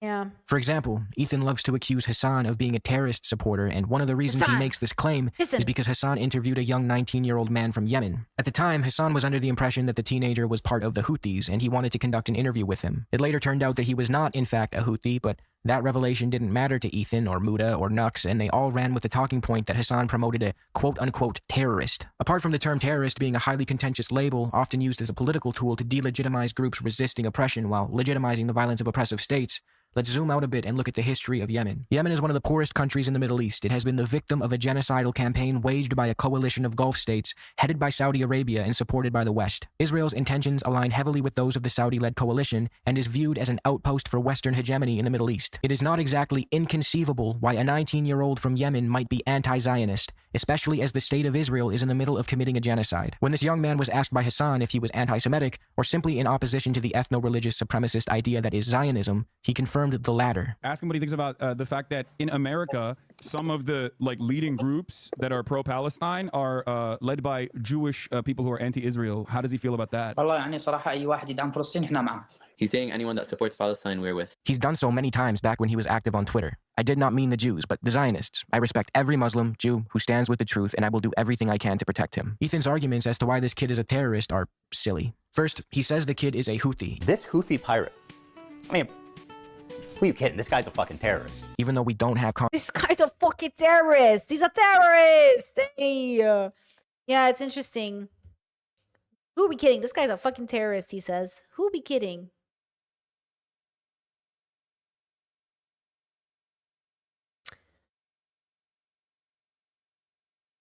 I mean, he's a terrorist like Hila's a terrorist, was a terrorist when she was 19. So I guess then it doesn't matter. What does the word terrorist really even mean? I feel like the word terrorist, we should deconstruct that first. Does anyone ever do that when talking to Ethan? Does anyone ask Ethan what is a terrorist? Like, what do you think a terrorist is? Like, what qualifications creates a terrorist? Because I do think there's a really good way to use that word. Like, I really do think, like, there's a really good way to use that word that would be accurate, but can't be accurate in these contexts. You know what I mean? Like, that word is so... I wish we could talk about that word more. The Pope is American? No fucking way. No fucking way. Oh, there's a Chaldean guy, though. He was up for it. They had an Assyrian Chaldean going up for the Pope. Wait, an American Pope? That's crazy. Does he even speak other languages? He's got to speak at least more languages. Okay? My mom said the black popes, or the black guy, whichever cardinal, but whatever bishop he is, he speaks multiple languages, like a lot. You can't have an American Pope. That's not cool. No, what is it? Is it Trump? I could be Pope. Look at me, Popity Pope, Pope, Pope. I could be Pope. I love hanging out with little boys. I love to bless them. I love holy water. I kind of like, you know, when you sprinkle the holy water on someone's face. I've had that happen to me. Only it was pee, but it's kind of like holy water. I love holy water showers, golden showers. Actually, the Pope and I, we kind of have the same taste, really. Our bathrooms very similar. Concrete evidence to back that claim. In fact, Rashid, the Yemeni guy, denies being a Houthi. Actual pirate, a actual criminal. Fucking terrorist. Second, the teen has tweeted violent things about Zionism, but as we've already seen, the kid is clearly able to distinguish between Zionists and Jewish people, even acknowledging the many Jewish organizations that support the Palestinian cause. He's saying anyone that supports Palestine, we're with. And finally, Ethan's smoking gun is an Instagram comment where someone asks this young man if he's a soldier, and he replies, yes. I don't think this is enough to substantiate the accusations Ethan has levied against him. Let's really quickly contrast Ethan's feelings about this Yemeni teen with his praise of Sam Hyde, a guy who Ethan even admits is probably a neo-Nazi. Ew. Sam is an extraordinarily funny guy that inspired me a lot when I was coming up. But he's also like, he's just a little crazy. That's, you know, and also like extremely right-wing. And potentially a Nazi as well. I mean, I might be overthinking it, but Ethan seems to be strangely charitable when it comes to Sam Hyde, but none of that charitability transfers over to this Yemeni kid. In Ethan's eyes, he's just an irrational anti-Semite, but Sam is just a little weird and potentially a Nazi. Indians are being used to replace white people. Damn, maybe the Stalinists were right about Leon Trotsky being a fascist. Ethan is also very charitable in his coverage of Asmongold. What about Asmon? Because he's juicing hard on Trump. But he's like pro-Trump, isn't he? Oh my God, is he? I wouldn't say I have to imagine, right? I don't think he's like pro-Trump. Oh, no? Actually, I have a question, because Chat said, is Ethan an only child? Do I come off like somebody who's an only child? I mean, I know I talk about my siblings all the time, because I was shocked to find out that Destiny wasn't an only child. I was like, what? He operates like he's so selfish like an only child. That's a joke. Lots of good people are only children. But Ethan too. Ethan operates like an only child. Hila too. They all feel like only children to me. But I don't mean that literally. Like my best friends are only children. You're not bad for being an only child. Chad says you talk like a big sister. Thank you. I am a big sister. Can you imagine having 7 little babinos below you? And all of them are always messaging you and we're always wanting to be together. They're so cute. I love them. Yeah, that's so shocking to me. Everyone always comes off like so only children. And then I wonder about that idea. No, Brittany, you can tell you have siblings and are like a big sister. Yeah, that's why I wonder, like this idea. Brittany is Auntie Brittany. Thank you. No, you give has brother vibes. That's true too. Yeah, I wonder about that from streamers. Like, do they come to yeah, is that significant? Why does it feel significant? You know? Chad says I could have sworn Destiny and Ethan are only children. I know, you would think so. But why? Do you think I feel like there's something there. I mean, Asmon's an only child, right? I think that's true, but he gives off only child. See, Hassan doesn't. I can tell Hassan has siblings and a relationship with his parents. I've been thinking about that though. Like, is there something significant about that? I don't know. Overtly. I know people try to say that. I think he definitely leans more conservative, but I don't think he's as conservative as people try to paint him out to be. Inferior culture in all ways. Well, let's see. Asmon is Trump killed it. He's Trump coded. That's no, Trump killed it. What? Trump killed. That sounds pretty pro-Trump. He said Trump what? Killed it. Oh, killed it. I think I would say he's Trump coded. Trump's good at this. ... I've watched his content. It's not. That was said sarcastically. It's not super pro Trump. He's Trump coded though. Ethan minimizes Asmongold's role as a dangerous propagandist for the right and doesn't even mention his weird comments about the Holocaust. The Holocaust probably happened. But when it comes to That's a horrible line. Chad says it's a lack of consideration. I feel like growing up with siblings many times forces you to learn to coexist and think of others. I think it's a part of that. I think it's I don't know. There's something about it. I don't know what it is because there's what is it? It's obviously not true because none of these people are only children, but yet they have the stereotype. So obviously it's a stereotype we're talking about. Like being an only child it doesn't mean something. You know what I mean? My best friend's an only child. My partner's an only child. Like it's not a big deal being an only child. It's not like it significantly means something about you, but it is interesting that all these people who are not only children can give off only children vibes, which means it doesn't mean anything because they're not only children. But like, you know what I mean? It is the selfishness though. I think you're right that there's something about them that feels so self-centered. Maybe they're just the siblings that are self-centered. Or maybe they're the siblings that didn't fit in because Ethan didn't fit into his family. So if Ethan didn't fit into his family and was the black sheep, maybe it's black sheep energy. Because Destiny's definitely the black sheep of his family. Ethan's the black sheep of his family. Maybe it's black sheep energy, but I have black sheep energy. I just also have mom energy. Yeah, maybe it's that. There's something there. To Rashid, no charitability whatsoever. In the span of a few months, Ethan has praised or done some form of apologia for both Sam Hyde and Asmongold. No, Chad says, are they the youngest? No, Destiny, I think, is the oldest sibling, and Ethan's the middle child. What's wrong with them? They don't care. Oh, they're not home givers. Wait, they don't participate in the kids' lives. They're not a part of the family. Something like that. They're not invested. They don't care. Maybe they're not invested. Maybe they don't care about their siblings. Yeah, they don't seem like people who care. They never talk about their siblings like, I care about them. I love them. I'm trying to make a world that's better for them. Yeah, something like that. Maybe it's like that. I never hear them talking about loving their siblings. Yeah, they're stuck in their teenage minds. Exactly. They're stuck in their like, all that matters is me or something. I don't know. Something there. My siblings are always talking to me. I wake every day. I have messages from my siblings. There is not a day that goes by where where we're not contacting each other.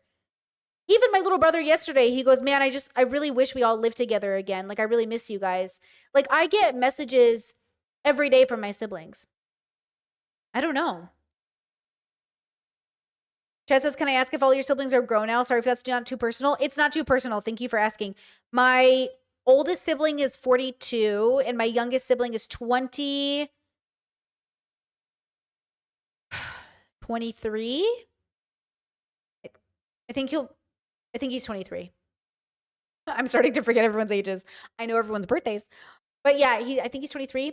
So there's like 20 years apart between the oldest and the youngest, and there's 10 kids. Boop, boop, boop. My mom really went boop, boop, boop, boop. My 2 older brothers are 11 months apart.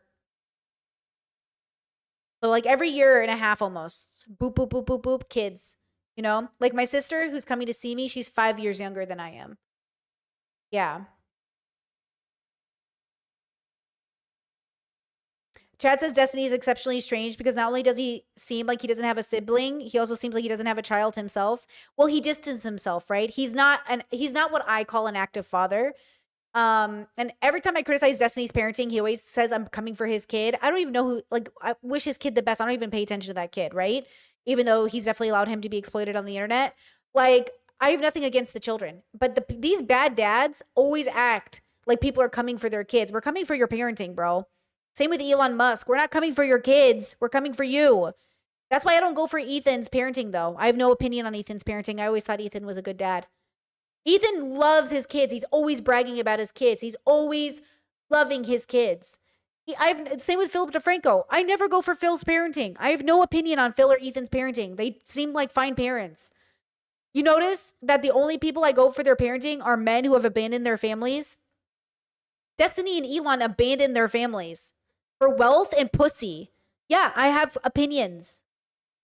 Gold. This seriously makes me reconsider whether or not Ethan actually gives a fuck about anti-Semitism. I mean, I could take these guys a little bit more seriously if it wasn't for this curly ass shit. Like these fucking double curls. Yeah, that is disgusting. Or if his priorities lie mainly in using the Israeli-Palestinian conflict as a proxy to attack content creators who are critical of him. Anti-Semitism is absolutely on the rise. A cursory scroll through platforms like Twitter will confirm that. But instead of targeting the actual culprits of anti-Semitism, Ethan is too busy doing apologia for them while solely targeting anti-Zionists. Ethan seems to think that just because the United... Ooh, good point. Chad says it might be because of the loneliness, like question mark, like Ethan, like he doesn't have really close friends who he sees. Well, you can tell Hassan has an active social life. Wait. And same with Destiny. They don't have close friendships. Like these streamers, they don't have close friendships. They don't have they don't feel like they have real connections to people, like in a real way. But maybe they don't know how to have it because of the way they were raised. Like they don't have real, what I consider true, like friendships, like real friendships. Maybe that's it. Yeah. And so they don't understand Hassan. They don't understand too, having real friendships with people that you also call out. Like I said, if my parents were content creators, I'd be making videos about them every day because I have an obligation to. They're my parents. They're making bad content. I'm going to talk about it. It's like watching Hassan and his uncle. Just because you're the guy who ran the Young Turks doesn't mean you're free of criticism from your nephew who has different political opinions. If anything, they have more of an obligation to speak up because people are going to say, hey, that's your relative. That's your spouse. That's your partner. That's your person. Yeah, I have more of an obligation to say something. You know what I mean? Yeah, but maybe that's it. They don't have like real friendships and connections. Yeah. Like you can tell they don't touch grass enough. Yeah. It says some people are just bad people. No need to blame it on upbringing. Okay, I don't know what bubble you're coming from. Though that can be true, your upbringing matters. Your life matters. How you've been treated matters. So I'm not sure what bubble you're coming from to say that. Some people can just, quote, be bad, but nobody is without impact from their environment. We are all products of our environment and some. We are products of our environment and some. I have a sibling who absolutely does not have any business being as destructive and horrible as a person as he does. Even though he blames his upbringing, it's you too, bro. Sure, like it's not just your upbringing, but your upbringing matters. Had he been raised in a different family, he would have been different in other ways, but he still is also his choices. Like your trauma matters, but your choices matter too, but it's both. You can never separate one or the other. It's always both. Everything impacts everything. You don't exist in a vacuum. You know? Nature and nurture. All of it, girls. Exactly, chat. United States labels a group a terrorist organization, that settles the matter. The US, the UK, Israel, and other Western forces are responsible for some of the most horrific atrocities known to man. The number of innocent people the US and Israel kill for political reasons is astronomical, according to Ethan's own definition of terrorism. What is terrorism? It's intentionally targeting civilian population for political goals. Israel, the US, and other Western nations would top the list. If Ethan truly despises terrorism as he claims, why hasn't he done full-length podcasts or videos about Israeli forces airstriking civilian residences in the middle of the night with no warning? Come on, Ethan, I thought you don't like terrorism. I don't like terrorism. I don't like it. None of it. Why doesn't he address the systematic use of rape and sexual violence by Israeli forces against Palestinians? In fact, he's engaged in rape denialism when it comes to this issue. That's a huge claim. 15 Palestinian women were raped. Mm-hmm. I was sexually abused in photographs, she said. But like, what? I don't know what this is. What is this? What do you mean? Is this a source? You're asking if it's credible. Yeah. Yes, CAIR is credible. I think, at least. What is? CAIR is There's the no source. There's like nothing here. Like shit. I mean, that's a pretty extraordinary claim. I mean, fuck. Like it's serious to say that the Israeli apparatus is using rape. United Nations, Human Rights More Than a Human can bear Israelis' systematic use of sexual, reproductive, and other forms of gender-based violence since October 2023. Systemically. Has Ethan done a full-length segment denouncing the right to rape protests in Israel where people protested for the literal right to sexually abuse Palestinian prisoners without consequence?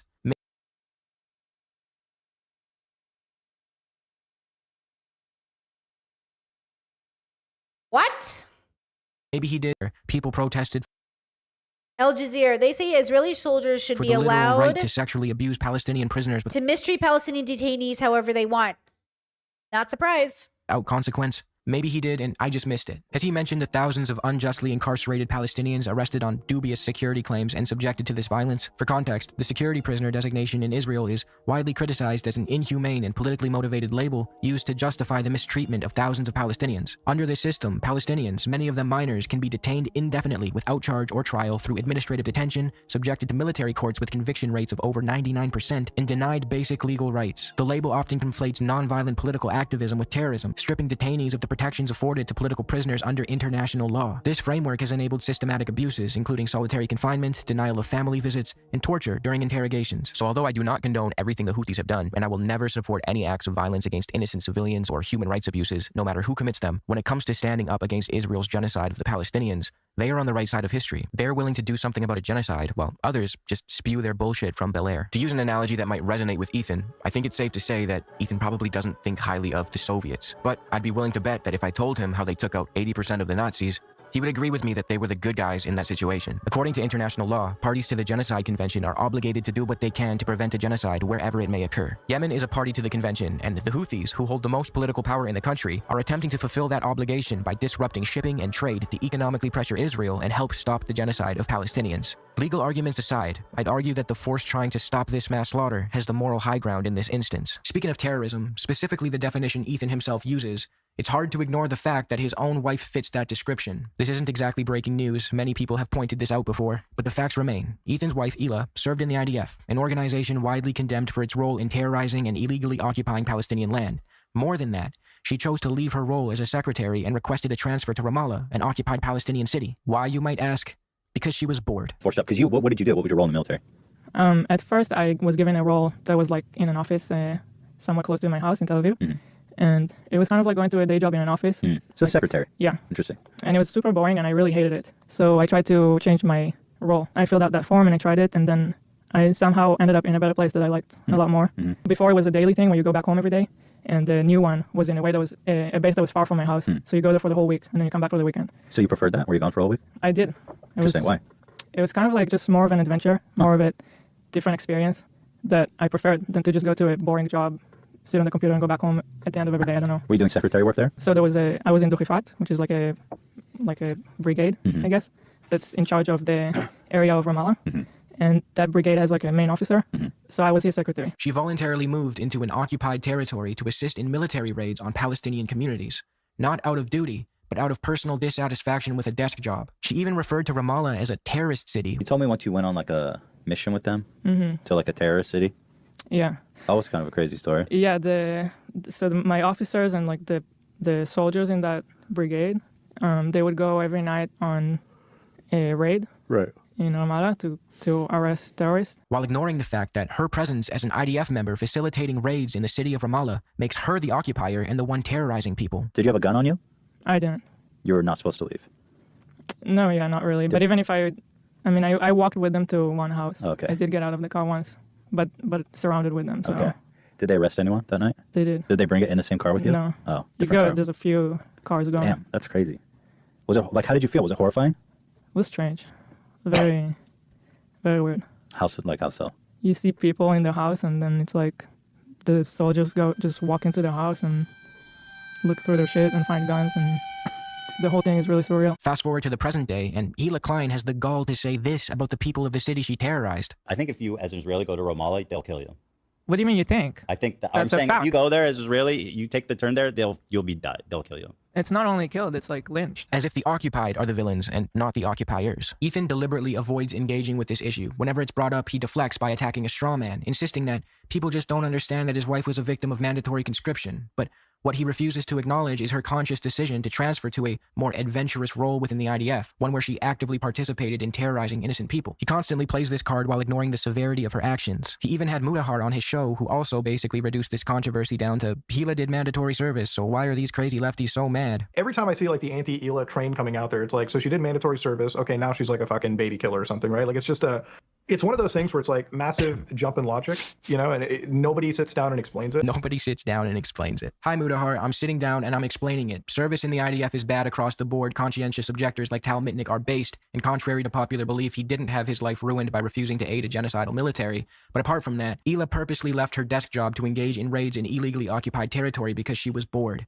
Hope that clears it up. Also, since you don't take kindly to people speaking insensitively about military personnel, why didn't you call out your buddy Ethan when you were on his podcast and had the chance? I'm personally looking forward to the podiatrist with PTSD from the Iraq War. I'm not like a military simp. I don't get the whole thank you for your service thing. I can see the podiatrist with the PTSD.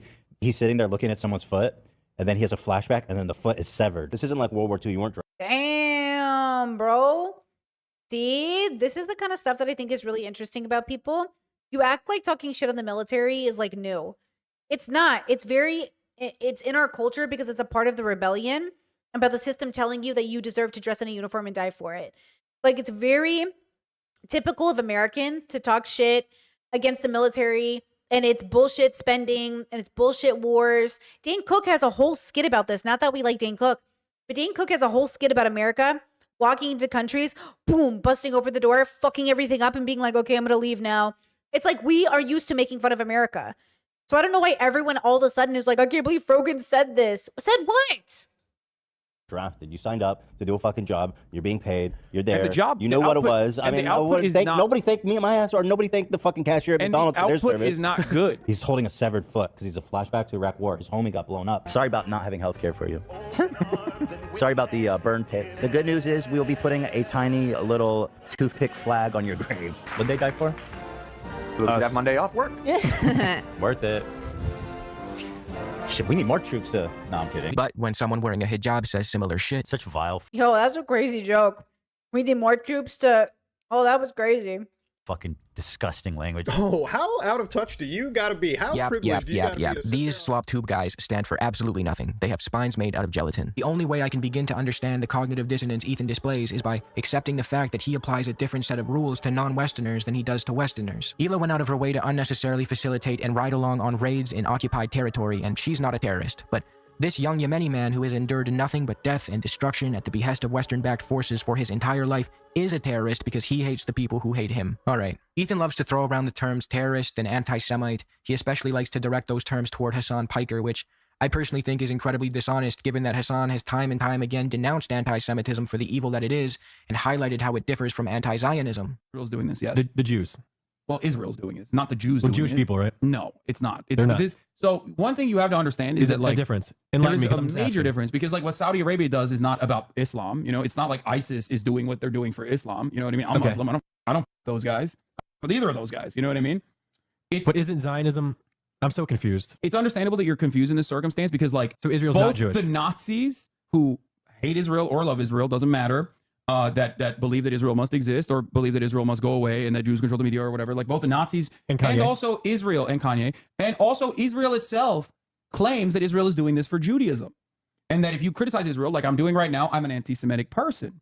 So because of that reason, a lot of people like yourself get confused. You're like, so the Jews are doing this? No. Ethan, on the other hand, when he's not being blatantly anti-Semitic himself, There's like stinky suit or like, bro, you have to be very generous to a Hasidic Jew. loves to conflate the idea of Zionism with Judaism, not realizing the disservice that does to Judaism. Judaism is a beautiful ancient religion whose followers have been unjustly persecuted throughout history. Zionism, on the other hand, is a nationalist supremacist ideology. Its own founder, Theodor Herzl, described it as something colonial and noted that anti-Semites would become useful allies to the Zionist cause. But Ethan blurs the lines between these two Isn't that amazing? Anti-Semites will become allies to our cause. That's crazy. fundamentally different ideas. He does a disservice to Judaism by conflating it with an ideology rooted in ethno-religious supremacy and carried out through the ethnic cleansing of Palestine's native inhabitants. So when the Houthis see this conflation made by Zionists, it leads to their horrendous slogan where they use the term Jew instead of Zionist. This happens because the Zionist project and its useful idiots have done everything possible to blur the lines between these two ideologies, even though they should remain distinct. That conflation fuels real anti-Semitism, and Ethan bears some responsibility for perpetuating it. If we go back to the Yemeni teenager we mentioned earlier, it is true that he has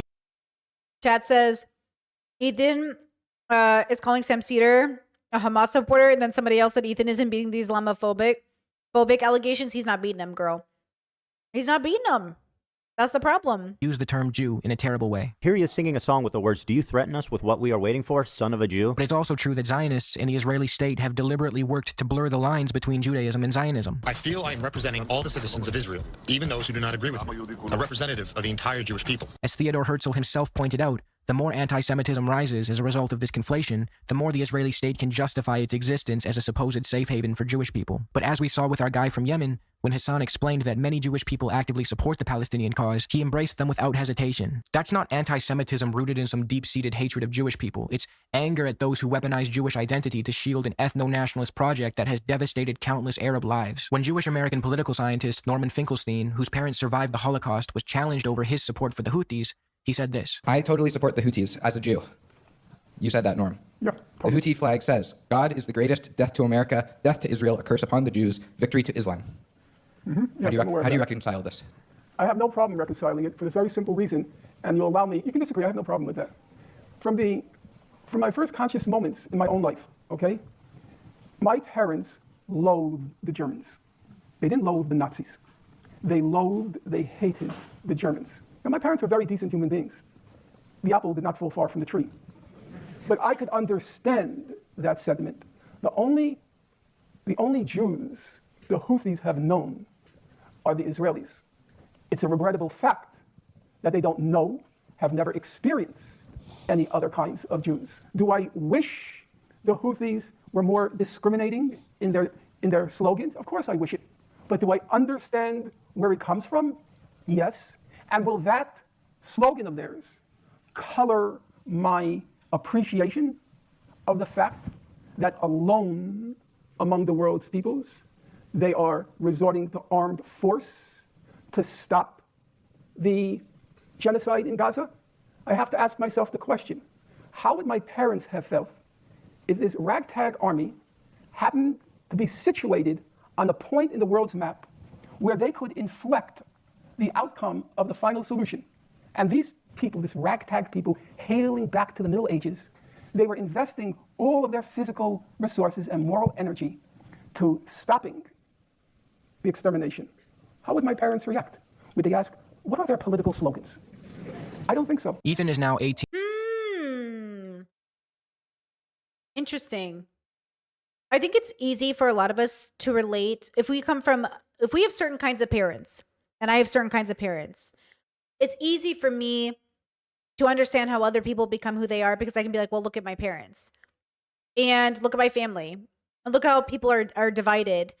And I think it's really good to have a compassion, meaning to suffer with, through a form of empathy, which is lived or embodied or experienced.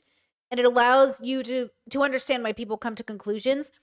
I think one of the things I've personally gone on, personally, is looking at everything in life as like a force meeting a force. It has allowed me to see all of us just existing together, almost like we're blobs bumping into each other, but it's not really on purpose, though it feels so intentional. And I think this goes back to FKA Twigs and what she's saying. And the reason I reference her is because I will say stuff and people will ignore it because I've said it, but I'm not alone in this. she also agrees that like abusers don't pick us because we're who we are. They pick us because we were there. And that was so powerful to hear from somebody else, because this is what I learned in therapy. Like, it's not you. It's them, and you happen to be there. And that is a relief, because people internalize that their assaults happen to them because of who they are, because they are unworthy or unlovable and they deserve this, or that I got picked because I'm gay. It's not me. They didn't pick me because I was Brittany the gay. They picked me because they have a problem with gay people. Like, it's not you. They didn't even attack you because you were gay. They attacked you because they have a problem with gay people. And like, that's not the same thing. It's not you. You are not the problem. Your gayness is not the problem. Like, when people are anti-Semites, it has nothing to do with you being Jewish. It has to do with their understanding of what it means for you to be Jewish. It's their problem, and their problems become your problems, but not because you're the problem. You are not the problem because you're Jewish. Okay? And so we have to accept that when people are critical of us, it could be because they see you as a Jew, and it could be because Israel is claiming to fight for all Jews, and Netanyahu is branding this as a Jewish issue. And so your government, Netanyahu in particular, if you're a Jew in Israel, is making you a target. He is turning you into a target. As long as he claims to speak for all of you, he is making all of you a target of his evil action. So when Ethan says Netanyahu is a horrible person, he's a bad person, he's a terrorist, he's a horrible person, but Netanyahu is saying, I'm speaking for all Jews, that's the problem. Don't let this man speak for you. But he's going to continue speaking for you every time you get on stream and say, come to Israel, it's a beautiful, diverse place. Netanyahu, who do you think is going to take credit for that diversity? Who do you think is going to take credit for how Israel is? That's the problem, bros. Okay?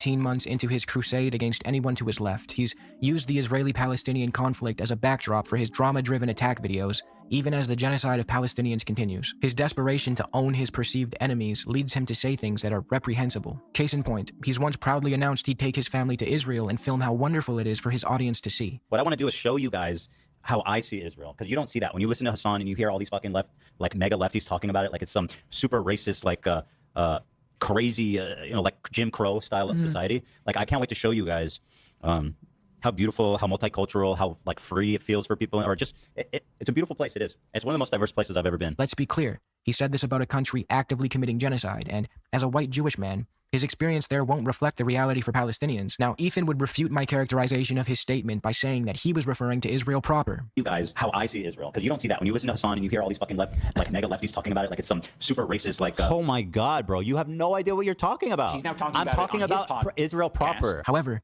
my criticism still stands. Apart from the fact that the Israeli state is actively committing genocide and praising even parts of it while this is happening is insane, Israel proper is not lacking in its discriminatory practices. There are tons, ranging from discriminatory planning and building laws, particularly in the Negev and in the Galilee. There are land laws that prioritize Jewish people, the anti-terror laws that disproportionately surveil and affect Arabs. Take the 2018 nation-state law, which declares Israel the nation-state of the Jewish people exclusively, downgrades Arabic from an official language, and promotes Jewish settlement as a national value. The implications of this law marginalize minorities. What? Establishes Hebrew as Israeli's official language. And what is it? Downgrades Arabic, a language widely spoken by Arab Israelis, to a special status. Establishes Jewish settlement as a national value. Jewish settlement as a national value. That's crazy. Language and promotes Jewish settlement as a national value. The implications of this law marginalize minorities. I don't blame Ethan for not exactly cluing into this oppression, but that's a testament to his privilege and ignorance, not the multiculturalism and... Wait, Chad is right. What is Israel proper? I'm assuming he means that like saying like America proper, like Washington, D.C., right? What's Israel proper mean? It's the term of the established Israel within its border.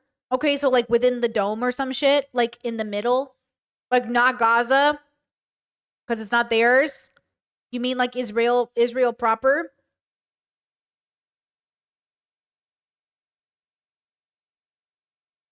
Tolerance of Israel. We should move to Israel to spite them. Ethan has admitted that he doesn't take criticism. We should move to Israel to spite them. Is that what he said? I don't blame Ethan for not exactly cluing into this oppression, but that's a testament to his privilege and ignorance, not the multiculturalism and tolerance of Israel. We should move to Israel to spite them. Ethan has admitted that he doesn't take criticism well. He deflects, shuts down, lashes out, and completely ceases to think critically. That's why I know he's not only not pro-Palestinian, but he's lacking compassion in this whole conversation. Don't even joke about moving to Israel, dude. That's not even funny. And this, you can have this opinion that's not even funny to move to Israel, while acknowledging that the people who live there, like, they're innocent, the civilians are innocent, and like, there are good people there. But like, it's not funny to say like, hey, I'm going to move to Israel despite this. It's not even funny to say I'm going to do it anyways. Why would you even do it anyways? Unless you were forced out and you had to, why would you even move there? Even moving there right now in the condition it's in is a ridiculous thing to do while they're committing a genocide. That's what I'm saying. He does not care about the Palestinian people. You know, oh my God, stop. Bernice, please stop. Because you saying Ethan in Jordan Peterson's voice is now new vocal stim. Don't try. Ethan! Listen to me, chat. Ethan, my boy Ethan, is really struggling to see these Machiavellian mothers who happen to be maybe Jewish, maybe not Jewish. They're coming. They're coming to cut off the tits of their daughters. These butchers. Ethan! Move into my house. You're going to live in my basement. You're used to that, right? Because you're... Never mind. Whoa, Brittany? I'm sorry, I was too lost in Jordan Peterson's voice. I was making a basement joke about juice. My bad. It's not very adult of me. When I'm criticized, I psychologically shut down. Obviously, I get super defensive and super irritable and super aggressive towards those that criticize me in a way that's not healthy. And instead of learning from... Okay, but seriously, Jordan Peterson is always terrified he's going to be a Nazi. So Ethan should be careful around him. criticism, deflecting it all the time and making it the world's problem, not mine, right? From taking aim at pro-Palestinian creators like Matt Lieb, who himself is a Jewish man, to doxing random Instagram users. This one's real. We caught you, Joe. Public-facing account. Joe. I see you. You wanted to be cute? Let's see it. Nice mustache. Strong entry. Here he is. If anyone, let's see if I know, can identify him at all. Oh shit! That weenie truck he's in front of. Even saying, I wonder if I could identify him is crazy. That's in Dearborn. Here's his mom. I'm not gonna clip that for her. Oh, no, you know what? Fuck him. This is what you. Here's your mom. I wonder if she knows what you do on social media on your free time. You love your mama.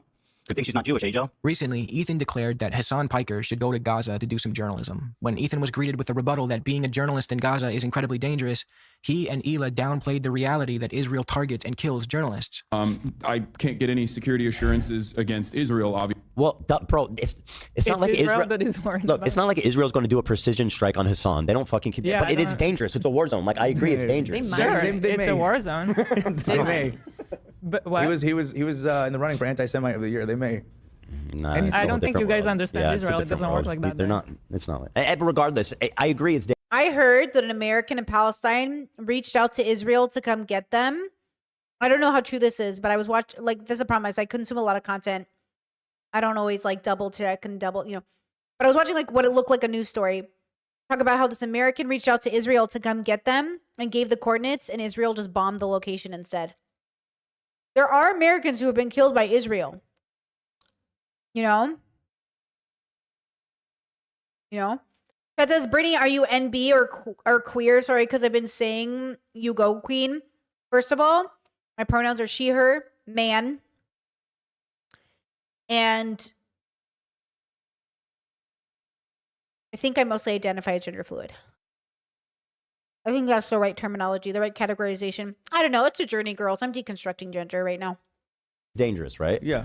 Thank you for checking. Dangerous in a war zone, right? Not because Israel will target him. I don't think it's like that personally. Claiming that yes, going to Gaza would be dangerous, but that's because there's a war going on there, not because Israeli forces would purposefully target a journalist. They would never. Now, apart from the fact that constantly calling a genocide a war is a form of genocide denial and obfuscates the reality that a genocide and a war can occur concurrently, as is recognized by international law, and as we've seen in Srebrenica in 1995, Israel does in fact target journalists, medics, humanitarian workers, and so forth. Hundreds of journalists have been killed by Israeli forces since October 7th, 2023, some of which were literally burned alive. This is an issue that predates the current genocide in Gaza. There are infamous cases like that of Rachel Corrie, an American journalist who was run over by an Israeli bulldozer in 2003. Her death was then mocked by members of the IDF who made Rachel Corrie pancakes. Apart from just journalists, other volunteers or workers aren't safe either. In March of 2025, Israeli forces killed 15 Palestinian medics and buried them in a mass grave, and the list goes on and on and on. Will the H3 podcast ever retract their statements that Israel doesn't target journalists?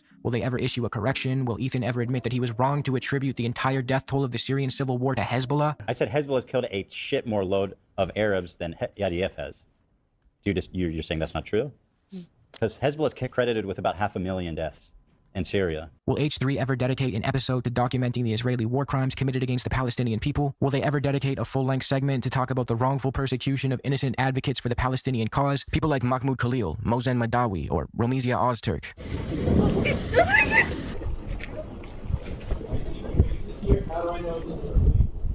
The H3 podcast is a very well-known program and has the ability to really highlight the degree to which... Ugh, the H3 podcast could have been such a great advocate for Palestinians. All that power, all that status, all of those people that could have been motivated.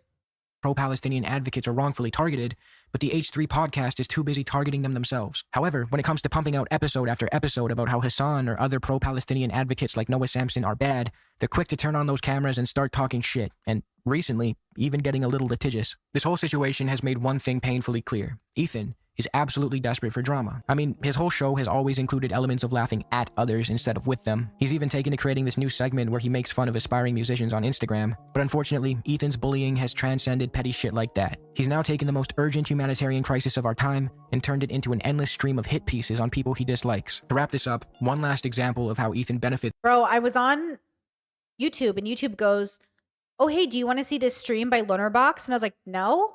But it said Lonerbox with H3, and I was like, Lonerbox with H3?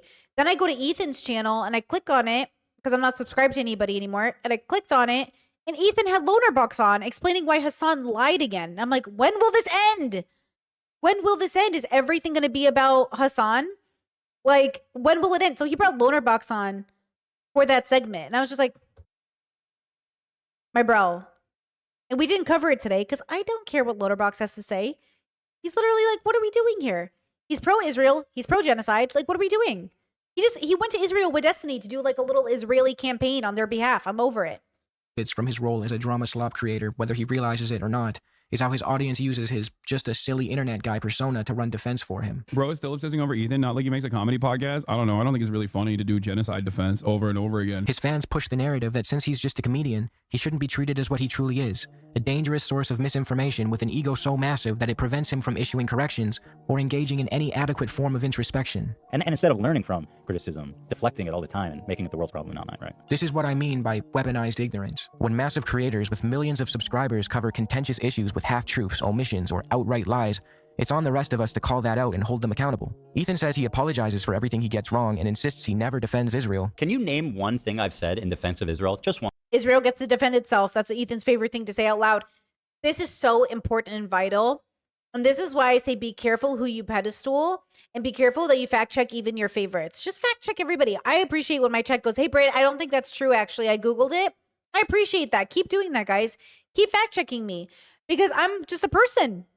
And we need each other. We need community to keep us making sure we're not messing up, right? Like, that's where the individual messes up. The collective really requires all of us to work together to make sure we're not allowing our biases and prejudice to block us from what's true.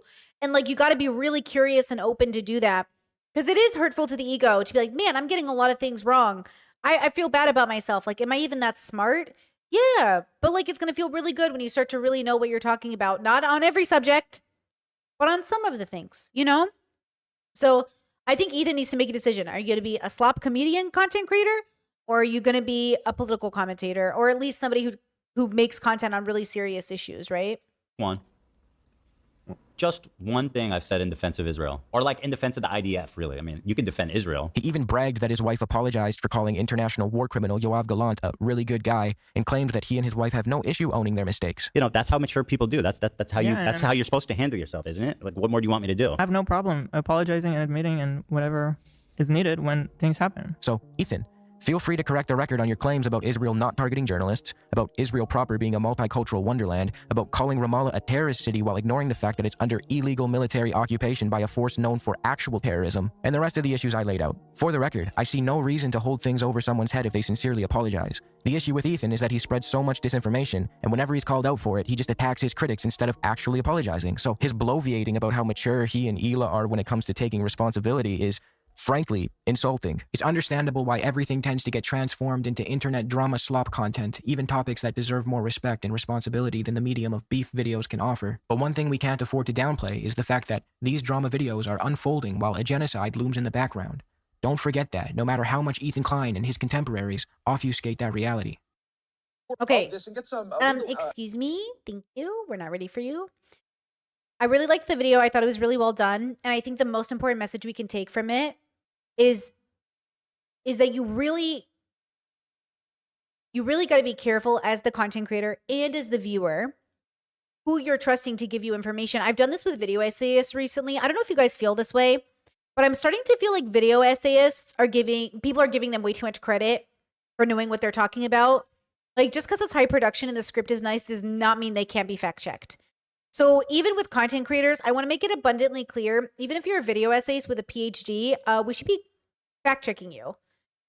And it's okay to watch things as entertainment. It's also okay to be like, they could be getting things wrong. And I think that's what's kind of interesting about people. It's not that they're bad because they got something wrong, but just that they're human and they could be getting something wrong. And whether it's Ethan, who's a comedian, or Asmin, or ContraPoints, who makes really good video essays, like, everybody needs to be fact checked, you know, because at the end of the day, they're just people, and that's okay too. And this is why we have experts in quotation marks arguing with each other over like who has the right information. We're all humans who are flawed, who are biased and prejudiced, you know, and so we have to be careful about that. Okay, that's it. That was a good video. Now, with that said, chat said, "Are you excited for an American Pope?" I don't know, bro. It feels very unpope-like to be American. I feel like my Pope should have an accent and have very rough English. I feel like the Pope should not, I don't know. I don't know how I feel about that. The Pope being American, but it's happening. I'm also kind of concerned that it's an American Pope who's kind of like more Trump adjacent, but he's pretty, you know, Pope's got to be kind of old, young. So he's in his mid 60s, I think. So he'll be with us for the next 20 years, 20 to 25 years. This will be our Pope. So we'll see how it goes, you know? Yeah, I don't know. Oh, yeah. My chat says my dad said Trump is going to immediately call him the Pope of America. This is the Pope of America. He's like my best friend. You know, lots of popes said I could have been Pope, and I could have been Pope. But I'm not going to be Pope because this is our American Pope. America has a Pope, and I'm friends with him. Oh, bro. I think we should go back to just watching YouTubers and streamers as like, quote, people who are just like us and assume that everything they're saying is just as stupid as what we say when we're high in our bedrooms. We're like on a rock floating in space, bro. No, I know, bro. No. And then we pay like taxes. Why do we have to pay taxes if we're like on a rock floating through space? Who even needs society? Plumbing? Forget it. Fluoride in our water? Forget it. We don't even need it. Also, we did not go to the moon. We so did not go to the moon. Yeah. We all feel fucking smart when we're all like high in our backyard, but we genuinely don't know what we're talking about. We don't know what we're talking about. Speaking of which, let's watch 4 ladies talk. Okay, ladies, here it is. Our time to shine. Her Take. That's the name of the new Valuetainment show with Anna Kasparian and Jillian Michaels and 2 other women I don't know. So let's go ahead and take a listen to their first episode because I'm assuming Valuetainment will let me watch this as they've never copyrighted me before. So fingers crossed, girlies. Like the stream, like this video, leave a comment, tell your mom I said hi. It was nice seeing her the other day. Gay makeup artist deported in quotation marks, borders, books, and backlash. Her Take episode 1. Let's give it a listen. You ready? Right now, Trump has made immigration his end-all be-all, but the rate is... Okay, for the next like 50 seconds is like the preview into the episode. So we're going to get a little sneak peek. so slow because of this judicial slowdown. Let's talk about the mistake, though, Lindy. Let's talk about the mistake for a second, okay? Because we're talking about Look a how gay guy this kid is. who came into This the is not a country gangbanger, through guys. legal means. He's gay, and the reason why he fled Venezuela is because he was terrified that the Venezuelan gangs in Venezuela were going to kill him because he's gay. So respond hold to on, that. let me finish my point. He had a legitimate asylum claim. Can we just take a step back and ask the broader question? I'm actually with Trump on this. It's one of the reasons why I left the Democratic Party, because my views on immigration have been shifting right. Why is it America's responsibility to grant asylum? Like, why? Why is it our responsibility? Oh God, this is gonna be a lot. To take people It's written in. into law. I mean, and it's Like, something why that do we was need to? revert, right, with the new Yeah, like, I administration. agree- I agree However, with but that. what about the people who were already here? And like We can grandfather them in. Yeah, but he came in here Let's on grandfather legitimate him in. asylum claims. Brother, here we go.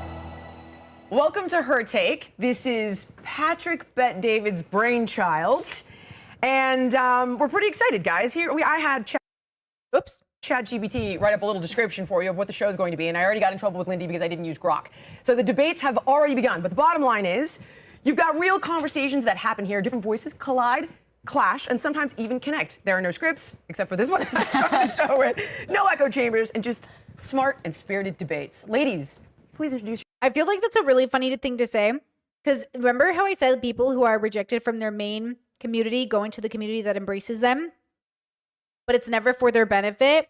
Jillian Michaels was ostracized from the health community after saying, like, you're not healthy at any size. Anna Kasparian was kicked out of her community for not being progressive enough and for attacking progressives and unhoused people. Even though I do think her assault was very serious and should not be ignored, I think the way she handled everything in the backlash, because she was in pain, which is valid, led her to being in partnership with Valuetainment, one of the most misogynistic, very questionable organizations, platforms here on YouTube, who I think should not be promoted. Okay, and I think Patrick Bet David is Assyrian, and I'm Assyrian. So as a cousin, okay, I can just say absolutely not. Okay, Queen. Okay, he's the one who got really rich and famous off his insurance company, where like you buy into the insurance company and you move up the pyramid. I mean, move up the thing. And the people at the top make the most money and the people at the lowest don't make the most money, but you pay into it and you get a percentage. That's Patrick Bet David. Okay, so again, I'm just saying, really interesting choice for Anna, who was progressive, or at least thought she was, to end up working with such a misogynistic little bubble. Okay, let's see. Yourselves briefly. I'm Anna Kasparian. I'm the host and executive producer of The Young Turks, and I'm super excited to be here. Jillian Michaels, I do lunges for a living, so I'll be contributing that later. I'm Lindy Lee. I'm a political strategist who recently left the Democratic cult. Awesome. I'm Amy Dangerfield. I've been working for Valuetainment for a couple of years now in the media distribution department. All right, guys, are you ready to jump in? Let's do this. We are going to start with Judge Hannah Dugan. So, Anna, you want to set this one up for everybody? What's going on here? Sure. So this story is definitely catching a lot of attention because of the fact that a judge got arrested by the feds because of the fact that she was unwilling to cooperate with ICE, which had a warrant to arrest and detain an undocumented immigrant who was actually being heard during this hearing because of the fact that he had severely beaten someone by punching them 30 times. Oh, one was a woman, right? The guy's girlfriend he punched out. Interestingly enough, there was two people tried to intervene as he was beating the crap out of this guy. The guy apparently asked him to turn the music down. He had, the man in question is Eduardo Flores Ruiz. Entered the country illegally not once but 2 times. Right. And the reason why he was in court is because he severely beat someone, punched him in the face 30 times because the guy asked him to turn his music down. At that point, his girlfriend tried to intervene to stop it. He then proceeded to beat her, and then a third person intervened, and that third person was also assaulted by this guy. So basically, ICE showed up. They had a warrant to detain him as he was in court, but the judge, for whatever reason, thought it would be a great idea to assist him in evading ICE. I think the reason was the due process. If I'm not mistaken, I don't know the story very well, but from what I understand, it was a due process issue. That it's not what the people do that allows them the due process. It's the fact that you get due process and that America allows people to come here you know, not like it's not as consequential to come here undocumented. It's not that big of a deal. What's the big deal is the how to get documented, how to become a part of the system, right? So yeah, Chad says you are correct. They're skipping the courts. Yeah, we're not going to skip the courts, right? We're going to like pay attention to things. Chad says, Brittany, are you suggesting that all conservative platforms are de facto misogynistic or particularly PBD? I am just confused to what you specifically meant by that. Yes, all conservative platforms are misogynistic. All conservative belief, all belief that it's rooted in traditionalism is rooted in some subjugation of the female or the woman or the AFAB or the feminine man or yes, like it's inherently misogynistic. All conservative belief systems rule through patriarchy, and patriarchy is misogynistic. Yeah. Allowed him to leave or exit the building through the juror's entryway, and then ICE basically had to chase the guy to detain him. A week later, the federal government decided, no, she needs to face charges, and they arrested her. This is absolutely disgusting. Can we please show a picture of what the judge looks like so everyone can see who is masquerading as a servant of the justice system? This is an interesting idea. I mean, he should have been arrested and he should have been detained, but I don't know that he needs to be deported without due process, right? This person is subverting everything in the name of, frankly. Chat saying, I thought you were specifically targeting PBD for something particularly they said or did. Yes, their whole platform has been misogynistic. I've watched hundreds of their videos, and every time I watch it, they're using women as the scapegoat. They're doing interviews on their platform that objectify women, talk bad about women, that make it so men are smart and women are sluts. The way they talk about women as in relation to their ego. So like it is specifically about them, and it's specifically about conservatives in general, or any man who thinks he's literally better inherently because he's a man. Any man who says men are meant to lead inherently believes that women are worse than men inherently. That's misogyny. But this platform, Valuetainment, because I tell you, when I get into a bubble, I watch hundreds of videos of bubbles. When I was watching Dave Ramsey, I watched like probably 200 videos. Like I literally just sat there and I played. I just went through everybody. So Patrick Bet-David and Valuetainment, I have watched so many videos of theirs because that's what I do. And then I decide, do I like them or do I not like them? I don't watch them, but I've watched them. Do you get what I'm saying? I might not watch them as a fan, but I've watched them as a researcher, as a YouTuber with a special interest in people. Not a good bubble. Not a good bubble. An illegal alien who should not be here. Look at her. I mean, come on. This is it's a complete desecration of everything that we believe in. And I'm speaking as a naturalized immigrant who came here the right way. I'm insulted. My family waited years to come here. We, like you, actually, like my friend Amy, we both did things the right way. We didn't hop the line. We didn't storm the southern border. It cost a lot of money. It took a lot of time. And came through JFK Airport. My family created hundreds of jobs. We weren't parasites or leeches on the system. This is the way it should be done. Well, look, I think this particular case goes beyond someone simply entering the country illegally. Right. I also don't love using words like parasites to refer to human beings, but putting that aside, this is someone who has committed violent crimes, who has no problem literally punching. So Anna's going to be like the liberal representation, okay? Someone in the face 30 times. Like, I get that left-wingers, Democrats, want to always do the opposite of what the Trump administration wants, but let's take a beat and really reevaluate what's being defended here by Democrats. And why is it being defended? That is more so my question. We understand that sometimes, just like legal citizens of this country, immigrants do terrible things. I agree. Maybe the parasitic label is going a little too far. However, I don't think so in the case of wife beater. I understand that, but I'm saying labeling immigrants overall. My question for you, being somebody who's more so on the left side of things, what is with the left's position to want to defend these people literally till the ends of the earth? Nobody's defending the people. We're going to be the first ones to say lock this guy up, but due process is what we're focusing on, the bigger picture. I do think conservatives miss the forest for the trees a lot of the time, and I'm just saying you can't do that.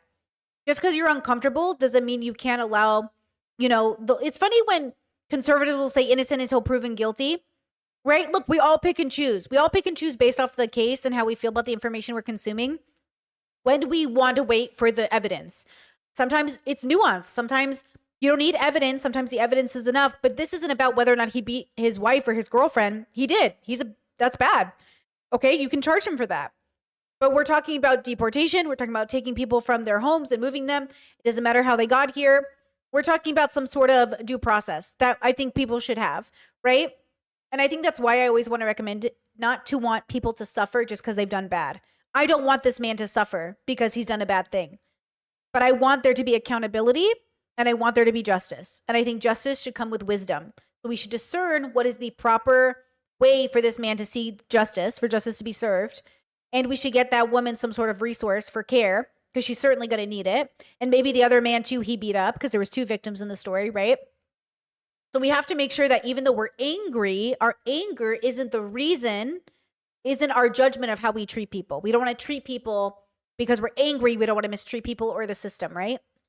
When parasitic behavior, and I'll give you that label for this person, is fully on display, why do they want to defend it so much to the point that they're literally concealing and trying to get this person out? Because regardless of how uncomfortable it is to sound like people are defending an abuser, you're defending the system and the way that it works. And that's the problem. Nobody wants to do this, but you do not want to be in a country where we've decided you're a bad person so you don't get due process. You don't want to be in a country where that's how they do things. Out of the judge chambers through a backdoor entrance. I think the country had a problem with hyperpartisanship prior to Trump, but Trump basically took that issue and now it's on steroids. And so when your brain is so broken that you're unwilling to agree with the Trump administration on something that's totally agreeable, which is bringing this guy who's here illegally to justice and deporting him, you've lost the plot, right? So I'm in favor of immigration. I think that immigration is what makes this country great. Obviously, I want legal immigration. I also understand that some people are going to try to enter illegally. There are people here with undocumented status who have been here for decades, who have contributed to this country, who have contributed and been productive members of society. I think we need Native American. Yeah. And literally, right? Yeah, and Armenian parents. I mean, my parents came in legally, but look, I just think we have a broken immigration system, and I think we need to make it easier for people who want to come here and build, not only build lives for themselves. Anna's Armenian? I never knew that. But contribute to making this country great. We need to have avenues in which they can do that legally. That doesn't really exist right now. It doesn't. There It is doesn't. no But middle that doesn't address the ground. fact that you cannot have these judges who are placed in positions of power acting like these vigilante warriors. It's just so inappropriate. And Trump derangement syndrome is real. Okay, let me play devil's advocate for you here, though, for just a moment, because I happen to agree with all of you regarding this particular incident. However, I could point to several others. For example, a Trump-appointed judge, okay, and her name was, I believe it was like Stephanie Garrett. Does this ring a bell? She had a kid who was 20 years old, who crossed the border as an unaccompanied minor, forgive me. And they struck a deal with DHS where they said, listen, these kids are now applying for asylum. You can't deport any of them right now until their asylum case can be adjudicated. Right. The kid is not a gang member. Right. He was arrested once for drugs, not dealing drugs, doing drugs. And out of the country he goes, and a Trump-appointed judge was like, no, bring him back. Then you've got the gay makeup artist, who I briefly referenced yesterday. And this one, guys, I'm with you on 99% of this. But this is where Trump goes off the rails. I agree with you on that. I agree All right, with there's you. a kid, his name is Christian. He's a gay Venezuelan makeup artist, a theater enthusiast, comes over from, as mentioned, Venezuela, all right?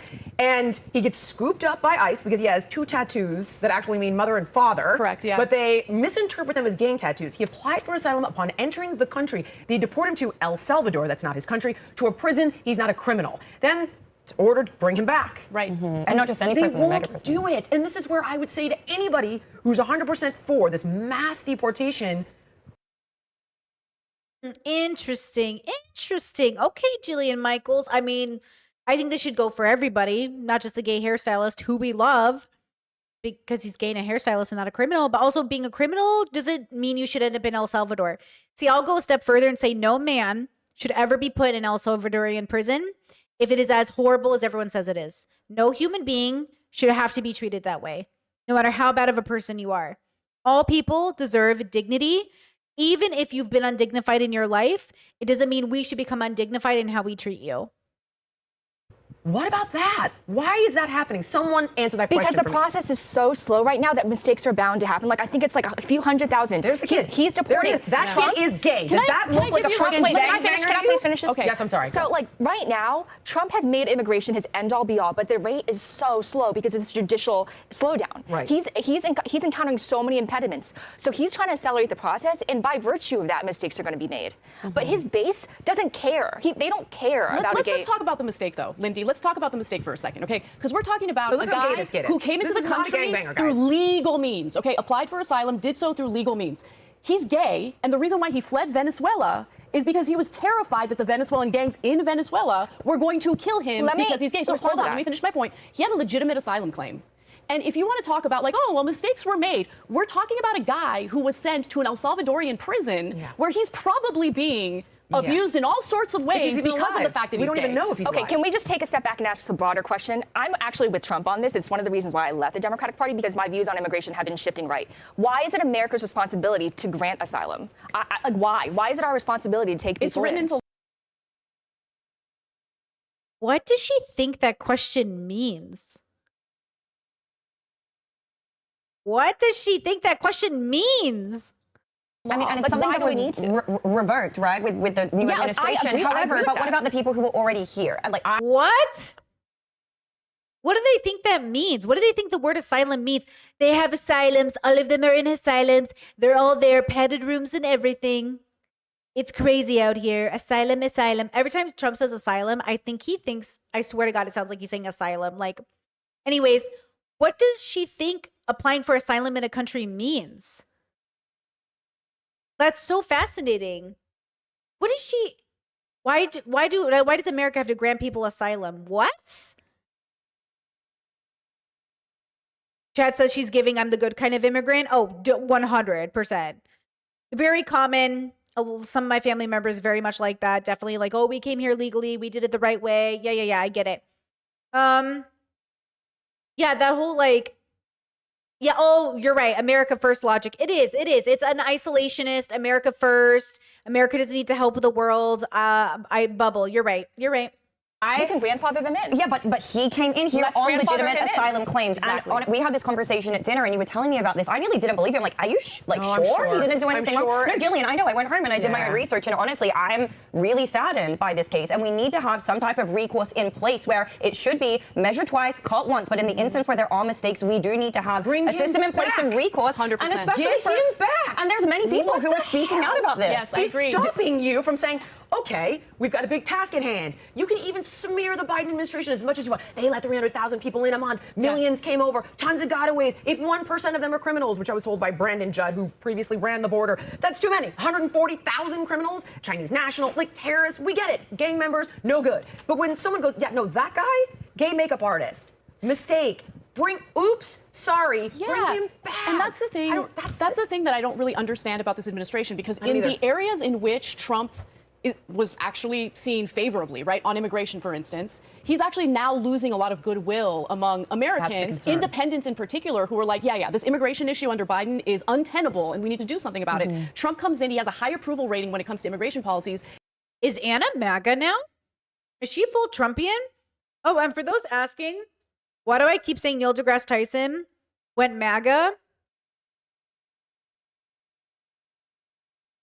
Do you see those? He says, decisions. Which hat should I wear today? Make America great again. Make America smart again. Make America wrong again. I'm sorry, make lying wrong again.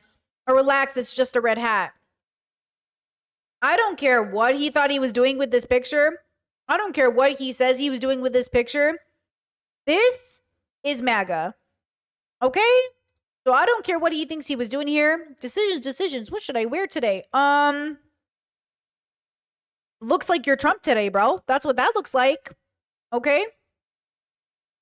Because of these mistakes and the administration's unwillingness to right these wrongs and take ownership of their mistakes, he's starting to lose favorability on the areas in which he's most popular. I think people are just so angry about what happened over the past 4 years. Let's talk about why. Why don't we lay out why that's so bad for everybody? The difference of illegal So how's the volume of the girls? I don't know why they sound so low to me, but my OBS says I've got the volume up at a good rate.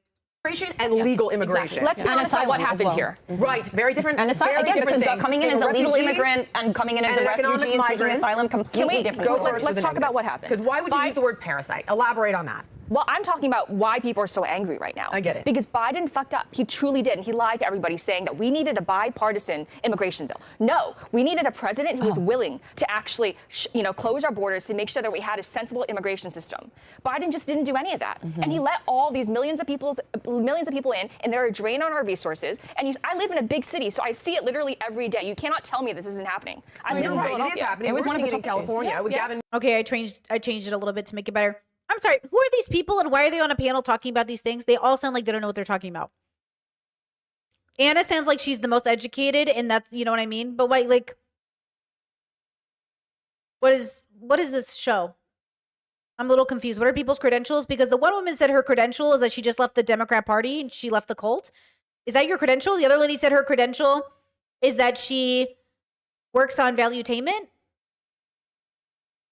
What is this combination of girls? What was this was a money grab, right? Newsom finding some sort of a loophole to use taxpayer dollars, which is meant to be illegal. Yeah, I mean, how did he figure this out? He wanted to provide health care to undocumented immigrants in California. And honestly, he totally underestimated how much it would cost. And right now, the state's in a lot of financial trouble, partly because of that, partly because of mismanagement of funds. I mean, the state can't account for $24 billion they allocated for homelessness. Insane. Yeah, I mean, the state is a complete nightmare right now. But when you're taking those dollars, right, and you've utilized some sort of a loophole, which I can't even fully understand. I looked it up once. In the future, we'll be on Grok. But he somehow, because technically, I guess federally, you are not allowed to do it. Correct, right. But these are state resources. That's so how he's he using did it. state resources. Jillian, to do you this. asked me why I use language like agree that with because you they there. are a drain on our system, and Americans need so much help right now. Yes, I really want to take care of our own people because they're ailing. Our kids are going into deteriorating schools. We lack the resources to take care of our own people, and that's just my point of view. I agree. You can't pour from an empty cup, Yes, right? you And use it's like that we need to. phrase. I said that last Yeah, night at there we dinner. go. We need to focus on ourselves and get ourselves in a great position where we are able to once again open up to asylum seekers and bring people over and help them. But if we can't even figure out what's going on in our own house, how are we meant to help everybody else at the same time? You brought up the bipartisan border. Why did she say it like that? I think this is a weird talking point I see from people. Yeah, we should help Americans. Americans should be. No one is isolated, though. We rely on trade. We rely on other people's relationships with us. We are friends with people around the. Well, we used to be friends. Now we're sort of enemies. Frenemies to enemies. Who knows? Like, we used to have connections. We used to, you know. I think there's a misunderstanding of how America works, like a fundamental misunderstanding of what we rely on. Why we rely. Why do you think Trump worked so hard to get Zelensky to sign that mineral deal? Because he's like, we're not going to help you unless you give us your minerals. We need your crystals, like we're Queen Beryl from Sailor Moon. We need all of the dark crystals. He's literally like, give me the minerals, give me the shiny minerals. Like, Trump was like, I'm not going to help you unless you give us something. Like, Trump is all about making those deals. That's what most countries rely on. You know, we rely on our communities. We rely on our relationships with other countries. So it feels really silly for them to act like America can sustain herself being isolated. How? How, girl? Where is the money coming from? What, are we just all going to pay each other? No foreign money coming out of anywhere? No more wars? No more bases? Are we going to get all of our bases out of every other country and just become only America? Where's all this money going to come from? Who are we going to do trade with? It just doesn't make sense. Bill. I think that is an important thing to touch on because That so was many such a people lie. are like, hey, That the was a Biden boogeyman. admin really tried to sort out the situation. I'd love to know what you think as someone who comes from the left because wasn't that like an omnibus bill and there was a bunch of like aid for Ukraine and a bunch of other things They did wrapped up inside that bill? Yeah, they did include all sorts of provisions that weren't really related to reforming our immigration system. Right. Okay, so I'm actually of two minds on that issue because I think that the Biden administration totally neglected the border until it became a political liability. And then all of a sudden, he's reaching out to Republicans in the Senate, begging them to pass immigration reform. Why was that necessary, though, when by the swipe of a pen, well, okay, Trump let me shut explain. the border? And we should give him credit for that. Sure, let me explain why, though. Let me do. explain. Because, yes, it is true, and we saw it happen. The executive branch has the unilateral power to make some pretty significant decisions at the border. However, as soon as a Democratic president gets elected, he or she can reverse all of it. Right. That's Yeah, but those executive disorders. Disorder. These executive orders have been crazy. Like, Trump just out here with his pen. Foomp, foomp, foomp. There's no checks and balances. There's no consideration. There's no thoughtfulness. There's nothing. There's no compassion. Bragging or giving him credit for signing an executive order, I don't really see the point of that. Where's the humanity? And people will say this is why women can't be in charge. They're too compassionate. Like, this whole administration has talked so bad about empathy. Elon saying empathy is actually bad. Empathy makes you a worse person. I'm sorry, don't you think your daughter is dead because you don't accept her as trans? He literally goes around saying, I have a dead daughter. Only he misgenders her. Maybe man needs some empathy. That's why it's important for Congress to pass legislation that has staying power. I understand. You know? But the thing is, it was such an emergency in my eyes, and in the eyes of millions of Americans around the country. We needed to stop this like flood of migrants coming in. And I can't believe I'm playing this role, but I'm about to say something controversial again. Do it. Shocker. So, kidding. The great replacement theory that they call neo-Nazi ideology. Oh no. Oh no. Shh. Habibi. Girl. Whatever you're going to say. No. Oh no. Explain for everyone what that is. So for those who aren't familiar, it's the idea that Democrats are letting in millions of people from like South America, Central America, like random parts of the world, Africa, whatever. And they want to bring them into these Democratic strongholds, and they're registering them as voters to create this permanent, illegitimate electoral majority. And when Tucker Carlson said this, That's not. Wait, is that her explaining the replacement theory? Because I feel like that's not the one I'm familiar with. And that's not what I learned. Did we learn different things? when other people said, when Elon said it, they labeled him as Nazi, as Hitler. I actually think it's happening. I mean, you look at the state, when you look. That's not the great replacement theory that I know from the white supremacist movement is that white supremacists are scared that foreign, quote, non-white babies are coming into America and replacing their white blood.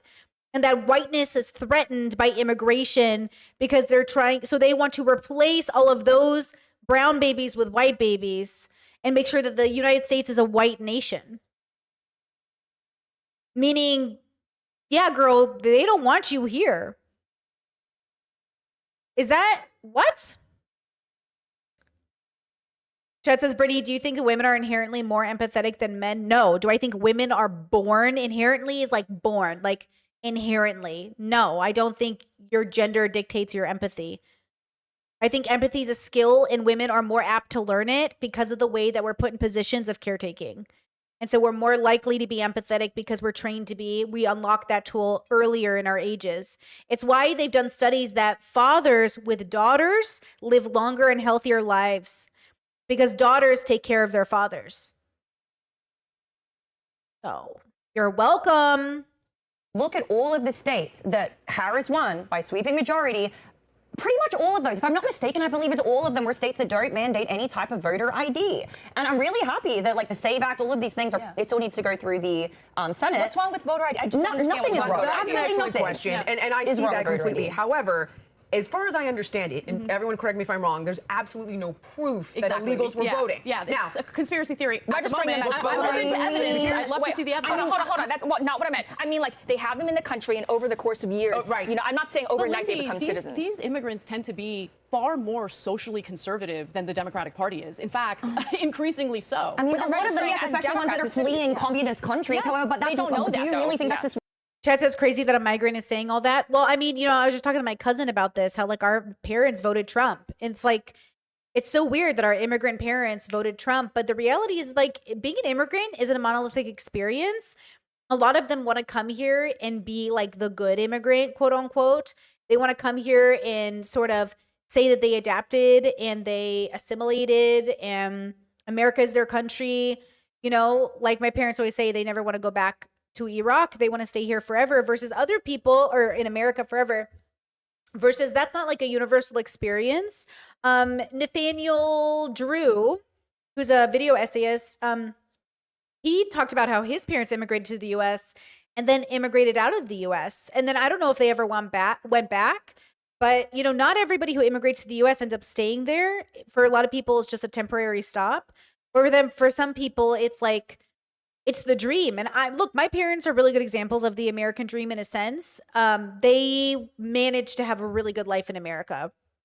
You know, their business isn't doing well right now. It didn't do well it did better under, it depends on which era, but for the last couple years, it's actually been pretty tough on them. And it hasn't gotten better since Trump's been in office. And I'm waiting to see if Trump changes things for them. I don't know. Maybe he does, maybe he won't. They're in an industry that it should benefit them, but I don't know. So it's kind of one of those things where I think for them, even when it's rough, it's still been really good. Their house is paid off. Their kids are grown. They have a really nice place. Like my dad was just showing me, my mom and dad, their property looks like the Home Depot section, the garden section of Home Depot. It's all fruit trees and just beautiful land. And they're really lucky. So in that way, they worked really hard and they were able to pay off this home and everything. But I'm worried about their Social Security. I'm worried about their elder years. And the good news is like all of us are, all their kids are there for them. So that's okay. But I don't know. I think what this is just a reminder of is that being a minority isn't enough. And it's common for people to vote against their best self-interest. And they're not bad people. I just think sometimes they don't know better. They do bad things. And their ignorance isn't an excuse. They're still responsible for how they engage. And I think that's just like a radical acceptance I want you to have. Not for them, but for you. So you can remember like people are people. And they're all going to make their decisions they think is good. But they also have to like live with the consequences of those decisions. And I'd hate to see them suffer. But I think under Trump, we're all going to suffer. Like, I think under Trump is just how we're all going to suffer. You know what I mean? Chad says, how will tariffs affect your dad's getting material since you mentioned he does machining or something along those lines? I'm not sure, to be honest with you. My brothers, too. My other brothers are in manufacturing or in CNC machine, or they're all in that, like, engineering related, machining related, whatever. Not all, but some of them. I got a lot of brothers. A lot of my uncles are in those fields. So I don't know how anyone's going to be impacted, but I'm assuming that's probably why work is a little slow right now.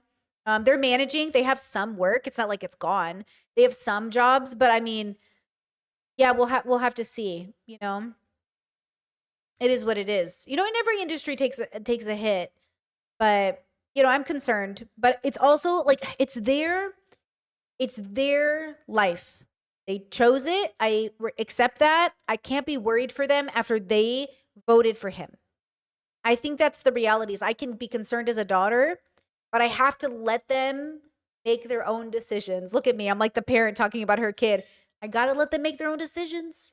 They got to learn their own lessons, Because that's how many brothers? 6 or 8? I have 8 brothers. Yeah, what are you going to do? Sweeping majority, though? I do, actually. A lot of Latin Americans. When they come to Philadelphia, yes. all the migrants that are being very shipped to New York. They're all very But religious. they don't know that. They think that they don't know that Democrat, like in their minds, they haven't been educated in the difference. I think the Democratic Party they're the party of so-called do-gooders, and they want to feel good about themselves, and they want to feel like they're saving, they want to believe that. I think that's really the motivating factor behind this. And more importantly, as soon as Donald Trump went down that escalator and started talking about Mexican immigrants, rapists, that triggered Democrats, and they wanted to brand themselves as the party that's going to protect immigrants from Donald Trump. That's really at the center of this. Like the idea that they're importing people so they can stay in power. I mean, obviously it hasn't worked out. Not importing people, letting them in. They were going to come anyway, just letting them in. And Democrats realized they spotted this as an amazing opportunity to solidify electoral gains. Lindy, let me tell you something about Democrats, okay? And you should know this better than leadership. Hold I'm on. telling you exactly, which is why you should know this better than anyone. The idea that they're thinking ahead and they're plotting and they're like the smart people who are like figuring out ways to stay in power forever is laughable. It's a very obvious They thing were to do, headed by the way. toward a freaking iceberg in the 2024 presidential election, and they were totally in the dark about it. They're still in the dark about it. But wait, hold on. This is not a savvy party at all. I just want to ask you guys one thing. Yeah, chat. Thank you. What is Anna right now? What is she? She's saying a whole lot to separate herself. Yeah, that's what I want to know. Who is she? Where is her stance? What is her political affiliation? What does she stand for? Can we get some categorization here, Anna? Have you not seen the graph that shows what the turnout for voters in the 2020 election was like compared to all previous elections, compared even to the 2024 election as well? Because obviously people were more on voters, guard. millions more people voted. Millions of more people voted. Do you think that just Wait, hold on, let millions me of more clarify. Americans? So the argument for a What? Ugh.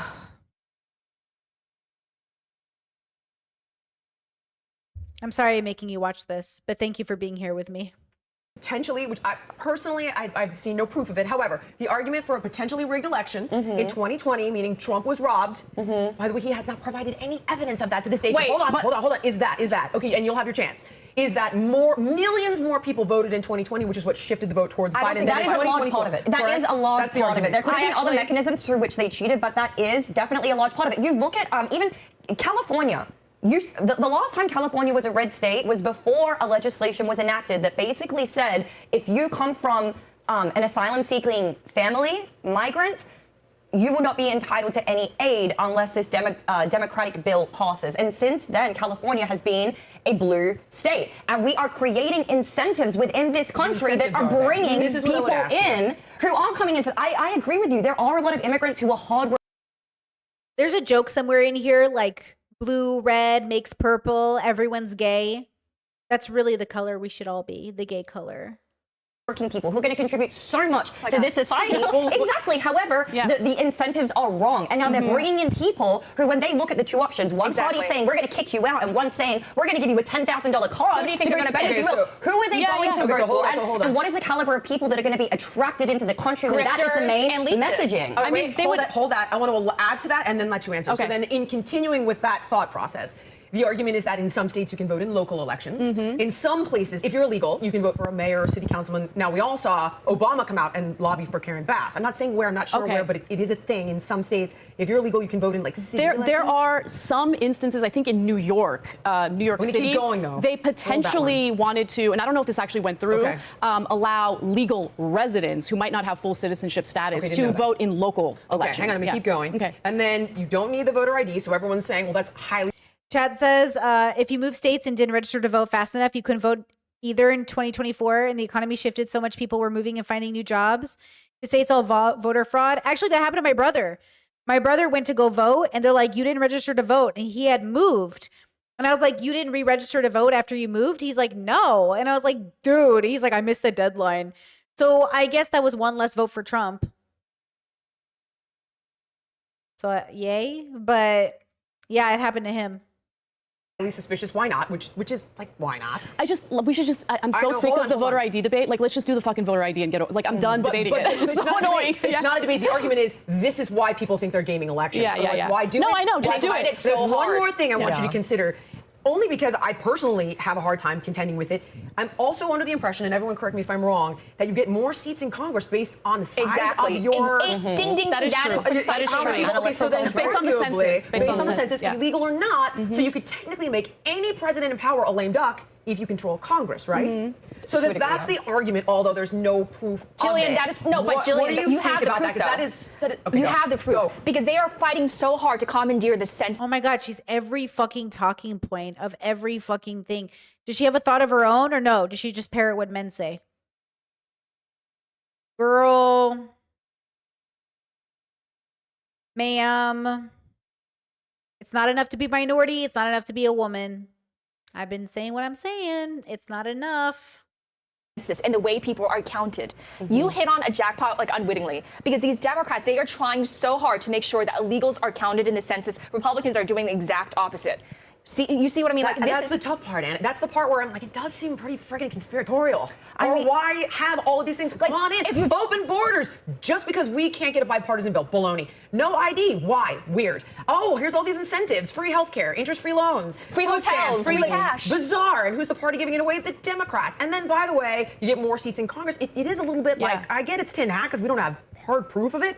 But there's a lot there. There's a ton and look, it depends. Like what we're talking about is state policy, not federal policy. Okay. They're all coordinating. Because there is a federal ban. Hold on, Lindy. Because there is a federal ban on public dollars going toward undocumented immigrants. But on a state level, yeah, you're right. I'm giving away healthcare. So I agree. Wait, Chad says, is that Jillian Michaels from Fattest Loser? It is Jillian Michaels. Was her show called Fattest Loser? She's the workout lady. I remember she got canceled by the left for being like discriminatory against fat people. So now she's on Valuetainment doing this whole thing. Biggest Loser. Oh, Biggest Loser. I didn't watch any of those shows. But yeah, that's her. Discord says this conversation makes me feel like I'm at my dad's house. I'm not even exaggerating how many of these very similar conversations I've had with family members. You can imagine as a progressive girl who comes home, like there's only 2 actually like politically progressive kids in my family, like actively progressive or like show up in a progressive way in the world. Like, there might be some spiritually progressive people in the family for sure, but they don't show up politically that way. And so you can imagine the 2 girls who come home, right away, they look to us. They're like, hey, did you hear what happened? And I'm like, hey, did you hear what happened? Like, talk about being a minority of minorities. Not only are we the gay sisters, but we walk in and it's like, oh, we're the ones who voted progressive and we vote liberal. Good times. With you. But to be fair, we're also the ones who come home on holidays very consistently. We're the ones who show up. We're the ones who know we're going to do all of the elderly care if we really have to.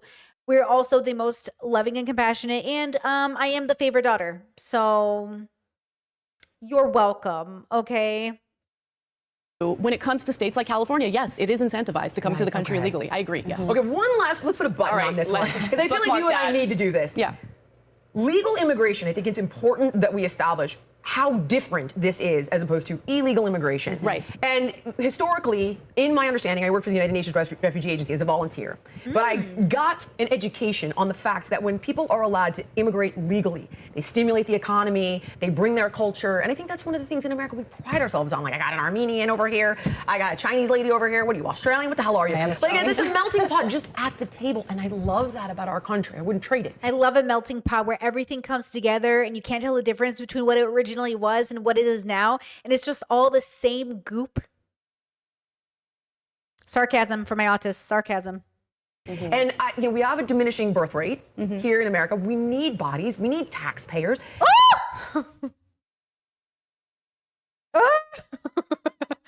We need taxpayers. Oh! My womb lands just shook. My womb lands melted. Oh no. Ooh. I just had my doctor's appointment about sterilization. Joke's on you, bitch. I'm starting the process. Ooh, girl. Ooh, my womb lands, not my womb lands. Oh my God. Does anyone, God, remember when TikTok was when we were all just talking about womb lands? Oh, that girl is still at it, by the way. She's still just as weird. I had to block her the other day on TikTok. She got weird energy, let me tell you. Ooh. Jillian Michaels. Talking about how we need taxpayers. Woof. Girl. And one more thing to throw out. When you look at the top Fortune 500 companies, I think over 400 of them are run by immigrants or the children of immigrants. Right. It's the hustle mentality. Because like we came here poor. I love that though. Yeah. That's also, let's throw that out. Any final thoughts on this one before we move us on to the next one? I do think we need to reform our immigration system. I agree that it's wrong to have states incentivize illegal immigration. And look, immigration needs to be controlled on some level, because if you have an open border situation, that really does depress the wages of American workers who are protected by minimum wage standards.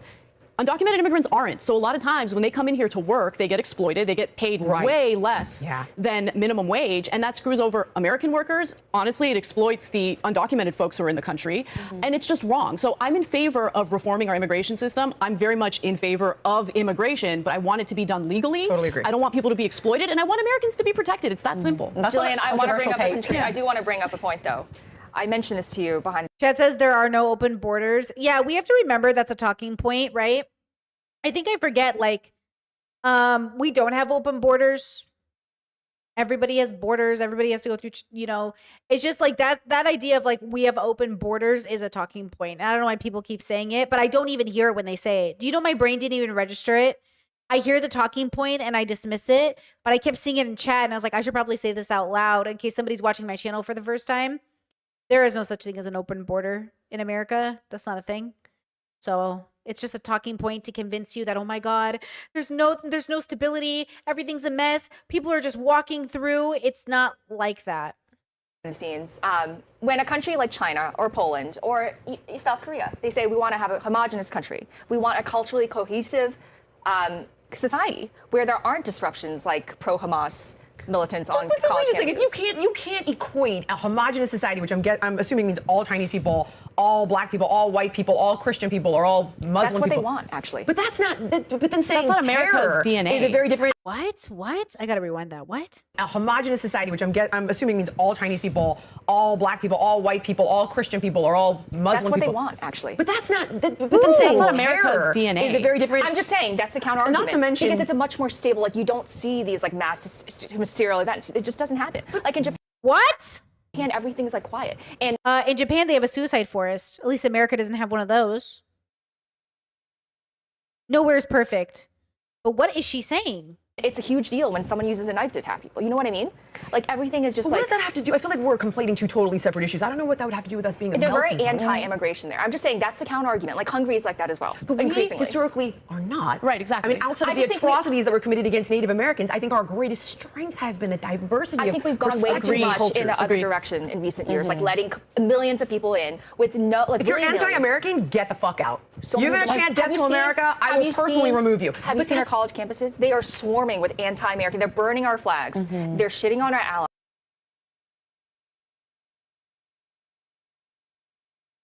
Ooh, I don't know what's worse, Ethan Klein or this. I'm going to say this. I think conservative talking points are more painful to listen to. They are. They're just so painful to listen to. And also, America is unique in that way. You want free speech laws? We get to burn the flag. That's what that means. Free speech means we get to burn the flag. Get over it. Okay? That's what that means. In America, we protest when we don't like things. That's kind of like what we're known for. That's kind of like what we do. I feel like y'all are not American enough if you don't protest. If you've never been to a protest, are you even an American? Hell, even my parents have been to a Tea Party protest. You know, you got to show up at a protest, girl, at least once in your life before you call yourself an American. Something, you know? You know, I there's see so that. much anti-Semitism on our college I campuses totally today. agree with you there, but I think the majority, this is And they part of the can't get vetting to America. process. This, in my opinion, if you come in legally, hopefully you will not be burning the flag when you get your green card. And should you be burning the flag, I'm hoping you get kicked the hell out of the country immediately. And that's why. What? You know, Americans protest the flag by saying we're unhappy with the way the country is going and we want change. It's not like we're burning the flag because we say we hate America. We're saying we hate the circumstance in which we found ourselves in this place called America. We feel targeted and abused, and we would love America to be a place that we didn't feel this way, but we feel very out of place here. There's a bigger, larger message happening to all of these actions, and they're acting like it's superficial and silly. You know? Burning the American flag is a very specific form of protest that should be protected, but I think it should be wrong to burn a gay flag. Why? Because when we burn a gay flag, it's a part of hate crimes. When we burn the American flag, it's our fucking country. We pay for it. You don't own it more than me. We all own it. And I get to burn something that's mine. You don't own the gay. If you're anti-gay and you burn a gay flag, that's not you owning something. America is a land we own. It's supposed to be ours. We pay taxpayers. It's ours. So when we burn the flag, you can't take it away from us. It's ours. It's shared. We share this land. So this idea of like, oh, I'm burning the American flag, that's the right we have to say like, we're going to redo the house. We want to redo stuff. Okay? So again, none of these things are done superficially. They come from somewhere. Like they come from somewhere. And I think this like watered down version is why people are so unserious about solutions. I say this all the time. Human beings are so unserious about figuring out what it means to be a person. Like they are so unserious about actually solving problems. But they get all the credit and the paychecks so they feel pretty good about themselves. Or they get the validation so that they feel good about themselves. Like you're being so unserious right now. This is so silly. I agree with Secretary Rubio on removing that Mahmoud. Oh, if we're going to go to Mahmoud Khalil, I'm going to be on your side here. Do we want to tackle that one? Really?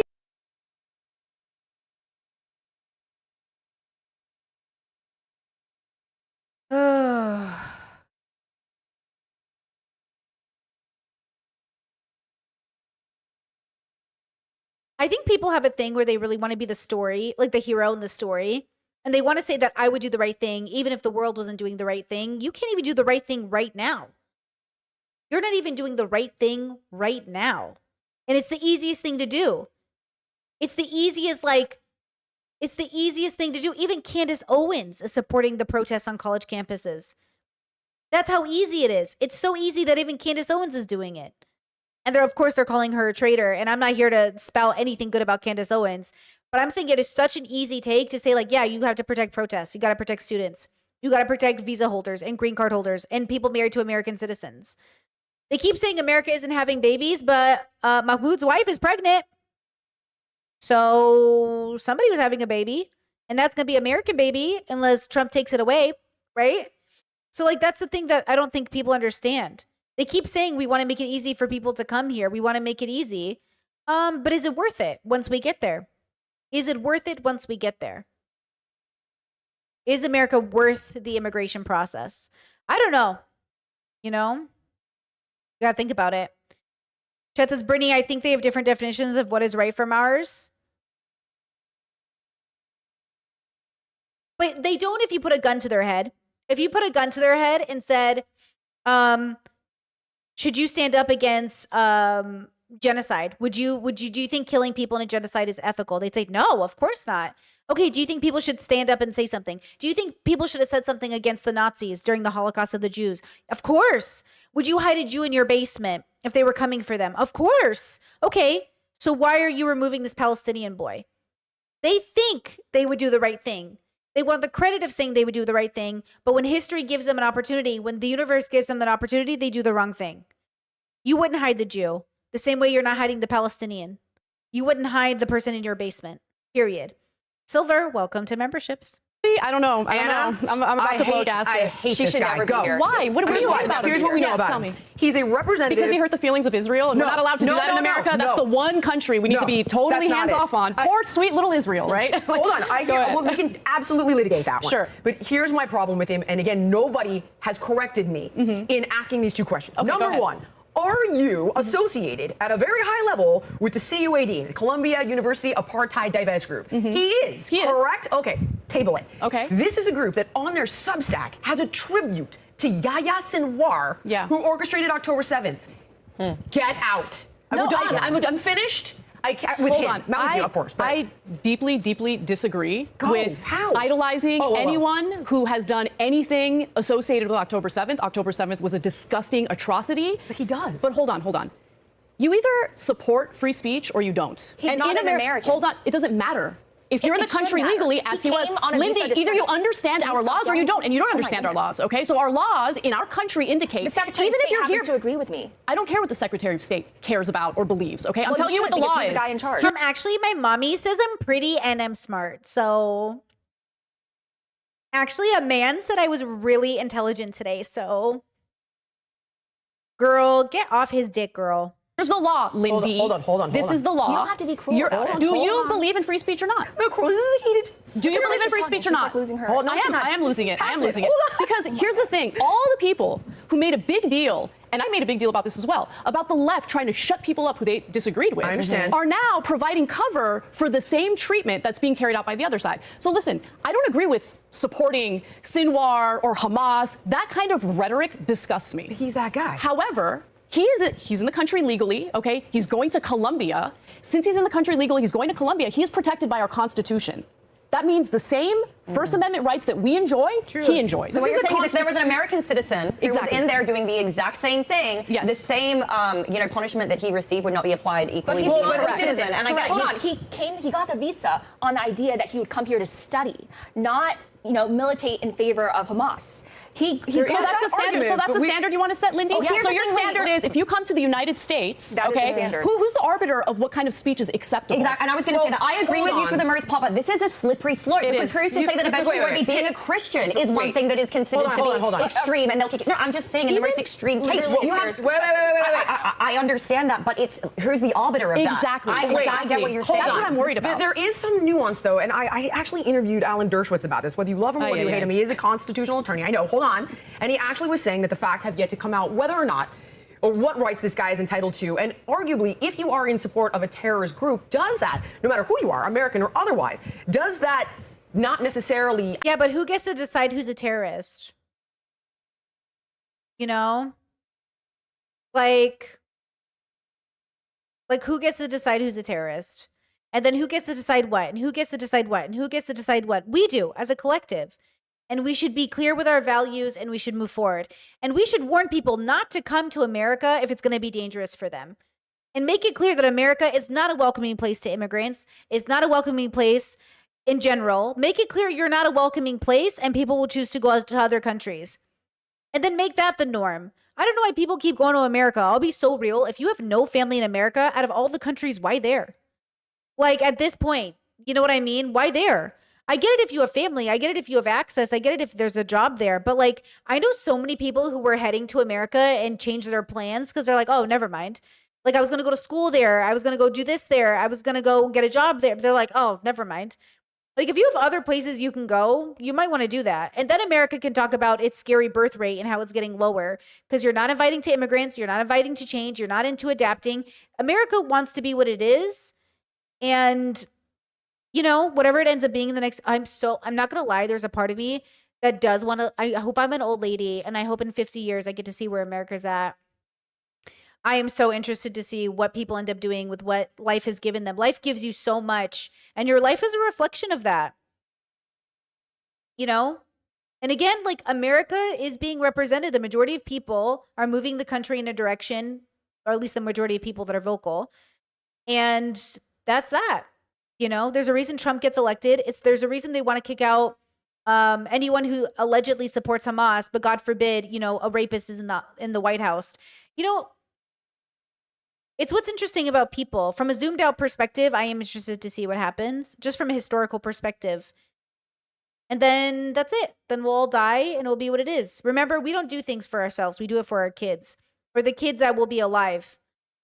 And that includes not having kids, you know, like Jillian being scared we're not having enough taxpayers. How much? What's her name? Jillian Michaels?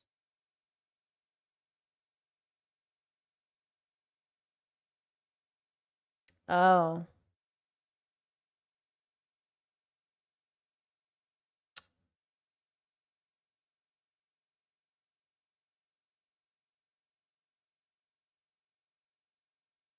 Two kids, one adopted, one not. I think one adopted, one not. Michaels and Rhodes' welcome daughter. Is it Luknisha? Via adoption from Haiti. She was 2 years old and then gave birth to their young son, Phoenix. Okay. Okay.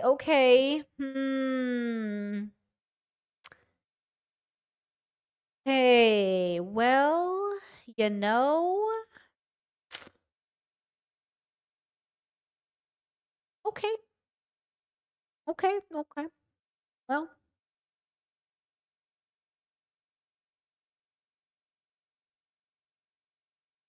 Wait, she's a lesbian? I just read partner, but I didn't think about it. Is she a lesbian?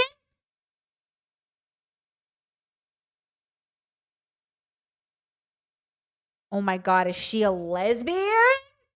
No.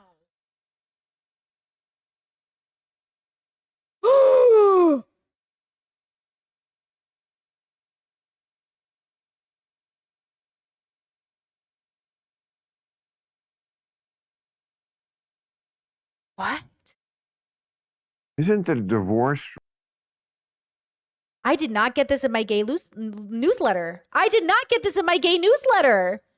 rate among lesbians the lowest? I don't think so. I don't. In fact, there's something called lesbian bed death. It's very real. You want to talk about fighting? Oh my God. Okay, I don't want to get copyrighted. I Bill Maher's trash. What? Okay, reframing. She's one of those. Okay, she's one of those lesbians. Okay, interesting. Okay. Account to quote free speech. It depends. If it's supporting a terrorist organization, American or otherwise. It depends. If you are providing material support to a terrorist group, right? Okay, we're talking about something completely different in that context. There is no evidence that Khalil has provided material support to Hamas. Chad says she's the lesbian conservative you were supposed to be, Brittany.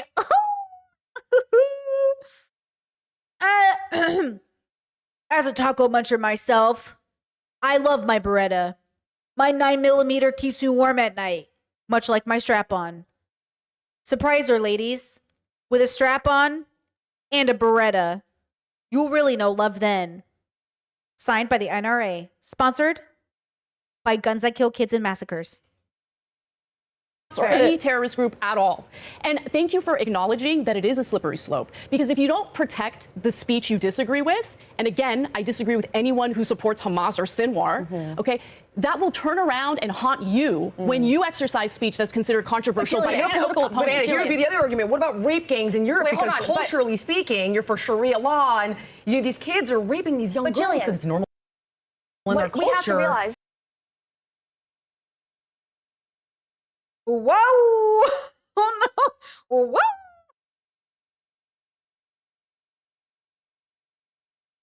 In their culture, you mean men's culture? Yes, raping young girls is very normal under patriarchy. I agree. Whoa! Oh man. What we have to realize. This is not like an upstanding citizen that I Did she vote MAGA? Didn't she vote for a rapist? I hate when people advocate against rape and you voted for a rapist. What are we talking about? What are we talking about? want to let in here. This is the vetting process of legal immigration that I'd be like, yeah, no. Julian, I would wager to say that rallying support and trying to drum up support for Hamas or even anti-Israel causes is inherently providing support to Hamas. Like doing this stuff, like I truly believe it. I stand with it. I can't believe it. I see in support of Hamas, or is it more so I see your point. Palestinian? Because there is a difference, and people try to conflate these two, but they are a little bit different. Like on the website. Specifically, yeah, exactly. Okay, see, I get that, but the thing is, okay, so imagine, just play out this hypothetical for me. Imagine Harris came into power. Imagine that we have 8 years of Harris, and by the end of that, self-proclaimed, socialism, all of these things come out, and eventually it gets to the point where religion is no longer accepted in the United States, and all of a sudden you're considered to be an extremist, you're considered to be a bigot, you're considered to be a possibly even a terrorist if you hold Christian ideals. I know that sounds crazy and dystopian, but play with me for a second. Play with me for a second. Yeah, it's subjective. What if we don't defend people's ability now to speak about things that we disagree with? Imagine we were in a situation like that 8 years down the road, and the same people are persecuting us. Wouldn't we? 100%. Thank you for being respectful and talking to me. So I appreciate. Oh, that's a jab at Anna right there, girl. Bro, I almost just fell over. Chad says it's giving, I like my rapist to be white. It's giving, when white people rape, it's a 40-year-old woman's fantasy book.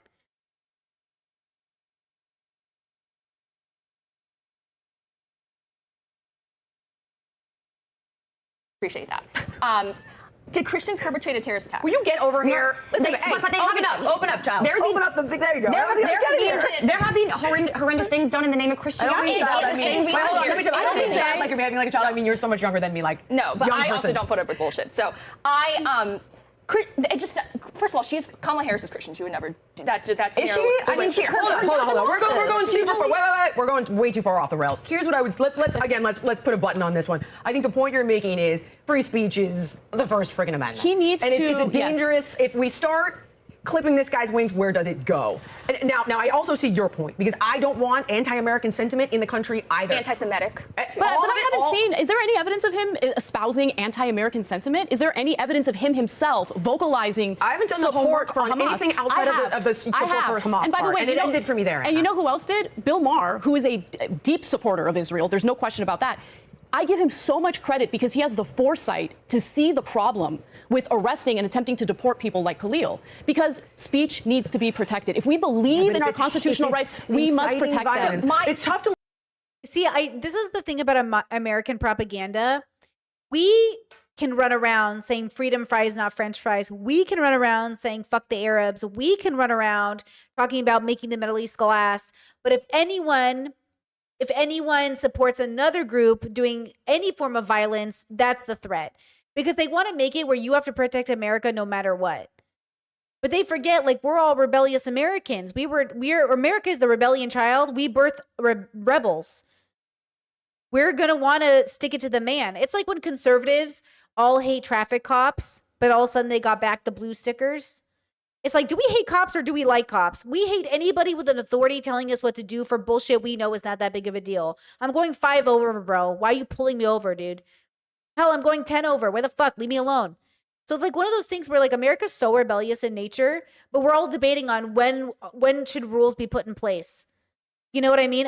Conservatives who all my life said we have too many rules on the books. Now they're just out here making so many rules. You know? Chet says inciting violence, America's favorite pastime, ? When America does it, guys, it's like for a really good reason. But when other people do it, it's just like not the vibe. It's like, you know what I'm saying? Like, you get it if you get it. If you don't get it, you're a terrorist, you know? But like, if you get it, you're an American. You get it. Litigate this without where has he incited violence, though? A tribute to Yahya Sinwar. That's inherently. Pull that up. It's in the Substack. Exactly. You know, it's in the CUAD Substack. And it says like a tribute to Yahya Sinwar. Like, forget it. We have Klan members in this country. Klan members are protected by the First Amendment. And by the way, they should be until they act on it. If they actually carry out violence, that's when they're prosecuted. But their speech is protected and it should be protected. Even though I loathe Klan members, I loathe white supremacism, but it doesn't matter. If they believe those things and they say those things, they're protected. Here's my top question, though. When you're vetting people through our dream legal immigration process. Right. That one day, should it ever come to pass, this fantastical idea that could ever occur, we all hope, wouldn't we then say, like, who are you? What are you about? What do you believe? And if it's, I support Yahya Sinwar, I don't know, that'd be a big red. Okay, thanks. I mean, in my ideal America, no homophobes would be there either. But then that doesn't even make sense because, like, what would that even look like? That's like, you know what I'm saying? Like, they act like they themselves don't harbor very hateful thoughts for whole groups of people. And I know she's a lesbian, so she doesn't think she's one of them. But I don't know how gay people are voting for Trump and they're not thinking about it. Like, I don't get, like, I get it, but I don't get it. Like, I understand as a human why they got there. But this is why I say you're so unserious about your own basic rights. Like, you're so unserious, you know, about anything that's going on. And that's the irony, is I think they don't understand that I don't like it either. I don't like a lot of the way that people exist in the world. I still think you have the right to exist. And I don't think the government has the right to deport you because the government decided it didn't like you. I don't even think the department should be deporting people if they do crimes of violence. You should be housed appropriately because your family's here, especially like even if he killed somebody, why would we deport him? His family is here. He should be in prison so his family can visit him. Like, this makes no sense. His son is here. His family is here. If his family wants to make contact with him, you know what I mean? Like, even if he accidentally killed somebody while driving, why would you deport him? Why would you put him in a prison where his family could see him? Because it's not about rehabilitation. It's not about helping people be better, right? It's about this perfect world they want to build with this perfect, what does she mean, perfect immigration system? What does she think that looks like? What does she think it looks like to have a perfect kind of person immigrate to a place? Like, what does that even possibly look like? See, part of the problem we didn't yet address is that there's one where literally on their Substack, there's one where if you pull up the CUAD Substack and it'll say a tribute to Yahya Sinwar. And Jillian, to that it's point, like it is. It's bananas. Something that we didn't yet address is on his visa application. The primary purpose of his stay was to study. He didn't say anything about agitating in favor or against Israel. Had he made those comments, perhaps. But she said allies earlier, didn't she? So if I say anything against Israel, is that anti-American because they're our ally? Am I not allowed to say anything against our allies now? The greatest thing about being an American is we're allowed to criticize our government. That's kind of like what we're fucking known for. Isn't it the whole fear of the Arab world is that Arabs can't like say anything against their governments? And America's so special because we can say shit against our government? Oh, but apparently not. You want me to love America, but you also want to brag that every other country penalizes people for speaking up against their governments and their dictatorships. But you know what I'm saying? Make a choice. Do we want to be a country that's allowed to stand up against the government, or do we want to be a country that is basically a dictatorship, and if you say anything against the president, you can be thrown in prison? Is that what you want? You got to make a decision. Perhaps the officer viewing his application would have given him a different result. Should we have a questionnaire specifically pertaining to Israel and what your thoughts are on Israel in order to decide whether or not you're allowed to come into the country? It's anti-West sentiment, in my opinion. It's also pro-terror. Exactly, Hamas is a terror group, Anna. Like, I think we're not addressing the elephant in the room, and the reason why a lot of these students are protesting is because they're seeing the slaughter of a lot of innocent people in Gaza who have no way of escaping. So Free Palestine. I get that supporters of Israel and Israel itself does not like the criticism, but again, do you believe in the spirit of America, which includes the freedom of expression, or not? And if you don't, then don't get mad when BLM goes out there and says some pretty disgusting things about all white people being, you know, one thing or another. You know what I'm saying? I just feel like Hamas has got to be one of the most disgusting, filthy, horrendous. Like, Anna, they were sodomizing men and then shooting them in the back. I'm not a fan of Hamas. No one's sitting here defending Hamas. Let's be clear about that. Anybody. It's not because they're Hamas, though. Because they're men. Don't get it twisted. It's not because they're Hamas. It's not Hamas. It's the men. It's about the culture around patriarchy. It's about dominance. It's about the way they assault people to assert dominance. Because our soldiers were doing it in Guantanamo Bay to prisoners. American soldiers were doing it. It's not about them being Hamas. That's the bullshit. That's the hypocrisy of America. That's what pisses me off the most. It's not about defending Hamas. It's about if Guantanamo Bay gets to exist, Hamas gets to exist. If we get to deport people into El Salvador, then you know what I mean? Like, you can't pick and choose. When you do it, it's okay, but when they do it, it's terrorism.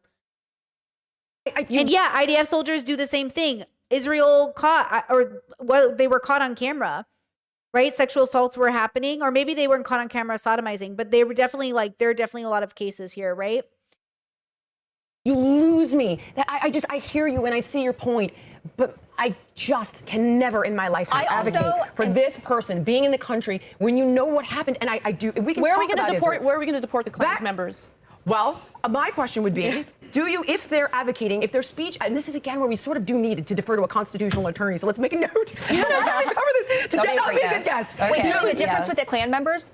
They're Americans. They're citizens. They were here. They're homegrown. Like, we can hate them. We can detest But everything they stand he for. is here legally, This and the guy- Constitution says persons, not citizens. Okay, let me bring up another woman. Which is Let me valid. bring up Which is valid. Rumiesa Öztürk, okay? She's in the country getting a PhD. She's a Turkish national, but she's in the country legally getting a PhD. She co-wrote an op-ed for the Tufts University ridiculous. student paper criticizing how Israel is prosecuting the war in Gaza. Simply, that's all she did. She co-published an op-ed. The federal government sent agents to arrest her, plainclothes FBI agents, to arrest her in broad daylight and take her into detention because she has an opinion. I did not know this. This is less of a. I'm wishy-washy on this one because. But Lindy, that's the point I'm trying to make, Lindy. Yeah, I you get can't it. pick and choose. You should have to pick and choose because all the cases are so different. I don't see that. I don't see that. They are. So, I mean, the gay makeup artist to this person, they're completely different scenarios. You do have to find the nuance, but I understand that you're a free speech absolutist. Is that the right word? Absolutist. I wouldn't even say absolutist. I think there are some very limited instances in which someone's speech is actually inciting violence and causing harm to people's lives. In that case, we're talking about something different. In this case, when we're talking about Khalil, look, I'd love to see the evidence of him inciting violence. If he himself participated in inciting violence and caused harm to others, then we're having a conversation. But the Trump administration hasn't presented a shred of evidence to that effect. And I just cannot sit by and say that it's okay for this to happen because, again, it is a violation of constitutional rights. By participating in these anti-Semitic, anti-America student protests, he is inherently inciting violence. Beyond anti-Semitism, though. This is the I'm most with you. I'm disgusting attack on humanity that has occurred in my lifetime. More. Oh, what? I'm sorry. What did you say? Student protests, he is inherently inciting violence. Beyond anti-Semitism, though. This is the I'm most with you. I'm disgusting attack on humanity that has occurred in my lifetime. More. And I get it. I understand. Is she talking about October 7th is the worst tragedy she's ever seen in her lifetime? Is she saying October 7th was the most disgusting thing she's ever seen? So more than 9/11, which killed more people, more than the genocide of the Palestinians, that more than 130 Sudanese women committing suicide so they are not raped by their captors, more than, the Rwanda genocide, more than, what are you talking about? Not that we need to rank which tragedy was the most, guys. But I just want to make it clear that people think October 7th was worse than the genocide of the Palestinians. And not that we're ranking, because you shouldn't be ranking people's pain, right? Vincent, thank you so much for the super chat. Says, someone's uploaded your interview with Fuentes. I've never talked to Fuentes. Men are the problem. Why do you think men and women rely on... What? I've never talked to Nick Fuentes. Ew. Why do you think men and women rely predominantly to uphold your rights? Men and patriarchy keep women safe. Do you agree? What? Thanks for the super chat. I'm not engaging in this conversation because I don't even know why you started off with someone's uploaded your interview with Fuentes. What? Honestly, bro, with peace and love, I'm blocking you. Sounds like a fucking troll. Understand that this. Okay, so let's litigate. In fact, maybe since you bring up Israel, we should I guess touch upon that. And here's what I would like. I have not done a deep dive on this subject matter because there's no winning in this argument, which is unfortunate. But I would like to establish the following thing, and you guys tell me if I'm wrong. Being Jewish or Israel, Judaism, being called a Jew seems to be associated with three very separate things. Number one, it's an ethnicity. So, for example, I'm like 37% Ashkenazi Jew. Number two, it's a religion. I have no experience in the religion because my mom just didn't raise me with it because her mom was a war bride and was terrified of the Nazis. Long story short, I had no idea I was Jewish until I got my 23andMe. We all know this story by now. So there's a religion. On top of that, now there's a government associated with it. And it seems as though when people want to criticize the government, they immediately get labeled as anti-Semitic. And I agree. That's and that's absolutely a problem. not, and that's a problem. Yeah, because I don't see the Israeli government as a representation of Jewish people, of all Jewish people. In fact, there are a ton of Jewish people who have been, by the way, in Israel, who are protesting and very critical of the current Israeli government. I have many friends who are in Israel by that the way, are not a fan of Netanyahu. The way Netanyahu is regardless. trying to crush them for protesting him is disgusting. Even in America, you have a lot of American Jews who are critical of how Israel is prosecuting the war. So I do not conflate Jewish people with the Israeli government. I see them as two different things. And I mean, even look at America. I mean, if people were criticizing the Biden administration and criticizing everything that was happening over the period of the last 4 years, does that make them anti-American? No. Okay, wow, Australia, thank you. Exactly. When you protest Biden and you say the election was stolen, are you being anti-American? I mean, you're being something. A little bitch, really. But like, you know what I mean? Are we allowed to protest or not?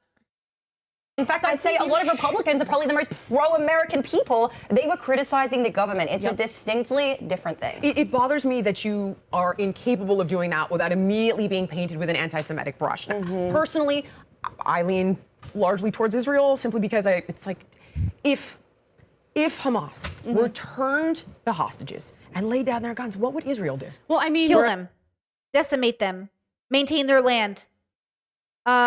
Continue genociding everybody. Wait, I'll keep going. Expand Israel borders. Get more weapons from America. Hold on, I'm keep going. Continue raping Palestinian hostages that they've taken and who they call prisoners. Let me think. Hold on. What about the Palestinian children that have been jailed in Israeli prisons for throwing rocks at Israeli soldiers? I don't know. Keep doing that. Let's see. What else? Ooh, but remember, Israel's diverse, so. Whereas Netanyahu has been bragging about the fact that he's obstructed efforts to do a hostage exchange. I did not know end this war. I didn't know that. Like, the problem right now is to do a hostage. Netanyahu has been bragging about the fact that he's obstructed efforts to do a hostage exchange. Because he just says he doesn't matter about the hostages right now. He's going to genocide no matter what. Netanyahu came out and said it's past the hostages at this point. There's about 59, I think, people still missing. He said we're past that point. We're gonna continue even if we get the hostages back. I did not know this war. I didn't know that. Like, the problem right now is a lot of people are dying and a lot of people are suffering, including Jewish people living in Israel, as a result of his disgusting leadership that's totally narcissistic and self-interested. He wants to avoid. That's fairly different than being an anti-Semite. He wants to avoid actually going through the trial for his corruption charges. Right. And the best way to skirt responsibility for that is to keep this going. I have heard that. I've done. Does anybody have a counter argument to that? Because I'm not educated enough to push back on it. I'm anti-Bibi because he's so. That's interesting. You agree? He was so invested in Trump's victory because he saw that as his escape from justice. 100%. Okay, you're right about that. So I like the way we're like, Supreme Court, parental rights. Wow. Dear God. Okay, girls. This one should be less contentious. Everybody's alive. This one should be less contentious. Actually, wait. There is a new faction of the conservative pro-Trump wing that is also anti-Jew. Is she an anti-Jew person? Is she anti-Semitic? Because there is, I'm not saying that for real, because that is the problem.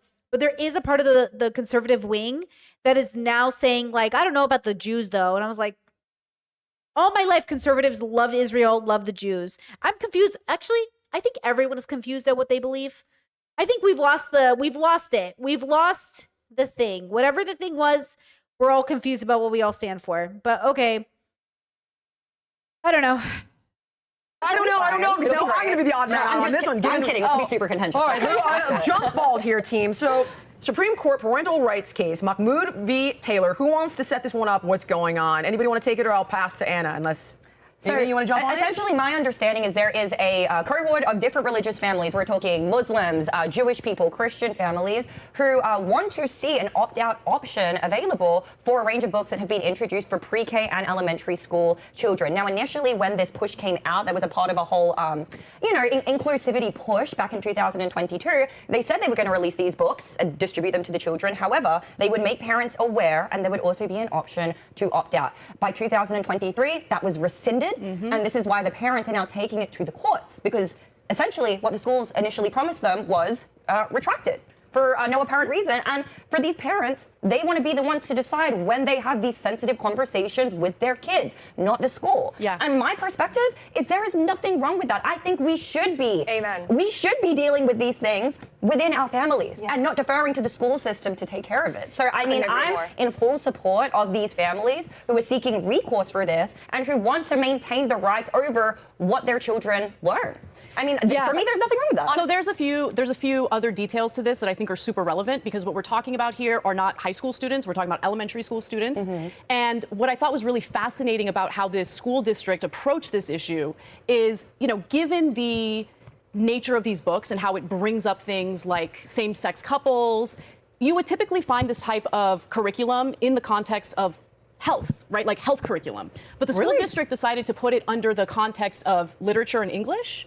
And so I wonder if they did that intentionally to prevent the opportunity of students to, parents to opt out. Because if it's in the context of health and let's say sex ed, that's when you have an opt-out option typically when it comes to some of the more controversial issues that religious parents have problems with. Now in this case, elementary school, we're talking about 4th graders and 5th graders, super young, like 8, 9, 10-year-olds. You're talking about same-sex couples. Yeah, I agree. I think that especially religious parents want the opportunity to opt out so they can broach these topics with their kids themselves. And they're not trying to ban these books. That's a really important distinction here. They're saying, you know what, keep teaching, using these books, that's fine. We just want the option to opt out. And I think they're Obviously, I'm against anything like this. When we talk about the individual versus the person, look, I was homeschooled for the first 15 years. Then I did public school, as you guys know. And one thing that my parents wish they could have opted me out of was in science class learning about evolution. If it was up to my parents, I wouldn't have learned evolution. They want to teach creationism in school. They wouldn't want us to learn sex ed, but we didn't really get sex ed from our parents. Like, I got reproductive education from my parents, but I didn't get sex ed in any particular way. I had to learn like mostly what sex was from porn, which for me was fine because I also read books along with it. So I was reading like medical books and I was watching porn, but my parents would be like, "Why'd you watch porn?" I was like, "You wouldn't tell me what sex was." So I had to go Google it. Like, these conservative parents, you know what I mean? They're not explaining what sex is, and kids are curious. We're interested in learning. We want to know what things are in detail. We don't want your pussy answer. Tell me what sex is. How does it work? What is the point of it? I want details. And they're not telling us. And so we're going to go find out. And so it's one of those things where they're so mad their kids are being introduced to porn at young ages. But like, why do you think we found that porn? Why do you think we Googled? And by the way, I'm a big fan of porn. I think it's fine. I think the industry is corrupt, but I think the concept of it is neutral, right? So it's like one of those things where like, I'm just like so annoyed with, I think, conservative parents in general saying like, "Oh, we'll talk to our kids about this." But like, you're not. And by the way, my dad gave my brothers the speech and my mom gave me the speech, and it was hardly a speech. My brother said, "Oh yeah, dad had us watch like Animal Planet videos." And he's like, "That's what sex is." And I'm like, "Oh my God, that's not sex education. That's like just watching animals fuck." Which is very weird when you say it like that. But you know what I mean? That's not education. Like, that's not how you teach your kids about sex. So our parents are they're not there, guys. I'm sorry. Most parents are not smart enough to teach their kids about sex. Most parents aren't smart enough to teach their kids anything. That's why the world's the way it is.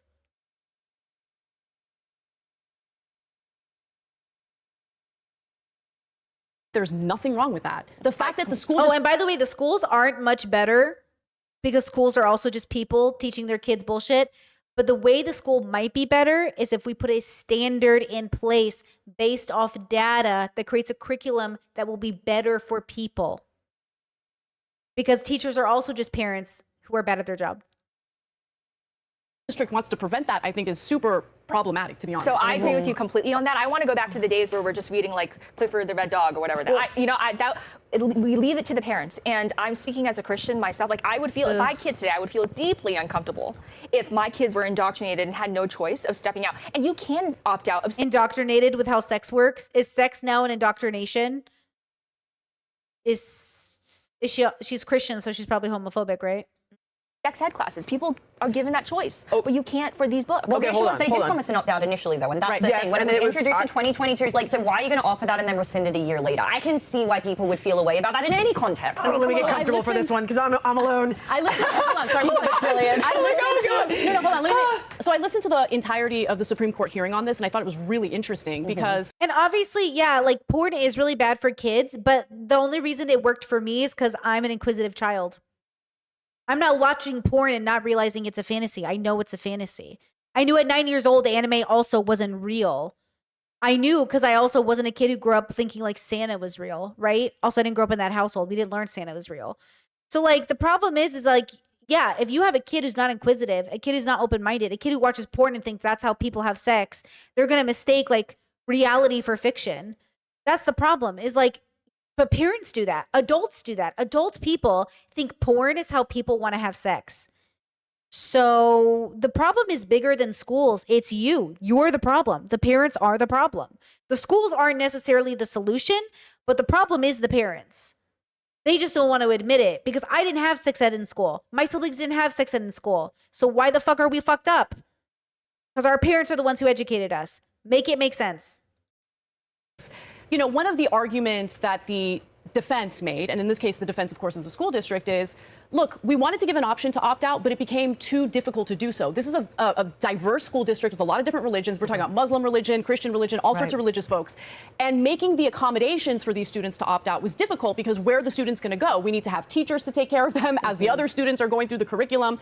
That's an interesting argument. The Supreme Court justices didn't appear to really buy that argument based on what I heard. But what I thought was really fascinating was Justice Elena Kagan, a liberal justice who was, appointed by Obama.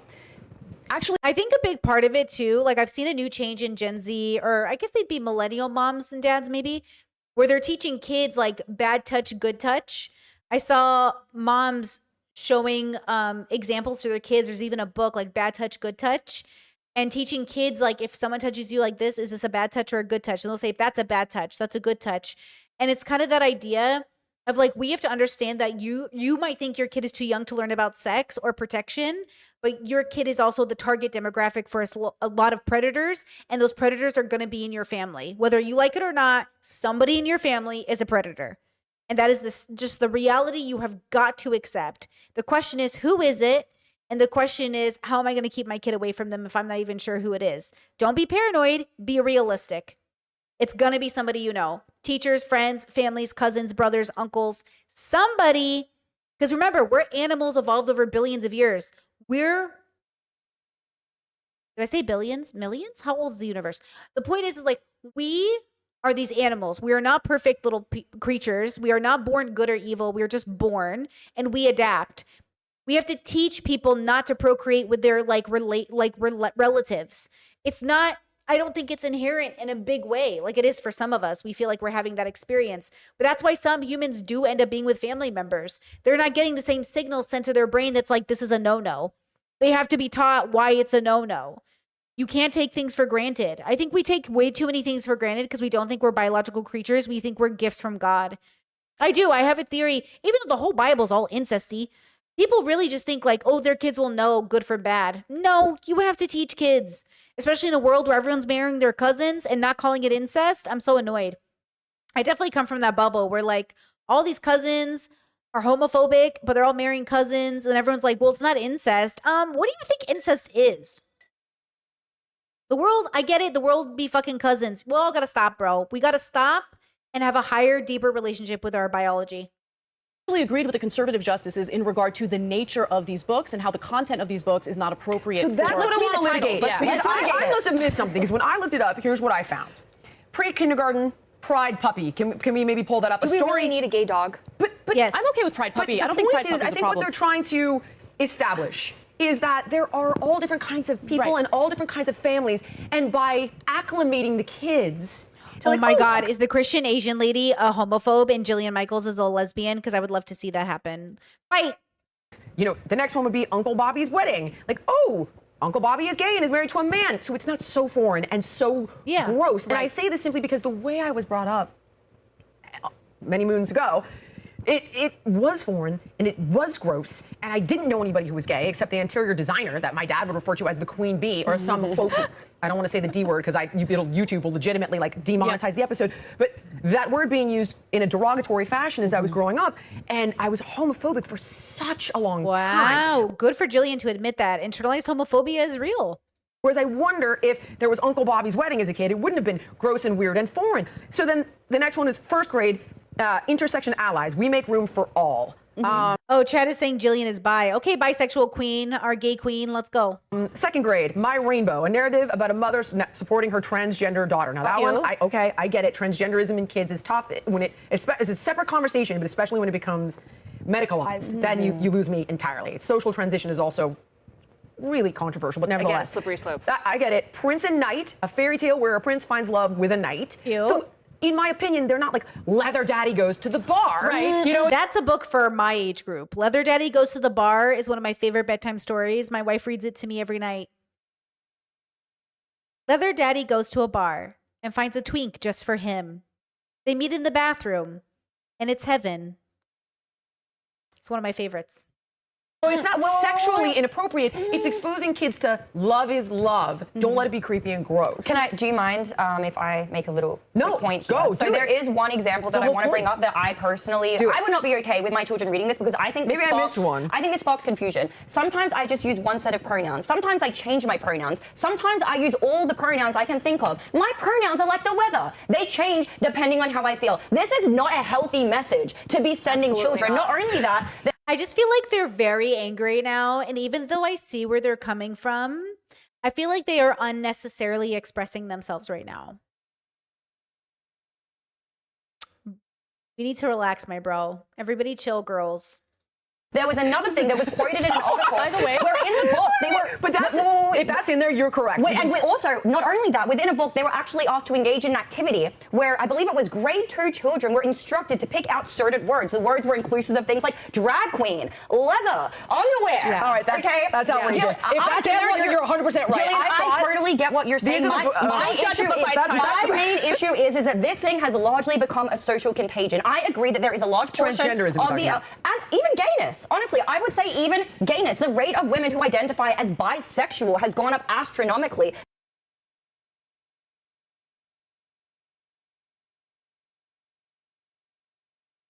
Okay, here we go. The rate of people who identify as non-binary has gone up astronomically. Kids are easily influenced. And yes, a large part of that is the fact that this is more socially acceptable. So some of them are... Look, if gayness was, about peer pressure, I think all these straight... no, stop it. I was going to make a joke. Okay, grounded seriousness right now. This is an unfortunate show that in 2025, the year of our Lord FK Twigs, they decided to start this year off with this show, a group of women who could have come together to actually help solve some of society's issues in a really normal and grounded way. But instead, we get more propaganda, more hate, and more bigotry. And I feel like, are we not tired? Are we not so tired? You're on a panel with a queer person, with a bisexual person. Queer is not indicating of queer politics, which she does not have. You know what I mean? You are on a panel with somebody who is bisexual. You're on a panel full of immigrants. You're an immigrant. Why are we having this conversation this way? Do we really think this is helping? This is why people call them a grifter. Because even though they might not be grifters, they are so unserious about being compassionate and loving. You want to protect children? Start listening to children when they advocate for themselves. I'm telling you, as a former child myself, you are failing the kids like me who didn't have a space to come to at home with my parents because they were exactly like these parents. No to sex education, no to gay education, no to hard conversations about reproductive things or trauma or anything else. And that's the problem. As a former kid myself, I found this to be very hurtful and damaging to me in the long run. And because of my parents, I ended up in therapy. I didn't end up in therapy because of liberalism. I didn't end up in therapy because I'm gay. I ended up in therapy because I had the parents that I had. Very loving, well-intentioned, conservative parents. And their good intentions definitely led me down a road of hell. They were ill-equipped to handle any of the conversations around queerness or gayness or any of those things growing up. Their homophobia was rampant. God forbid I had representation on TV or in the news or anywhere else. They tried to shield their kids from all of it. And when you try to shield a kid who's trying to grow up and become an adult in the world, you just raise ignorant adults. You can't shield your kids forever. Every kid at different stages of their development can handle a lot of really adult conversations made in a way for them to understand. That's what I did as a nanny. When I was a professional nanny, I just thought of how do I explain this to a kid in terms they'll understand and in ways that is appropriate for them. not to shield them from the conversation, but to explain to them how it makes sense. You guys are probably so new to my audience, you probably don't know this. When I was a nanny, I nannied a 7-year-old autistic girl and her 4-year-old sister. And the 4-year-old sister had a friend, and the friend and the sister would hang out. They'd be like, I want to marry you one day because like we're best friends and I want to be your best friend forever. And the sister would say, well, I want to marry my sister too, so we're best friends forever. And I said, oh, hey, you don't have to marry your sister because we don't marry sisters. But good news is like, because she's your sister, you guys can just be best friends forever anyways. She was like, oh, I thought I had to marry her. And I was like, nope, you don't have to marry your best friend. Even though we marry our best friends, we marry one of our best friends, but you can have many best friends. And the cool thing is like your sister gets to be one of your best friends and your partner gets to be one of your best friends and you can have lots of best friends. And she was like, oh, that makes a lot of sense. And then it was like a conversation that just like moved, you know, I understand where her kid brain went. Her kid brain wasn't thinking incest. Her kid brain was thinking, oh, I want to have my best friends in my life forever. So I guess I have to marry them. It's like, no. And also you have to remember we live in a world where, and it breaks my heart how many of our elders were molested and raped as children and never got to talk about it. And they never got to really solve it. You know, in therapy, guys, you can't just do talk therapy. You can't just talk through therapy. You have to process your emotions. You have to get into your feelings. You cannot just intellectualize your trauma. I see so many autistic, especially girls on the internet, say, man, therapy's not helping me. I'm smarter than my therapist. Or my therapist is like, I don't know how to help you. You've already intellectualized everything. You're a bad therapist.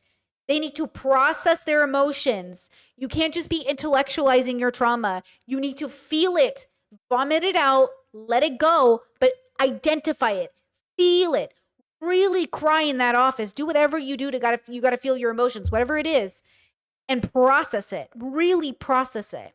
And so many of our elders never get the opportunity to do that because they refuse to engage, because God forbid they open a can of worms, how much their trauma has actually impacted their life and how it has impacted their children's lives. You know, my podcast next week going to be about that. Ooh, my podcast next week is going to be about how your internalized trauma is creating a generational of curses for your kids. And I understand why you're doing it. I understand, my heart is with you, but we are going to deconstruct this. We are going to figure it out, girls, because we cannot allow our trauma to harm our children for generations to come unnecessarily. You know? Okay. Chat says, what are our feelings on people who've been to therapy for like 15 years while not making substantial progress? Hey, at least somebody getting paid. Look, if you do anything for 15 years and you're not seeing an improvement, something's wrong. It doesn't matter what it is. If you're at the gym and your muscles are never growing and you've been there for 15 years, something's going on, girl. It doesn't matter what you're doing. If you've been working on a skill for 15 years and you're not seeing improvement, something's going on. You should see improvement. Dr. K talked about this with borderline patients. Most borderline patients see incredible improvement within 3 to 6 months of really good DBT therapy. Like some you will see some. That was me. I saw incredible improvement right away. And oh my God, I want to talk about this too. I'm sick of men talking about borderline. I'm sick of you talking about borderline. Borderline people are not the worst people on the planet. They're just people who had childhood trauma and they grew up unregulated, but they're actually quite functional. Even so. And God forbid we got a diagnosis so we could actually get help. It's like the 10 or so BPD people who don't actually get any better. They're blaming the BPD. I blame their morals, their actions. Again, what's the difference between blaming the illness? You don't blame anyone. I'm not blaming anybody. I'm just saying the reasoning isn't it isn't necessarily your diagnosis. It could just be like your unwillingness to engage with introspection. Most BPD people who get the right amount of therapy with the right amount of tools do fine. We do great. Okay. Chet says men as in Dr. K or in general. No, men in general, specifically Jordan Peterson. I'm sick of Jordan Peterson talking about Machiavellian borderlines, these borderlines and narcissistic personalities, these dark triads, victim complexes. They're always the victims. I'm sick of Jordan Peterson talking about people with borderline. He's exhausting to me. He's just always so negative and so untrue. It's just so untrue.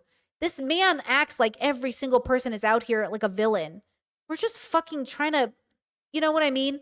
No, Dr. K and Dr. Kirkonda speak very realistic about borderline patients. They're very progressive in their thinking. You know, they're very good about it. And I think it's because they're not fucking crazy. Like, they're literally so grounded. Dr. K and Dr. Kirkonda are pretty grounded. Jordan Peterson isn't grounded. He's been grounded in years. Chess is the dragon of chaos. Play with my dragon. Ethan, do you want to play with my dragon? are more confident to be able to speak out about who they really are. But when we look at the stats and we see that my mom's generation, Gen X, was identifying as LGBT as a rate of 4%, and Gen Z is now identifying at a rate of nearly 25%. 1/4 of them are. And if you let people be openly gay and comfortable without any threat from the patriarchy, it would be like 89%. I guarantee you 80% of this population gay. Okay, we are all pansexual gay. I really believe there are very few binary people. I'm telling you, this girl's going to be shook in 1,000 years when nobody cares about gay marriage. You know what's so funny? You know, in Everything Everywhere All at Once, my favorite scene is when Joy comes to the present and her mom makes a homophobic comment. She goes, wait, you're still upset I'm into girls in this universe? That is the most relatable thing I've ever heard. Wait, you're still upset I'm into girls? Like, that's still the biggest issue on your mind? Are you so for real right now? And like, that's peak. Are saying that they are identified within this group. It is more than just we need acceptance. This is a social contagion. Hold on. Look, I don't know if someone who's straight can be convinced to be gay. Like, I just, I don't know if I'm really buying that. Well, However, also there's no harm. Yeah. Well, here's where. Look, even if you go through a has-been stage, enjoy yourself. Who cares? You act like sucking a dick is a definition of your whole life. Suck a dick. Do whatever you want to do. Eat an armpit. I don't care. Okay? You act like, oh my God, you know, that's homophobia. That's homophobia. Homophobia is caring if straight men do gay things. Who cares? Having gay sex doesn't make you gay. Having straight sex doesn't make you straight. Who cares? You can do a lot of things and it not define you. That's why I say you are more than your actions. People think you are what you do. I think you're more than that. I think you are more than what you do. But, you know, what you do can be a representation of what you are, but you are more than what you do.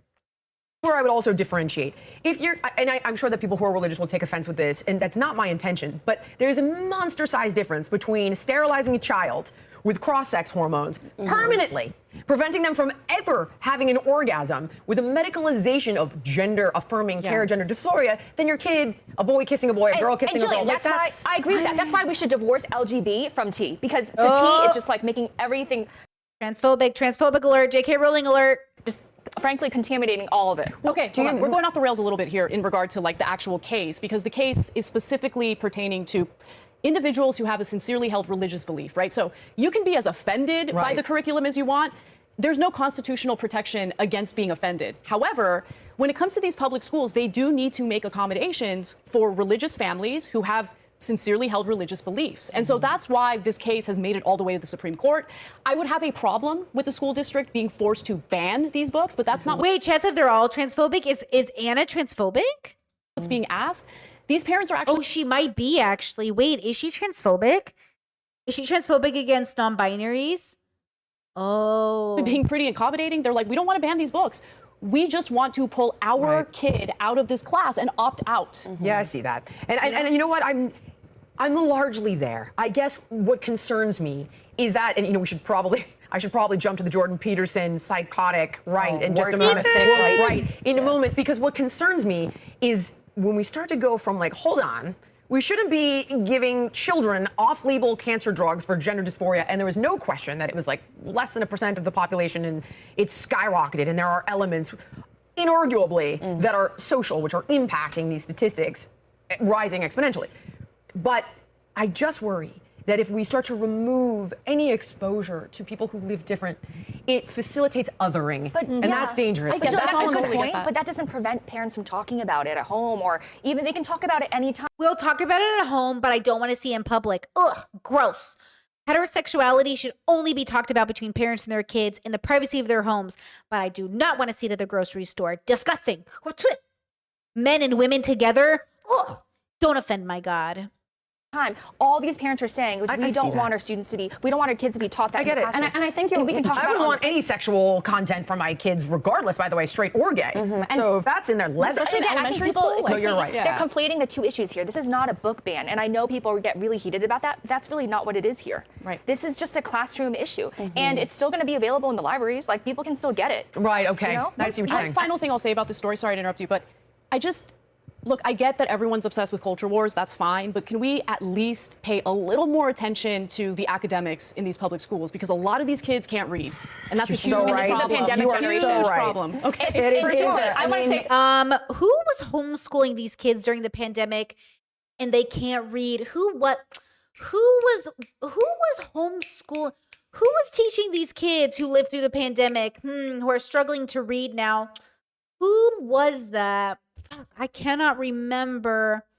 Who was in charge of children's education during lockdown? It's not coming to mind. God, I can't remember who it could have been. there was a scary moment I just saw It's yesterday. real. Yeah. I'm dealing with it in real time. It's bad. Your kids, their Oh my age- gosh, my son is going into 8th grade and his reading, he's got a really high IQ. The kid's intelligent. He does struggle with some dyslexia, but nevertheless, we should have caught him up by now. But in California, the 2 years of not being in school. It was and bad, by the yeah. way, I mean, Anna, because Anna's also in California right now. Jess said she's right. Reading comprehension is really bad because of parents. They want to blame everything on the schools and nothing on the parents, and yet they want to give the parents the access to teach their kids. You could be teaching your kids. I always heard growing up from my parents, because my siblings did public school longer than me, like, what's the point of paying these teachers to teach if they have to come home and learn from us? Make a decision. Do y'all want to like interact with your kids and their homework or not? It's like conservative parents act like you know how many times it was like WWE in my house because my dad tried to do math with my brothers? It was literally that gif of like trying to do math with my dad, and he's like, boom, boom. You know, that is 100% what I like had growing up. What are you on? Why are all these parents acting like they were great at handling kids' homework? You guys are horrible. You have meltdowns and fucking midlife crises over Susan came to school with 2 apples and now Freddie has 5 pizzas. Who has 7 trees? Everyone's like melting reading these. Okay, I would be one of them too. But you know what I mean? I wouldn't take it out on the kid. I don't know why people are acting like parents are these great teachers when you all can't even handle it. Okay? And then look, those kids are behind for 2 years because they were home with you. So do you want to be the ones teaching your kids things at home, or do you want the teachers to do it? How are you all bragging about wanting to homeschool your kids? You know what I mean? Make a fucking decision. No one's being honest. Be so for real. You are the problem. And the same way, we're all the problem. But like, you cannot pretend you are not participating in your child's destruction. Like, parents are 100% bad at your job. Most parents are bad at their job, gay or straight. Y'all suck. You have babies to fulfill legacies and fantasies about how good you're going to make their childhood without ever thinking about all the bad stuff. Anyone who says let kids be kids, I just know you're a bad parent. You might be a good parent, but you're also a bad parent. I don't mean bad parent completely. I mean to my standard. I just feel like anyone who says let kids be innocent, you're not taking into that account that kid might have had their innocence taken from them and they can't come to talk to you about it now because you want to live in a fantasy where they haven't been raped. And that's just the truth. Lots of parents refuse to engage in the reality where their kids have been assaulted because it ruins the fantasy of them being innocent. So I don't want to hear it. Okay? And when those kids come to you, you blame them for being in a position, well, you shouldn't have been there. Why'd you go there? Why'd you talk to that person? Now, and I've had to go back and forth quite a bit over the last year. So my kids have been in school in California, and every 5 seconds it rains, no school. Fires, no school. Oh, it's raining again, and there's not 2 roads of egress, meaning 2 ways in and out. So if it rains, there could be mudslides. My kids have missed since January 1st 34 days of school. That's crazy. And they're not making up for it. And it's bananas what's going on. Yeah, but you guys are also defunding schools. Conservatives overall defund schools. They're not paying teachers enough. Everybody's burnt out. I have so many teachers in my family. I have like 6 or 7 teachers in my family. They are burnt out. And yet I have conservative teachers and I have liberal teachers. Isn't that crazy? And they're all blaming different reasoning, but they all agree we're not getting funded enough. We're not getting funded enough. at least in California, which is a bit of a I went off piece there, but it's no, a huge you're problem. right. Can I just say one thing about this generation? And to Anna's point, this pandemic generation is suffering. It's bad. I just saw It is something bad. yesterday that these kids have trouble identifying angry facial expressions. They just can't read it. They have trouble reading social cues. Yeah, because they're spending all their time watching Valuetainment. Don't you understand? You have the job that creates a circumstance for your kids having brain rot because they're watching you guys on stream all day. They're watching YouTubers. They're not interacting with real people. You are a part of that system. You are a part of the literal issue kids are having. They're being raised by the internet and you're not spending time with them. So what are you going to do about it? And that's the problem. What are we doing about it? That's why I say make sure you guys are spending time outside, even when you're adults, and make sure we're interacting and make sure we're socializing. I'm really lucky I grew up without the internet. I'm lucky I grew up without phones. But as an adult, I feel like pretty adjusted with those things. I mean, I found a job online, which is great, and I'm on my phone a lot, but I feel so much better. Like, I just feel so adjusted. Like, I was on the bus yesterday, and kids had gone out of school, and I was watching these teenagers all on their phones. And some were socializing, some were on their phones. It seemed fine. Nobody seemed different. Actually, one kid was wearing a one-piece shirt, and I was like, oh my God, how cute. Probably like, I don't know, 14, maybe high schoolers. And I'm just thinking, wow, they're all so young, and this is their life, and this is their childhood. You know, remember that as parents, you are creating nostalgia and memory for your kid. It might be another Tuesday to you, but it's your kid's childhood. So make it a good one by making sure they have balance. They can have screen time, but make sure they have balance, and then make sure you're realistic when you have those kids on whether or not you can offer them that balance. Too many of y'all having kids for fun. Too many of y'all are having kids for funsies. Like they can't mask because everyone was wearing a mask during that too, time. but also because they didn't have these interactions that in their most formative eras, they had trouble differentiating. Well, that's why y'all need cousins and family members too. Like, that's the problem. Like, are you guys even interacting with your cousins and family members? Are you going to get-togethers? Are you having lunches every weekend with your neighbors? See, in my cul-de-sac growing up, we had game days once a month. My friends and I put it on for the neighborhood. We'd invite the neighborhood to come hang out with us, and we'd have game days. Okay, you got to do lemonade stands. You got to do it like they did in the 90s, but updated. Make it game days. Make it like playing video games together. Share tools. Build stuff. Like parents act like they have to participate. One thing my parents did is they made sure we were around people all the time. All the time. You have to do it. Your parents also have to have friends. Your parents have to have friends. And their friends have to have kids. And then you build communities. Even if they don't last your whole childhood, even if you guys aren't friends with them in their 60s and 70s, just having them for the beginning years of your kid's life will make a difference. You don't have to have it forever. You just got to have it during those 10 formative years of your kid's life. So they have something to rely on, something to relate to. You got to give them that rocket power experience, the Rugrats experience. You got to give them an experience. It's your job to give them that Hey Arnold experience. Hey Arnold's a really good example of really shitty people having kids and the kids being resilient and coming together regardless of their shitty upbringing. And you wonder, like, oh, let kids be kids. Sometimes you are not raising your kids and the kids have to raise themselves. Between angry and sad. My kids don't have that problem. They know when I am pissed. Yes, you are very I make that emotive. very clear. You are very emotive. But these kids, they were locked in their basement, didn't have a chance to go to the playground, explore recess. A lot and of these they're kids so are handicapped. still locked in their basement. Like, parents need to take the tech away, give them a bike. Yeah. Go outside. I don't know if those days will ever return. I wish. I honestly wish because that's they where their would. friends are. That's the. Chat says, I will say that COVID was a unique experience for children. The restrictions made it very hard. Sure. I mean, I was nannying a family of 5 during COVID, and it was hard. And there were definitely, I was at the beginning of COVID, to be fair. I wasn't quite locked down. The mom took over during the basic of lockdown, but we were doing school at home. We were doing school on the computer. We were, it was me and the 5 kids, and I would start off the morning with like hanging out and chill time. Then we'd go to schoolwork. Then we'd go outside for 2 hours. Then we'd come back in and hang out with games. Then we'd separate and do other things. And then we'd, we had like a schedule, and I probably kept it up okay, but the mom really came in and did a lot of the work after I ended my nanny time with them. But of course it's hard. Life is hard. That's why they say be careful before you have kids, because you're going to have to, raise those kids in a genocide. Kids in genocide still have to go to school. They still have to figure out their schoolwork. You want to talk about COVID impacting your kids' lives? Now imagine they've been under a genocide for 2 years. And you can talk to me about how hard your kids have it. Your kids have it hard. But I just want you to put it into perspective. Of course your kids have it hard. But remember, Palestinian kids are still managing somehow to do their best while bombs are being hurled at them. So I think we can figure it the fuck out. And it's not perfect. I'm not saying you can't complain. I'm saying your feelings are valid. Everyone's feelings are valid. It's hard being a parent. That's why I'm saying stop doing it so casually. Especially in a country you know doesn't have your back.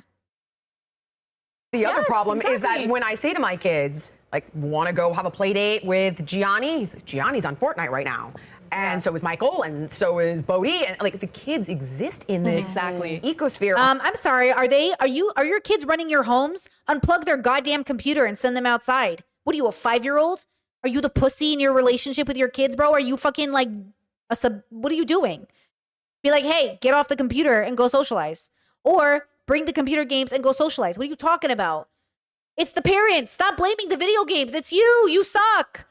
My dad loved computers growing up. We had every Nintendo system. My dad loved playing video games with us growing up. We had every technology. My dad bought me my first digital camera. It was $200. And when you took a picture, guys, it would take 60 whole seconds to process the photo. We had technology growing up, and somehow we ended up playing outside. Play outside with your kids and play video games with your kids. Do both. Stop blaming the children. It's not the kids' fault. It's literally the parents. Stop blaming the kids. Online. Honestly, so I'm it's so tough, glad. which is another topic for another day, but you all make great points and it is a huge problem. One final word. I'm so glad all four of us presumably grew up. Like we had at least 10, 15 years without these things. Oh yeah, you used to borrow groceries from your neighbor. You used to play in the street on your, I mean, I didn't have a perfect upbringing by any means. Just do it then. Do it then.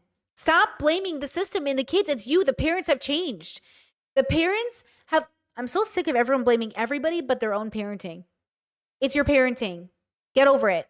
But I'm so glad I at least have those memories to look to and cherish. And like, it's sad to say, I don't think that is coming back anytime soon. No, it's not. Unfortunately. And that's contributing largely to this mental health crisis and why so many people are susceptible to social contagion and these things. And Because they want to. I'm just so sick of these conservatives, bro. I'm so sick of these people who are just like, I don't know. It just feels like you're not actually looking for solutions. I hate people who complain. Can I please explain it now to you guys? Why I hate complainers? This is complaining.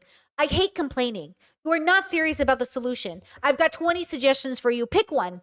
I hate complainers. I have 20. Try one. You're not venting. You're complaining. I've already given you 100 solutions. Pick one. No, none of those will work. I just want to complain. You're complaining with no action. You don't want to do anything about it. Do something about it. They want to belong to a group. Totally. They want to belong to something. And especially because in the LGBT community, it's almost become like a protected class. If you're a part of that community, then you can do no wrong. You can say no wrong because your ultimate defense against that is, oh, you're a transphobe, you're a homophobe. So the wrong people flock to it. It also attracts bad actors. You know, all I'm saying is that I just don't think. I'm getting really sick of this podcast. Does anybody want to end it early? Because I really think they're just platforming bigotry. I'm disappointed to see Anna engaged in this. That's so frustrating to me. Like, why is Anna going in this direction? Because her bigotry and homophobia and whatever else she's suffering from, I'm making up things now because I don't know exactly what her problem is. Something about her own prejudice has moved her towards bigotry. That's what it is. You have a prejudice, it's moved you towards bigotry, and now you are sitting at a table amplifying these people's voices. Good job, girl. Good job. We love to see it. Wow. Love to see women coming together to push more bigotry. 2 more seconds and I'm over this. Think that we need anything else to influence kids' minds on these sensitive topics aside from the people in their life who are close, who they trust, who they can have those conversations with. I want to be done with this one, but I know the counter argument, and the counter argument is, what if their parents are bigots? What if their parents are racists? Well, don't you think it's a fight to shape the next generation, and it's, you know, then you'd have to make the presumption that the parents are such awful people, which is unlikely. Jillian, I don't know if you're intentionally doing this, but that's essentially the woke argument. Like, we need to do this because they're not getting it at home. Right. That's what the Democrats are saying. And what I'm saying is, it's not. But okay, look, it is not their place. It is not. Look, I don't. This is why I don't have kids, okay? Because I would be violent. I would be violent if my state, if my government tells me I'm not allowed to parent my own kid, and that the school district gets to decide. All right, I got one for you. Then I'm going off I'm of. gonna be so I got one for you. that. Oh, absolutely. Hold on. Okay, so this is off of our subject grid here. I believe it's called the Safety Act in California. that the teachers don't need to tell you your kid is Oh, yeah. socially transitioning. Yeah. That was awful. What's So interesting bad. about this Yeah. is when people push back on it, they're like, well, the kid could be abused. Well, if your parents weren't transphobic, then the kid would tell the parent. They don't understand that if the parents were a safe space for the kids would tell the parents and the teacher wouldn't be put in this position. The teacher is only put in this position because it is unsafe at home. That's the only reason this happens. That's why that rule's in place. I feel like I'm talking to a 5th grader. Like, I feel like kids understand this better because obviously kids understand this better. They're the ones in the position. I can't believe I even have to explain this. What do you mean? You haven't figured it out? If it was a safe space at home, the teachers would never have to get involved because the parents would be involved. What are we even talking about? And yeah, as a person who started the first GSA on campus, I was a part of the Gay Straight Alliance and I did not tell my mother because my parents are homophobic. To this day, even though 3 of their kids have come out. Yeah. I started the Gay Straight Alliance on campus with my friends and that was it. Like my mom was protesting it and I was just like, I still have my high school yearbook pictures with me and my friends in it. We're all like, first JSA on our campus, girl. Southern California, baby. Okay, very proud gay moment. These people, bro. Used at home. There are laws in place to report child abuse. So I need mental and physical. You want to talk about negating the role of a parent? I need the God left- bless you, Gavin Newsom. I swear to God, I hate that guy. I do too. On this issue, on this particular Hate 'em. issue, the left needs to make up its mind. Yeah. Okay? Because on one hand, they use this as a cudgel all the time if you don't play ball with what they're demanding. Oh, well, the transgender community, they have a high rate of suicide. Okay. So you're telling me that you are going to keep the identity of parents' children away from them, hide the fact. Oh my God, Anna, come on, bro. Why do we always want to give people a chance and then they just say the dumbest shit? Do the math. How hard is it? Just imagine you're a kid again.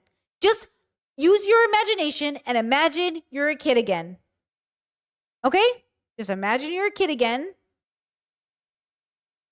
And imagine what that's like to go through something you don't feel safe telling your parents, but you feel safe telling your teachers.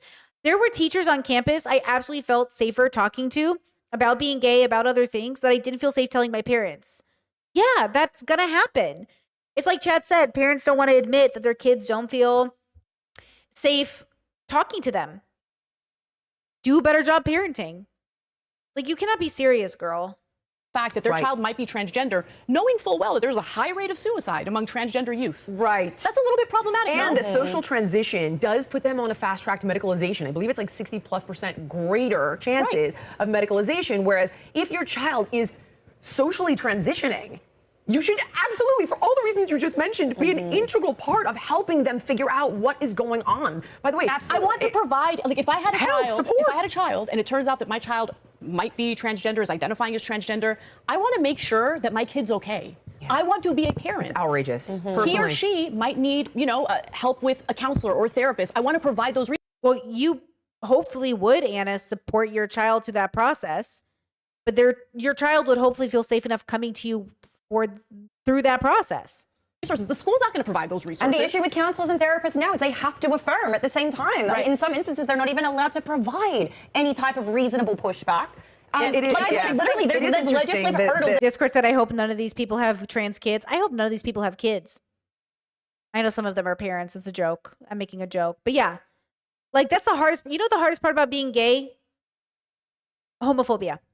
You know what the hardest part about being trans is? Actually, there's probably a lot more harder things being trans in general, but I think society is probably the hardest thing. But like, I wonder, I don't know, actually. Trans people, you can speak up about that because I think there actually might be. But either way, it's hard, but it doesn't have to be as hard as it is. Okay? It just feels strange. Also, did you see this YouTuber we've watched before? She just came out. Oh, I'm blanking on their YouTube channel name. Anyways, and I'm happy to see a girl. Come out, girl. Let's go, girl. And I'd love to see it. Like, I love getting trans and gay news. The thing is, like, they're adults. People get to make their decisions. Kids know themselves better than you think. And I think that's the problem is, like, they don't want to believe kids know themselves because they objectify them as these, like, pure little entities. But they know that's not true. I think we all remember being a kid. I think we all remember judging adults and realizing like, oh, I'm going to think about some really dark things right now. And imagine your kid going through that alone because they're too afraid to talk to you because you only put them in this bubble where they're like these pure little creatures. God forbid your kid come to you and say, hey, I'm really struggling with some stuff. You know, God forbid they come to you and say, hey, I think I need to see a doctor and get a diagnosis. I mean, she's lucky, at least her kid's lucky that he knows he's dyslexic. I had to figure that out on my own because my parents refused to accept that any of their kids could need a diagnosis.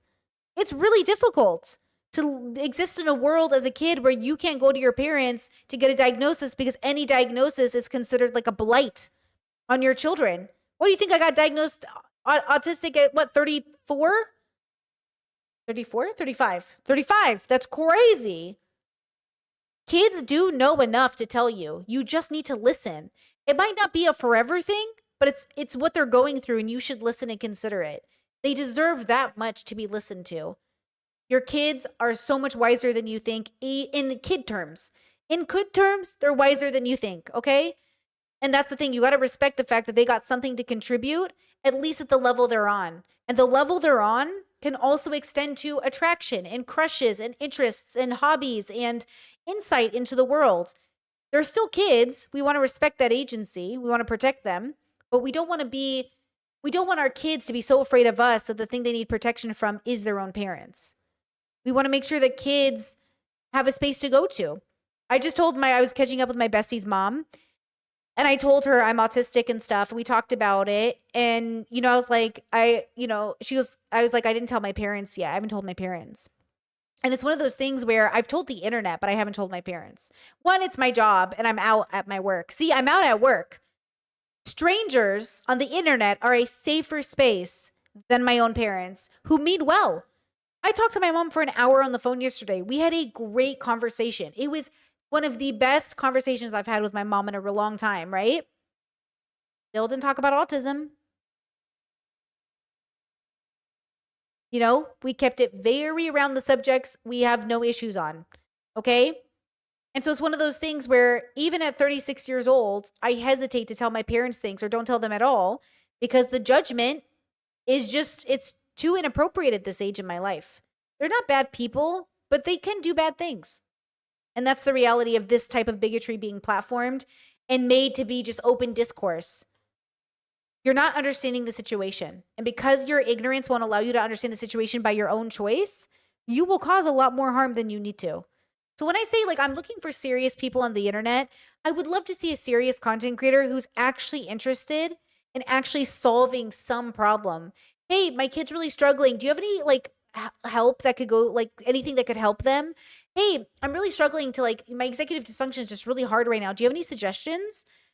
And actually offering people suggestions that you think might actually help them instead of just saying, you should pray more. Oh, you should just like, you know, ignore that label and just keep moving on with your life. Or, you know, oh, your kid doesn't need that label. That label's an excuse to give them, you know, Ritalin.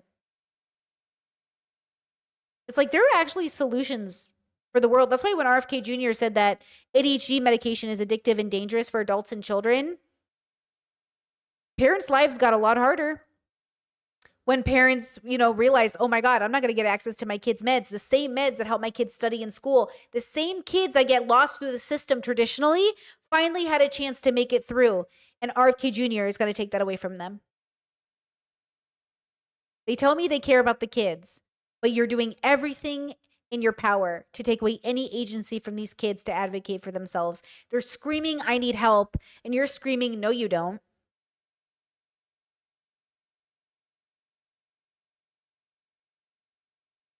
It's so frustrating to me.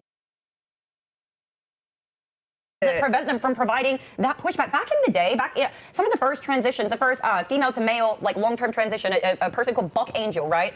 Back then, you needed to socially transition and live as the opposite gender. I think it was for a year, maybe 6 months. As an adult, yes, as an adult, before you're So even far allowed to from take. that. Well, exactly. But God. I think any person who truly suffers from gender dysphoria, who truly would have their gender dysphoria alleviated by transitioning, I don't think there's anything wrong with those types of stipulations. That, for me, is measured by cult marks. But That is you're going to talking bend about out. an adult. It's not my business. It's not my business.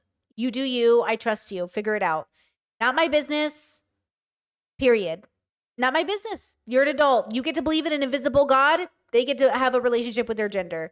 I don't know what we're talking about here. It's none of my business. Yes, but this is a kid that can't even comprehend. And so imagine how much worse the it is for gravity kids of their then. choices. So imagine how much worse it is for those kids then versus. So these kids can't comprehend the gravity of their choices, but you put them in football where they're likely to get concussions. These kids don't know the gravity of their circumstances or their choices, but you'll put them in ballet where they'll end up needing hip surgery by the time they're 30, 40 years old. These kids don't understand the consequences to their actions, but we make them child stars. These kids don't understand the consequences to their actions, but you literally put them in situations all of the time that are going to end up horrible for them in the name of education, in the name of status, in the name of social credit. Okay, cool. Can we not just sit down and have a real conversation about what is actually going to be helpful for this individual kid instead of generalizing all children's experiences as if it's a monolithic experience? Have we not gotten to that point in the conservative bubble? Just kidding. Of course we haven't. That was a joke. This is the adult. Gavin Newsom and his cabal of social justice warriors have everyone terrified. And Nat, I'm going to give a shout out to Manekt. Okay. Who? Because on Manekt, I had a terrified mom from California reaching out to me, an Asian mom actually. She's so terrified of saying the wrong thing to her kid and then getting reported to Child Protective Services that's wrong. because That's she wrong. wants to be accommodated. Did you raise a fucking demon? Your kid's just gonna call CPS on you? You raise a demon or something? What are you talking about? Your kid's gonna call CPS on you? Whose kid calls CPS on them? Because like, are you guys just like bottoms to your like? Have a good relationship with your kid, and they're not gonna call CPS on you. They're probably going to do worse. They're probably going to cater to your needs and be a people pleaser and actually have to go to therapy later for it. What kind of demons are you raising that they're just calling CPS because you got a pronoun wrong one time? What'd you call me? My mommy called me a they, but I'm actually a he, she, they. But she called me a they. CPS called. Ethan, you know something about CPS, don't you? Just kidding. That was a bad joke. But you know what I mean? It's like, what are you talking about? I'm so afraid my kid's gonna call CPS on me. Who did you raise? And she wants, like, what if my daughter is lesbian? I want to make sure that I'm embracing of her. I don't want to say the wrong thing. Like, what am I allowed to? Okay, so you're talking about being a mother who's embracing your kid's queerness, and you're afraid they're gonna call CPS on you for what? What is this weird paranoia? Did you smoke before? She probably smoked some. She probably took a hit before she came on. I get it. I get paranoid when I'm on weed sometimes too. To say, like, what if I lose my kid? And this is an Asian immigrant who's just terrified that this is happening in our adopted country. It's legitimate. And this is what Gavin Newsom has created, this just hysteria, this tremendous fear. Parents and kids should not be inhabiting this world. This is outrageous. One more bash on this guy. Yes. In 2013, he supported a bill, I think it was Jerry Brown's bill at the time, allowing transgender or biological boys, transgender females, so biological boys who've transitioned or socially transitioned, physically medically transitioned to either or to participate in biological female sports. Charlie Kirk goes on his podcast, This Is Gavin, and he's like, it's just wildly unfair. You supported this, you scumbag, and you put no legislation forth to stop it. And I'm sorry, I owned a sports medicine facility. This is where I can really plant my feet firmly in a wheelhouse here on this show. There is no universe where there is a physiological equivalence between a child born a male and a child born a female. XY chromosome versus XX chromosome. A 15-year-old boy athlete or XY chromosome athlete, however you want to label this, is better than the most elite female athlete in the world.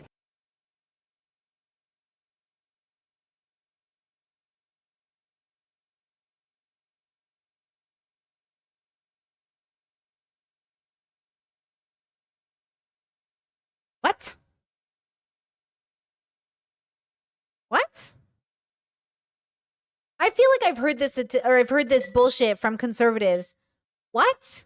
And chat says internalized misogyny. Oh, all these women are suffering from internalized misogyny. 100%.